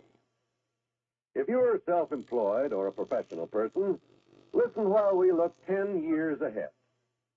Suddenly you need to enlarge your store, or make improvements on your farm, or replace some outdated equipment. Where's the money going to come from? It'll be easy if you're saving regularly through United States savings bonds. Because in less than 10 years, those bonds will mature. You'll get back $4 for every $3 you invest. Buying savings bonds is easier, more systematic than ever for self-employed and professional people. Your own bank has made it possible through the bond-a-month plan. You simply fill out a card authorizing your bank to buy a bond a month in your name. Funds will be transferred from your checking account once a month.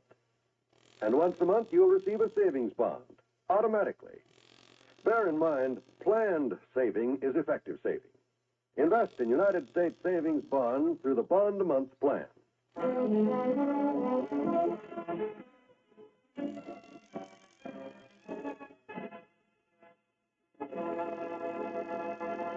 Any calls from the police department yet, Molly? Not yet, dearie. It'll take time, I suppose. Time?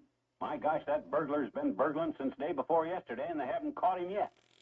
But you just make a left turn without putting your hand out, and zingo. 30 seconds later, you're trying to phone a lawyer. Well, now, don't criticize the police, dearie. I think most of the time they do a fine job. You said it. Fine for this and fine for that. In 30 days if you talk back to the judge. I'd like to be on that bench just once when a judge got a ticket for speeding. What would you do? I'd say, Judge, the officer here says you were going 60 miles an hour in a 30-mile zone. What's your excuse? And he'd say the officer was lying. Like you did that time you were speeding. That's right. And then I'd say, do you expect me to take your word against the word of this officer of the law? Like you did that time you were speeding? That's right. And he'd say, no, Your Honor. I'd expect you guys to stick together. Like you did that time you were speeding? That's right. And then you'd fine the judge $50 for contempt of court like he did. No, I wouldn't. You wouldn't? No. I'd fine him $100 because he's the judge and he should know better. He's got a nerve coming into my court and trying to tell me what... Come in. Well, Dr. Gamble, come in. Hi, Molly. And hello to you, Talkathon. Hi, tall, dark, and then some. Always room for 3 more. Squeeze right in, boy. Hush, McGee. Doctor, have you heard anything new about the prowler in the neighborhood? No, Molly, they still haven't caught the culprit. I'm afraid I'll never get my set of silver back. It had the family crest engraved on it, too. Must be beautiful. Haven't you seen Fatso's family crest, Molly? Oh, it's lovely. 2 meatballs over crossed pork chops rampant on a field of spaghetti. Well, what's the matter with you two? That was supposed to be funny, don't you? You forgot to tell us, Uncle Milty. Well, anyway, I was just trying to cheer you up a little, Doc. After all, what... 79 Wistful Vista, Molly McGee speaking. Who? Oh, yes, he's here. It's for you, Doctor. Well, thank you, Molly. Hello, this is Dr. Gamble speaking. What? You did? Well, that's wonderful. I'll be right there. What's that address? Oh, close. McGee, you got a piece of paper? Yeah, right here, Docky. Here's a pencil. What happened, Doctor? They found the burglar's room, and it's packed with loot. Oh? Yep. Haven't got their hands on him yet. They've got my silver back. They want me to identify him. Gee, swell. He says they got the record player down there, but no sign of your wristwatch. Now, what was that address again, Chief? 1286. I'll be right down. Goodbye. Oh, dear. Well, now, if that ain't the most incompetent, acidine, knuckle-headed bunch of nincompoops I ever saw. Spend 3 days on a case and get back everything but my good wristwatch. Huh. My sentimental good gold watch that Molly give me. That all was wrong with it. It loses 10 minutes a day and then gains an hour, and I can tell what time it is just dandy. Well, it is a shame, dearie. Maybe they'll By find... George, I got a notion to go down there with you, Doc, and read them flatheads the riot act. They got a nerve recovering everything but my watch, and then... 79 Wistful Vista, Molly McGee speaking. Oh, yes. You again, Doctor, the chief of police. Probably wants to tell you the crook slipped back in and stole his badge in his police car. Quiet. Yes, Chief. Oh, great. Fine. Yeah, I'll be right down. Get your hat, sonny boy, and come along. They just nabbed the burglar. Yeah? Good for them. Where'd they find him, Doctor? At the railroad station. Chief said he had his getaway planned on split-second timing to grab the eastbound streamliner. No kidding. But he was wearing a gold wristwatch that lost 10 minutes on him. And the cops got him just as he missed his train. Aha! That's my wristwatch, Molly. Imagine my little watch helping to nab a crook. Yeah. Well, grab your hat and come along, Tootsie. We ought to get a reward for this on account of because that watch...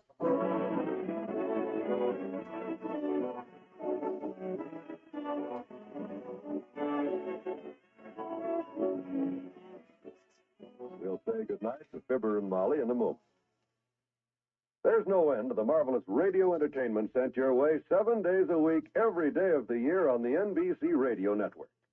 Tomorrow night, for example, you'll once again be entertained by that master marksman, Groucho Marx, as he once again badges his contestants on radio's funniest comedy quiz, You Bet Your Life.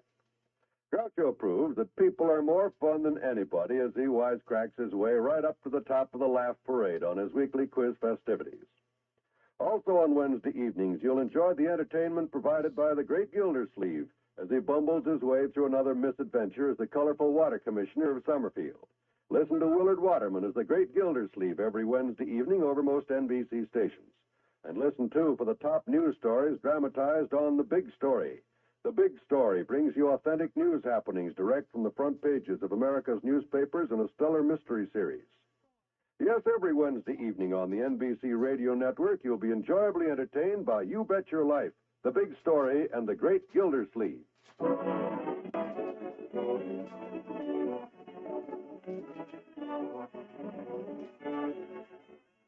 Well, I'm glad everything turned out all right, McGee. Is your watch okay? Yep. Say, what were you and the chief of police in the big huddle about down there? Oh, I gave him a few suggestions for how to run his department. He seemed impressed. Really? Mm-hmm. Said that when the proper moment arose, he would arrange for a consultation with me. He said that? Mm-hmm. To you? Mm-hmm. Well, that was the gist of it, yes. I believe his exact words were, McGee, when I want your advice, I'll ask for it. Well. Good night. Good night, all.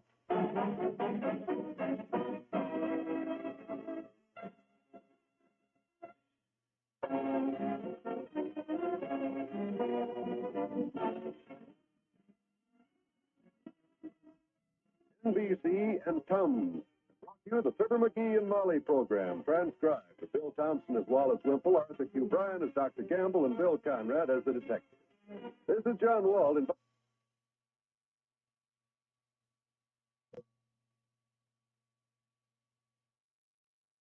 The Fibber McGee and Molly Show.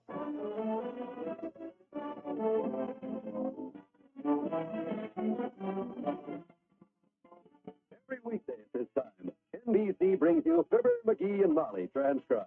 The show is written by Phil Leslie and Ralph Goodman and directed by Max Hutto.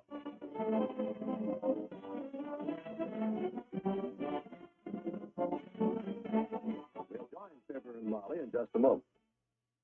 There's a problem confronting the American school system. Unless action is taken now, your child may be the victim of overcrowded schools, inadequate teaching, and a lack of facilities. This fall sees the highest school enrollment in America's history. In the next 5 years, more than 5 million additional pupils will be enrolled in our schools. This means we must provide 128,000 additional elementary school teachers and 350,000 additional classrooms. If we do not begin to train these teachers and build these classrooms right now, the increased enrollment will plunge our schools into a chaotic situation. One way in which you can make certain that your child's career is not crippled by faulty preparation is by joining and working with your local civic school group. See to it that your community appropriates enough money for educational purposes. Encourage young people to prepare for the teaching profession. It's up to all of us to help improve the schools. Good citizens everywhere are helping.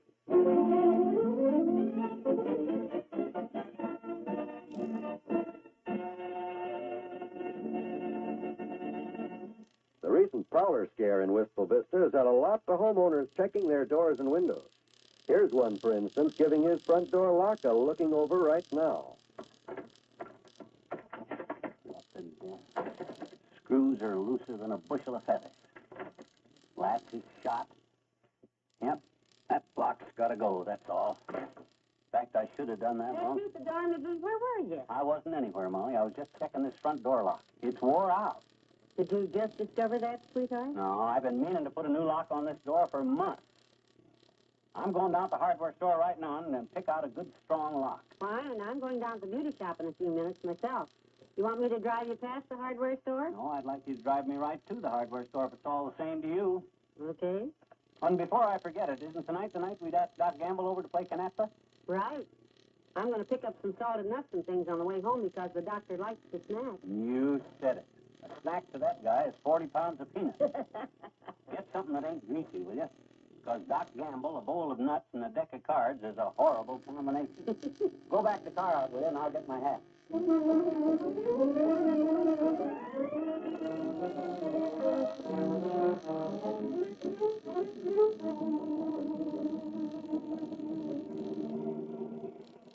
Isn't it a beautiful day for a drive downtown, McGee?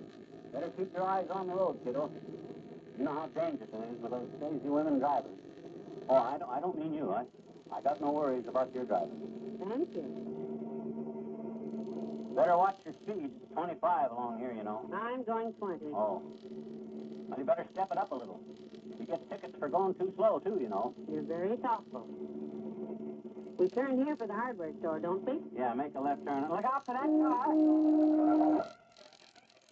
I saw him, McGee. Are you all right? Of course. He wasn't even close. Now turn loose of the wheel. Huh? Oh, sure. Didn't notice I had it. Sorry. You handle the driving. I won't say another word. A lot of guys would keep it up, you know that. If this was Mark Toops and you were Mabel, he'd be hollering at every corner, pointing out the traffic lights to you. He's awesome. Luckily, I don't have to do that with you. You're alert. You undoubtedly see that red light up ahead there. 3 blocks ahead. And I don't have to tell a careful driver like you that the way to make a smooth stop is to start slowing down right now. Do I? No, dear. I don't worry about your driving, Molly. After all, I talk to myself. Yes, dear. Nobody has to remind you to put your hand out when you stop, especially with that cop sitting on his bike over there with a book of tickets and a hungry look. McGee, Hmm? what do I do now? The light turned green. Oh, you know what to do, kiddo. Now you're joshing me. When the light is green, you just stop the car. Wait, stop. What is it? Don't scream at me like that, McGee. The light is green. It's stabbed me half to death. What happened? I dropped my cigar down in the seat cushion. 7 years dead. I want to burn the upholstery. Ah, here it is. Goodness sake. You see, that's the thing about driving, the way traffic is these days. You got to be on your toes every minute. On account of because... Where are you going? I'm going to get on my toes, stand my heels, and walk to the beauty shop. Well, if your own driving makes you nervous, okay. Although, personally, with you at the wheel, I feel as safe as a babe. I'll get home all right. You keep the car. I'll see you later.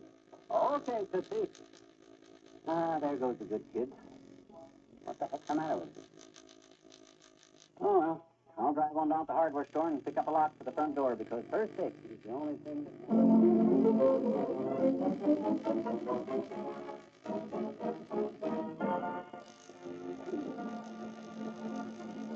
Back to Wistful Vista in a minute.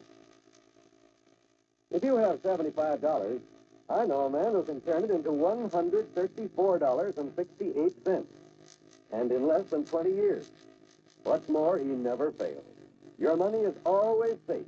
Your interest always guaranteed. Who is this man? His name is Uncle Sam, and his product is improved Series E savings bonds. These improved savings bonds now pay back $4 for every $3 you invest, and in less than 10 years. You can also hold your Series E savings bonds beyond maturity and earn even further interest.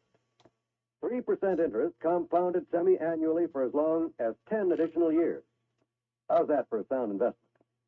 Well, then, why wait any longer? Let your dollars go to work for you now, earning extra dollars for your future. You'll discover. You'll feel more secure tomorrow if you invest in United States savings bonds today.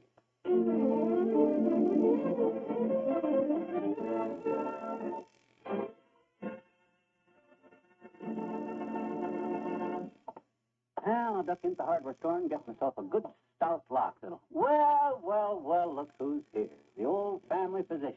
Hi, Doc. Hello, sonny boy. What are you doing fumble-footing down Oak Street?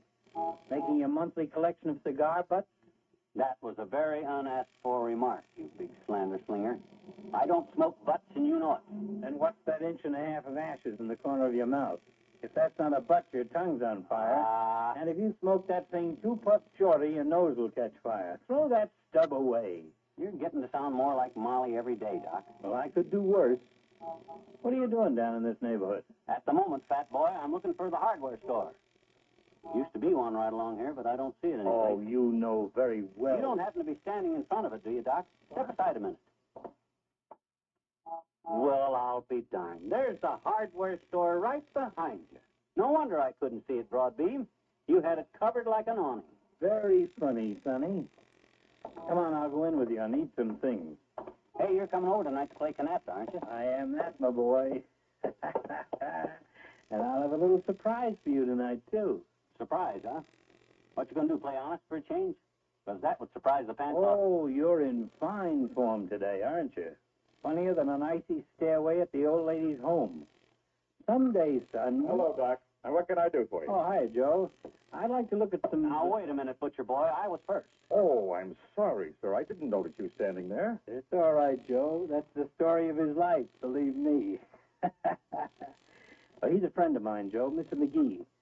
And I say friend only because it slips out. Hi, Mr. McGee. Hi.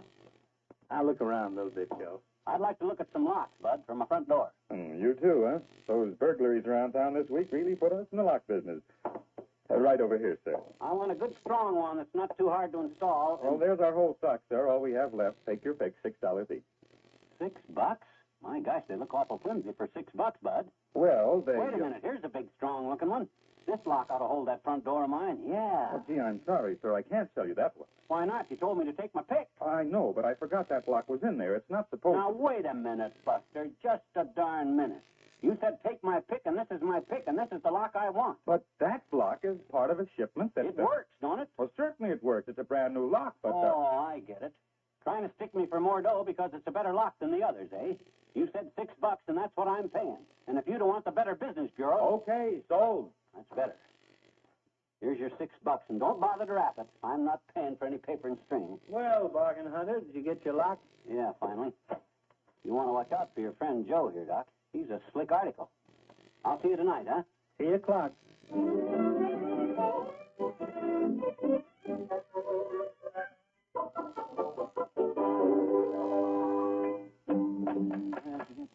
Oh, I had a little razorback. I kept him on the shelf. And every time he turned around, he'd strop his little self. Oh, the monkey and the coconut. Mickey, aren't you through with that lock yet? It's almost 8 o'clock. Almost through, kiddo. It was quite a job. But, boy, when I get through with this baby, this house is going to be safe. It should be. Yes, sir. Because I'm putting these screws in so tight that I'm reaming the tops off of them. You couldn't get hold of one of these screws with a screwdriver. There. That does it. I hope so. I asked the doctor to be here at 8, and Hey, he said he was going to bring a surprise tonight, too. He tell you what it was? No, he just said a surprise. Oh, well, his idea of a surprise is to change his necktie. Just let me check this lock down, then I'll set up the card table. I just push this little button in to lock it. Like that. See? Now I'll go outside and try it. I don't have a key up there. It works swell, Molly. Let me in now, will you? I forgot to bring the key out with me. All right, What did you do to this knob? It came off in my hand. Oh, my gosh. You'll get the key and slide it under the door to me, will you? The box the lock came in. It's on the table there. Oh, dear. Where's the box? Oh, this must be. McGee, there's no key in this box. What? Oh, for the... Hey, raise the window, will you? Help me through, kiddo. That's it. Easy now. Oh, a rotten cheap trick. No wonder that guy didn't want to sell me this lock. There's no key for it. I suppose you wouldn't let him explain that to you. No, it looked like a bargain. My gosh, of all the rotten luck. Front door locked. And... Hey, there he is. Look. Ain't that Doc Gamble getting out of his car out there? That's the doctor. Ooh, will you look? He's got a girl with him. Ah, so that's his surprise. I wonder who... Oh, the sly old rascal. Thinks he's got a surprise for us, does he? Boy, oh, boy. Hey, Doc. Oh, McGee, for goodness sake. Front door won't open, Doc. Come on over here to the window. What? I have to ask the young lady to give you a leg up, Ducky. If Molly and I can get hold of your shoulders, we can pull you through, and that's...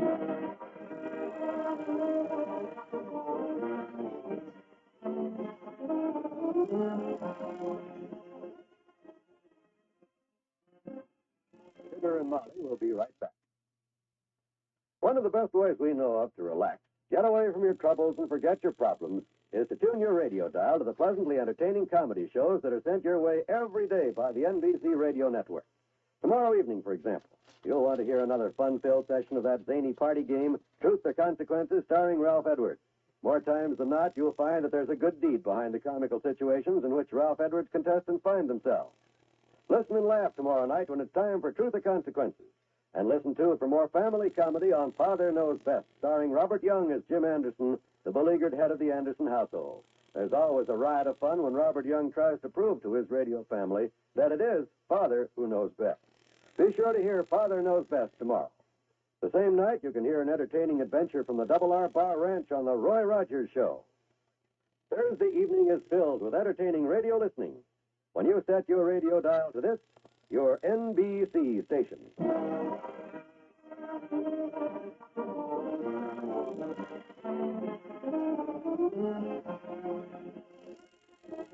It was a nice evening, dearie. Yeah. Well, cover the parakeet and let's go to bed. Right. Good night, baby. Go to sleep, baby. Yeah. Go to sleep, Buster. We've got to name this bird properly, McGee. You call him Buster, I call him Baby. Let's get a name for him. Yeah, we'll get you a name, Bertie.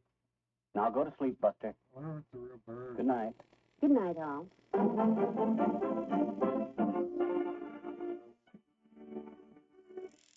NBC has brought you the Fibber McGee and Molly program, transcribed, with Arthur Q. Bryan as Dr. Gamble and Frank Gerstle as the hardware man.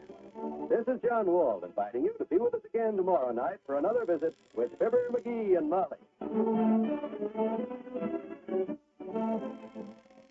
Now laugh with Can You Top This on the NBC Radio Network.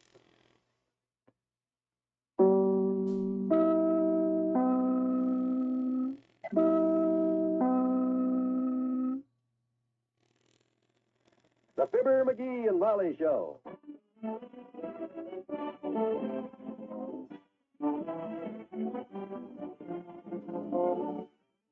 weekday at this time, NBC brings you Fibber McGee and Molly transcribed. The show is written by Phil Leslie and Ralph Goodman and directed by Max Hutto.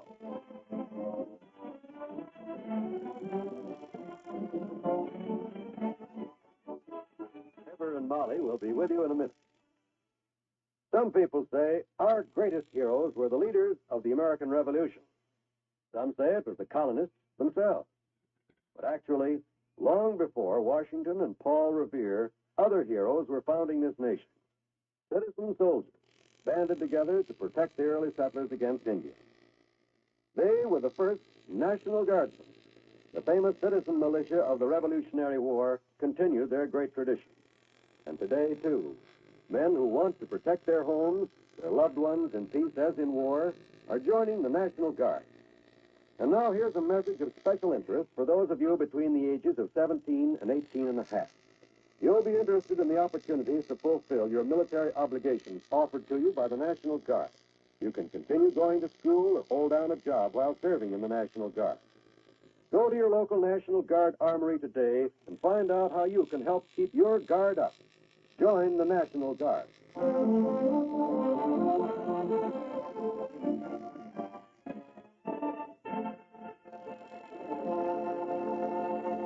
Molly, where are you, kiddo?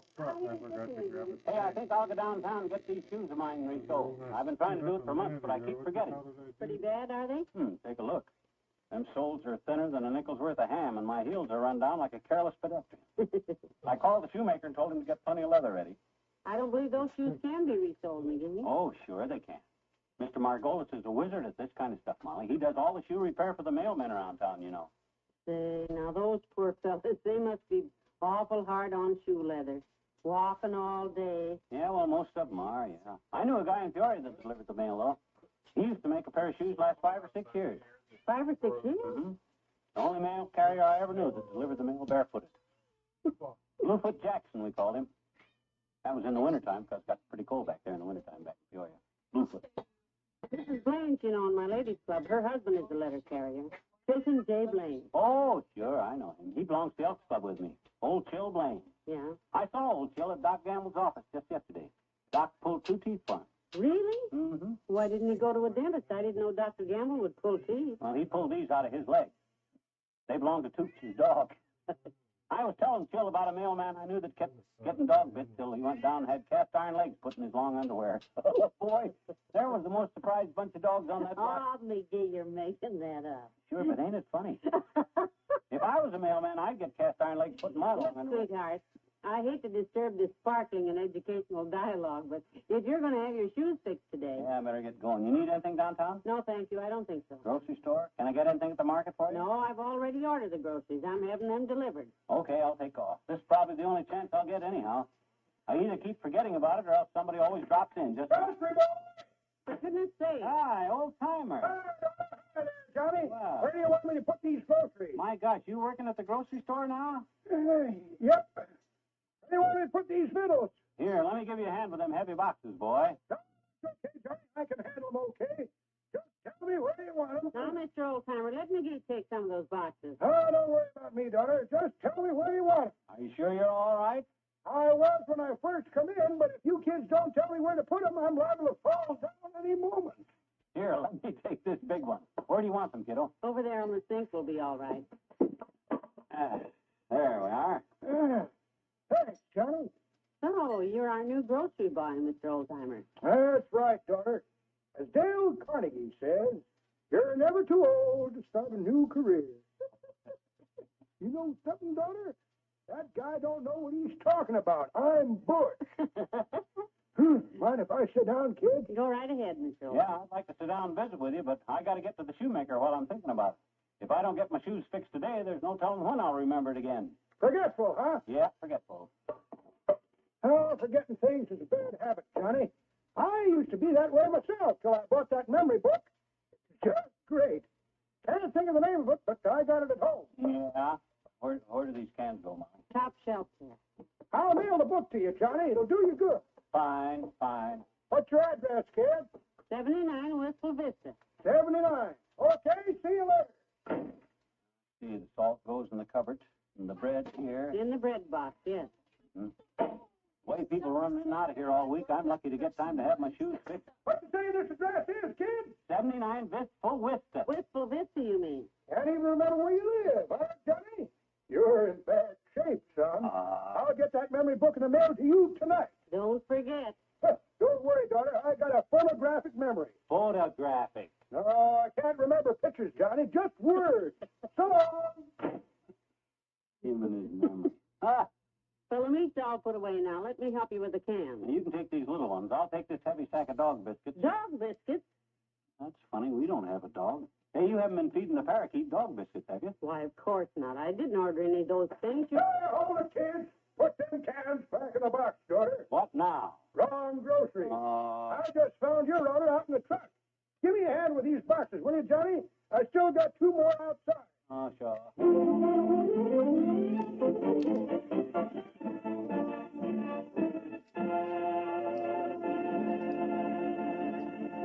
There's more fun with the McGees shortly. You know, Christmas is slipping up on us faster than we realize.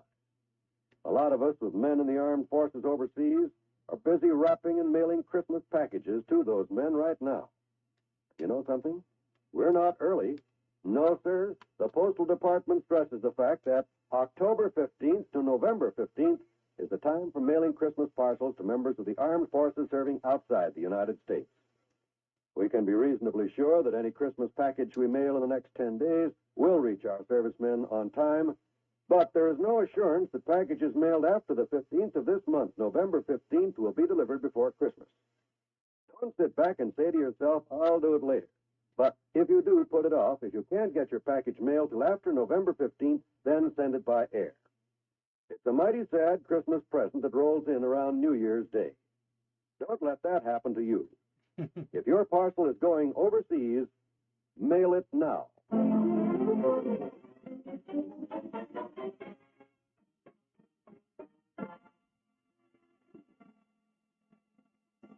Well, I'm going to make another run for the shoe shop, Molly, before somebody else drops in. Go ahead. Well, goodbye, kiddo. I'll see you later. Let's see.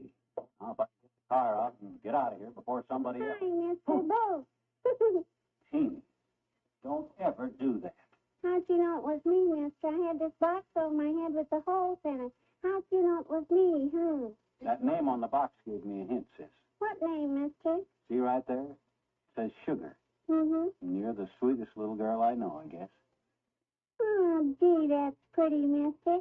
Say it again, would you? I want to write that in my diary. Diary, eh? You keeping a diary now, Teeny? Sure I am, I bet you. Oh? Mm-hmm. Yeah, I write down all the exciting things that happened to me. On account of I think a girl likes to remember her past. Don't you, mister? Well, that depends. I guess you're right, though, in keeping a record of the big moments in your life. Like yesterday, I got an ice cream cone from my aunt, Mm-hmm. and my teacher let me collect the spelling papers, Mm-hmm. and Richard said hi. What? Wow, sounds like a large day. Who's Richard? He's an older fella. Oh. He's 12. He delivers papers after school, and yesterday he said hi. Well, I hope the excitement doesn't get to be too much for you. I'm in kind of a hurry now, Teeny, so if you'll take your wagon there out of the driveway, I'd like to get my car out. You know, my wagon is broke again, Mr. McGee. The wheels are stopped. Would you fix it again for me like you did yesterday, the day before, in Easter? Well, I'd like to, sis, but all afternoon now I've been trying to get downtown to get my shoes fixed, and everybody keeps... You know, if you'll fix my wagon, Mr. McGee, I'll fix your shoes. What? I got some paste and some cardboard in here. I'll fix them good. No, thanks, Teeny. I appreciate the offer, but I'd just soon take them to Mr. Margolis. It isn't that I don't want you to do them, but he has a large family, you see, and he needs the money. You understand that, don't you, sis? Sure. Oh, sure. It's the law of survival. Yeah, something like that. Well, now let me take a look at that wagon, and I'll see what we can do. Get my hammer out.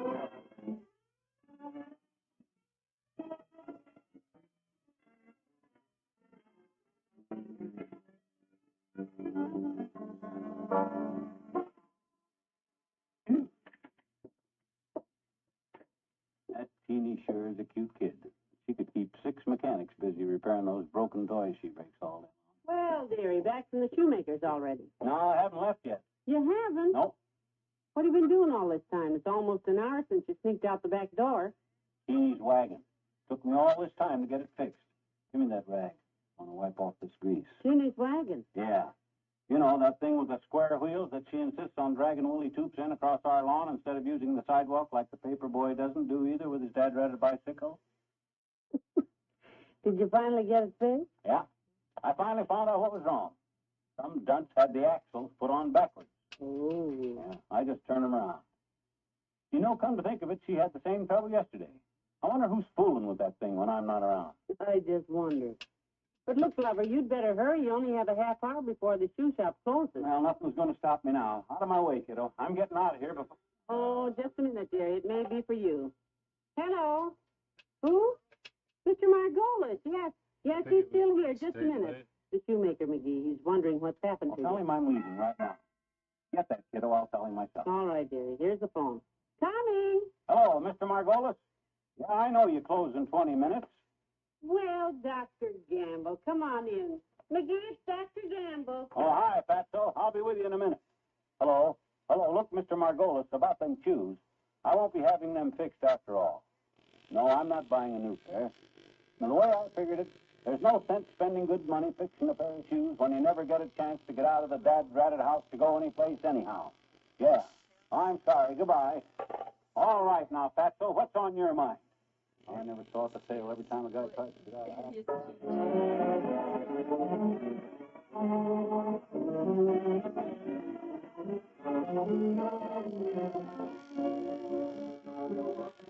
We'll say goodnight to Fibber and Molly in a moment. Worried about what to do tomorrow night for entertainment? Well, remember that you'll always find pleasure-filled radio listening when you set your dial to the NBC radio network on Friday night.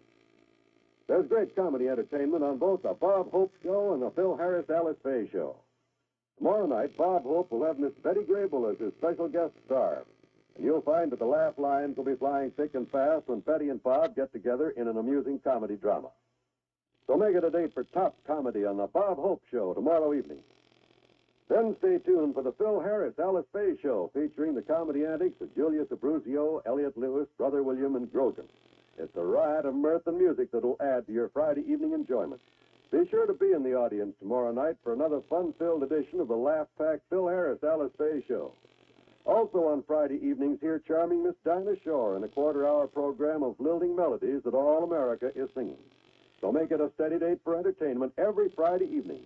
Set your dial to this, your NBC station.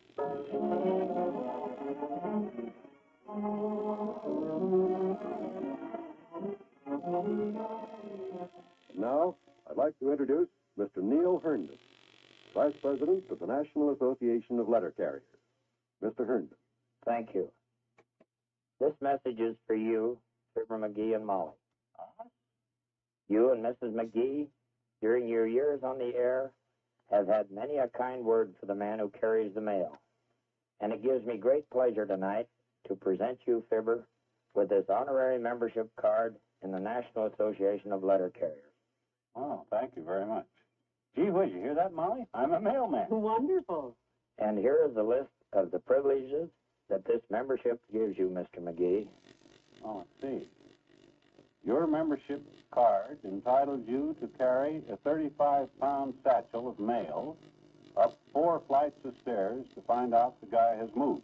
It allows you 2 free bites from each new dog in the neighborhood, and it entitles you to buy airmail stamps at any post office for 6 cents apiece. Isn't that nice? Yeah, just think, I get all the benefits a regular mailman gets. Well, thank you very much, Neil. It's a pleasure. Good night. Good night, all.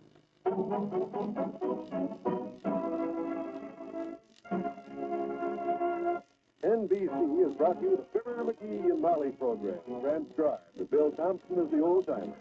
This is John Wald, inviting you to be with us again tomorrow night for another visit with Fibber McGee and Molly. Now laugh with Can You Top This on the NBC Radio Network.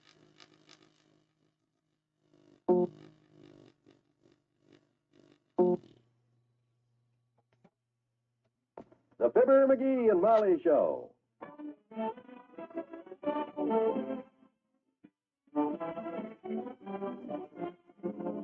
Every weekday at this time, NBC brings you Fibber McGee and Molly transcribed. The show is written by Phil Leslie and Ralph Goodman and directed by Max Huff.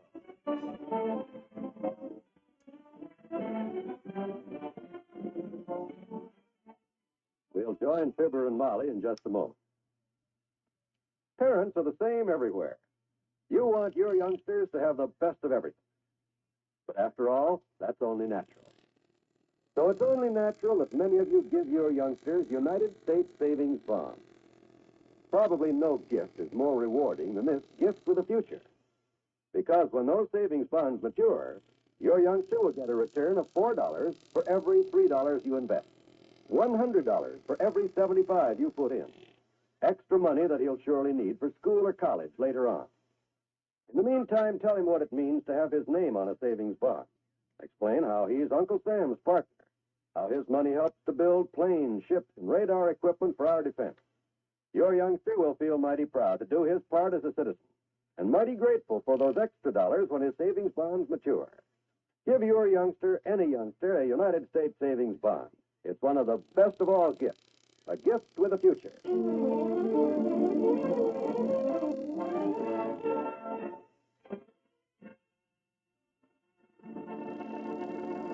know what Mort says to me then? The big smart aleck.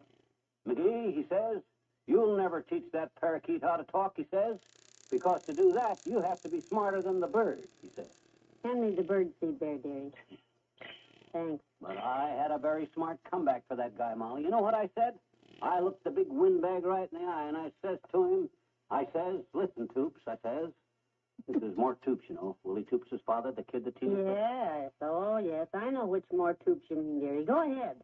So I ups to him, and I says, listen, Toops, I says, I'll teach that 10-weeks-old parakeet how to talk, and when I do, he'll be easier to understand than that 10-year-old kid of yours that you taught how to talk, I says. And that's when the policeman came over and asked the crowd to move along. What crowd? The one that always gathers when you and Mort stop for a friendly chat. There wasn't any crowd around us. But there wasn't a dozen people altogether. They all left anyhow when Mort refused to knock that stick of wood off of my shoulder. Oh, well, now, isn't that a little silly, getting into a fight over little bird? Well, it wasn't that. It was the principle of the thing. Ever since that loudmouth bought his little kid a set of encyclopedia, he's become an expert on everything. Oh? And don't keep the birds in the sun, he says. It's bad for him, he says. Well, maybe it is. Ah, birds love the sun. Didn't you ever see them all out flying around on a nice sunny day? Well? Where are they when it rains? They're hiding up in a tree somewhere. Just let the sun come out again and the yard's full of them. I know, dearie, but if the encyclopedia says it's bad... That's right. Take their word against mine. Well, I didn't mean that, McGee. I just thought that... He's all right there in the sun, Molly. Look at him. He's as happy as a fox in a hen house. Well? Okay, if it'll make you feel better, I'll move his cage in the shade. I'll put him over here on the table. There. He does seem to like that better, McGee. Listen to him chirp. He's probably trying to tell us to put him back in the sun again. I haven't taught the poor little guy how to talk yet. He can't tell us what he wants. Has to just sit there in the shade and suffer. Well, I don't know. Well, let's try him back in the sunshine again and see what happens. Okay. Boy, this cage is kind of heavy. There. There, how's that, Buster? Better, huh? He stopped chirping. Sure. Comfortable again. Sunlight's good for him. Everything is better off in the sunshine, Molly. Everything? Certainly. How about a nice string phone? No, thanks. I had one downtown. Oh, you mean the... Come in.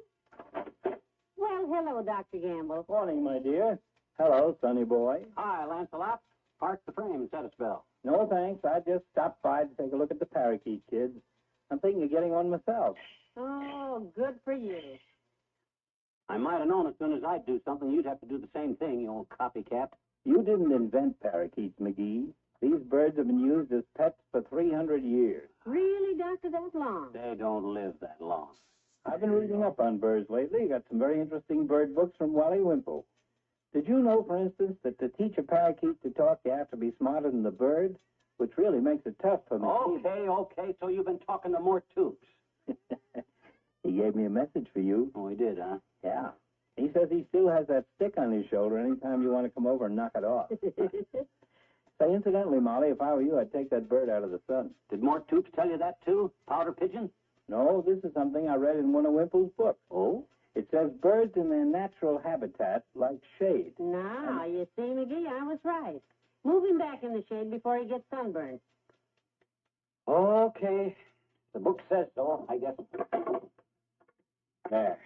Back on the table again. In fact, this whole chapter I read last night was very interesting, Molly. All about parakeets, was it? No, this particular chapter was on the American bald eagle. Bald eagle? Yeah, well, it stands to reason, of course, that if a big bird like the eagle doesn't like too much sunshine, a delicate little parakeet would... McGee, what are you doing with the bird cage? I'm moving it back in the sun again. But the doctor just said that even a bald eagle can't stand. Look, kiddo, if a guy has a bald head, he stays out of the sun. But if he's got a hat, how can it hurt him? This bird has enough feathers on the top of his noggin to protect him from the rays of the sun. He's no bald-headed eagle. And furthermore, what does that guy know about?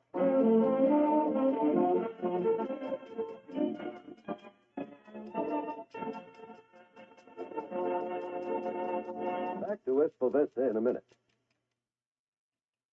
We Americans have always been known as a generous people. Perhaps it's because we realize our good fortune in being in a position to give that we're so ready to share with those less fortunate in all parts of the world. Right now, in 1,800 separate community campaigns, the Community Chest is asking for $280 million, which is the amount needed to expand and carry out its current program.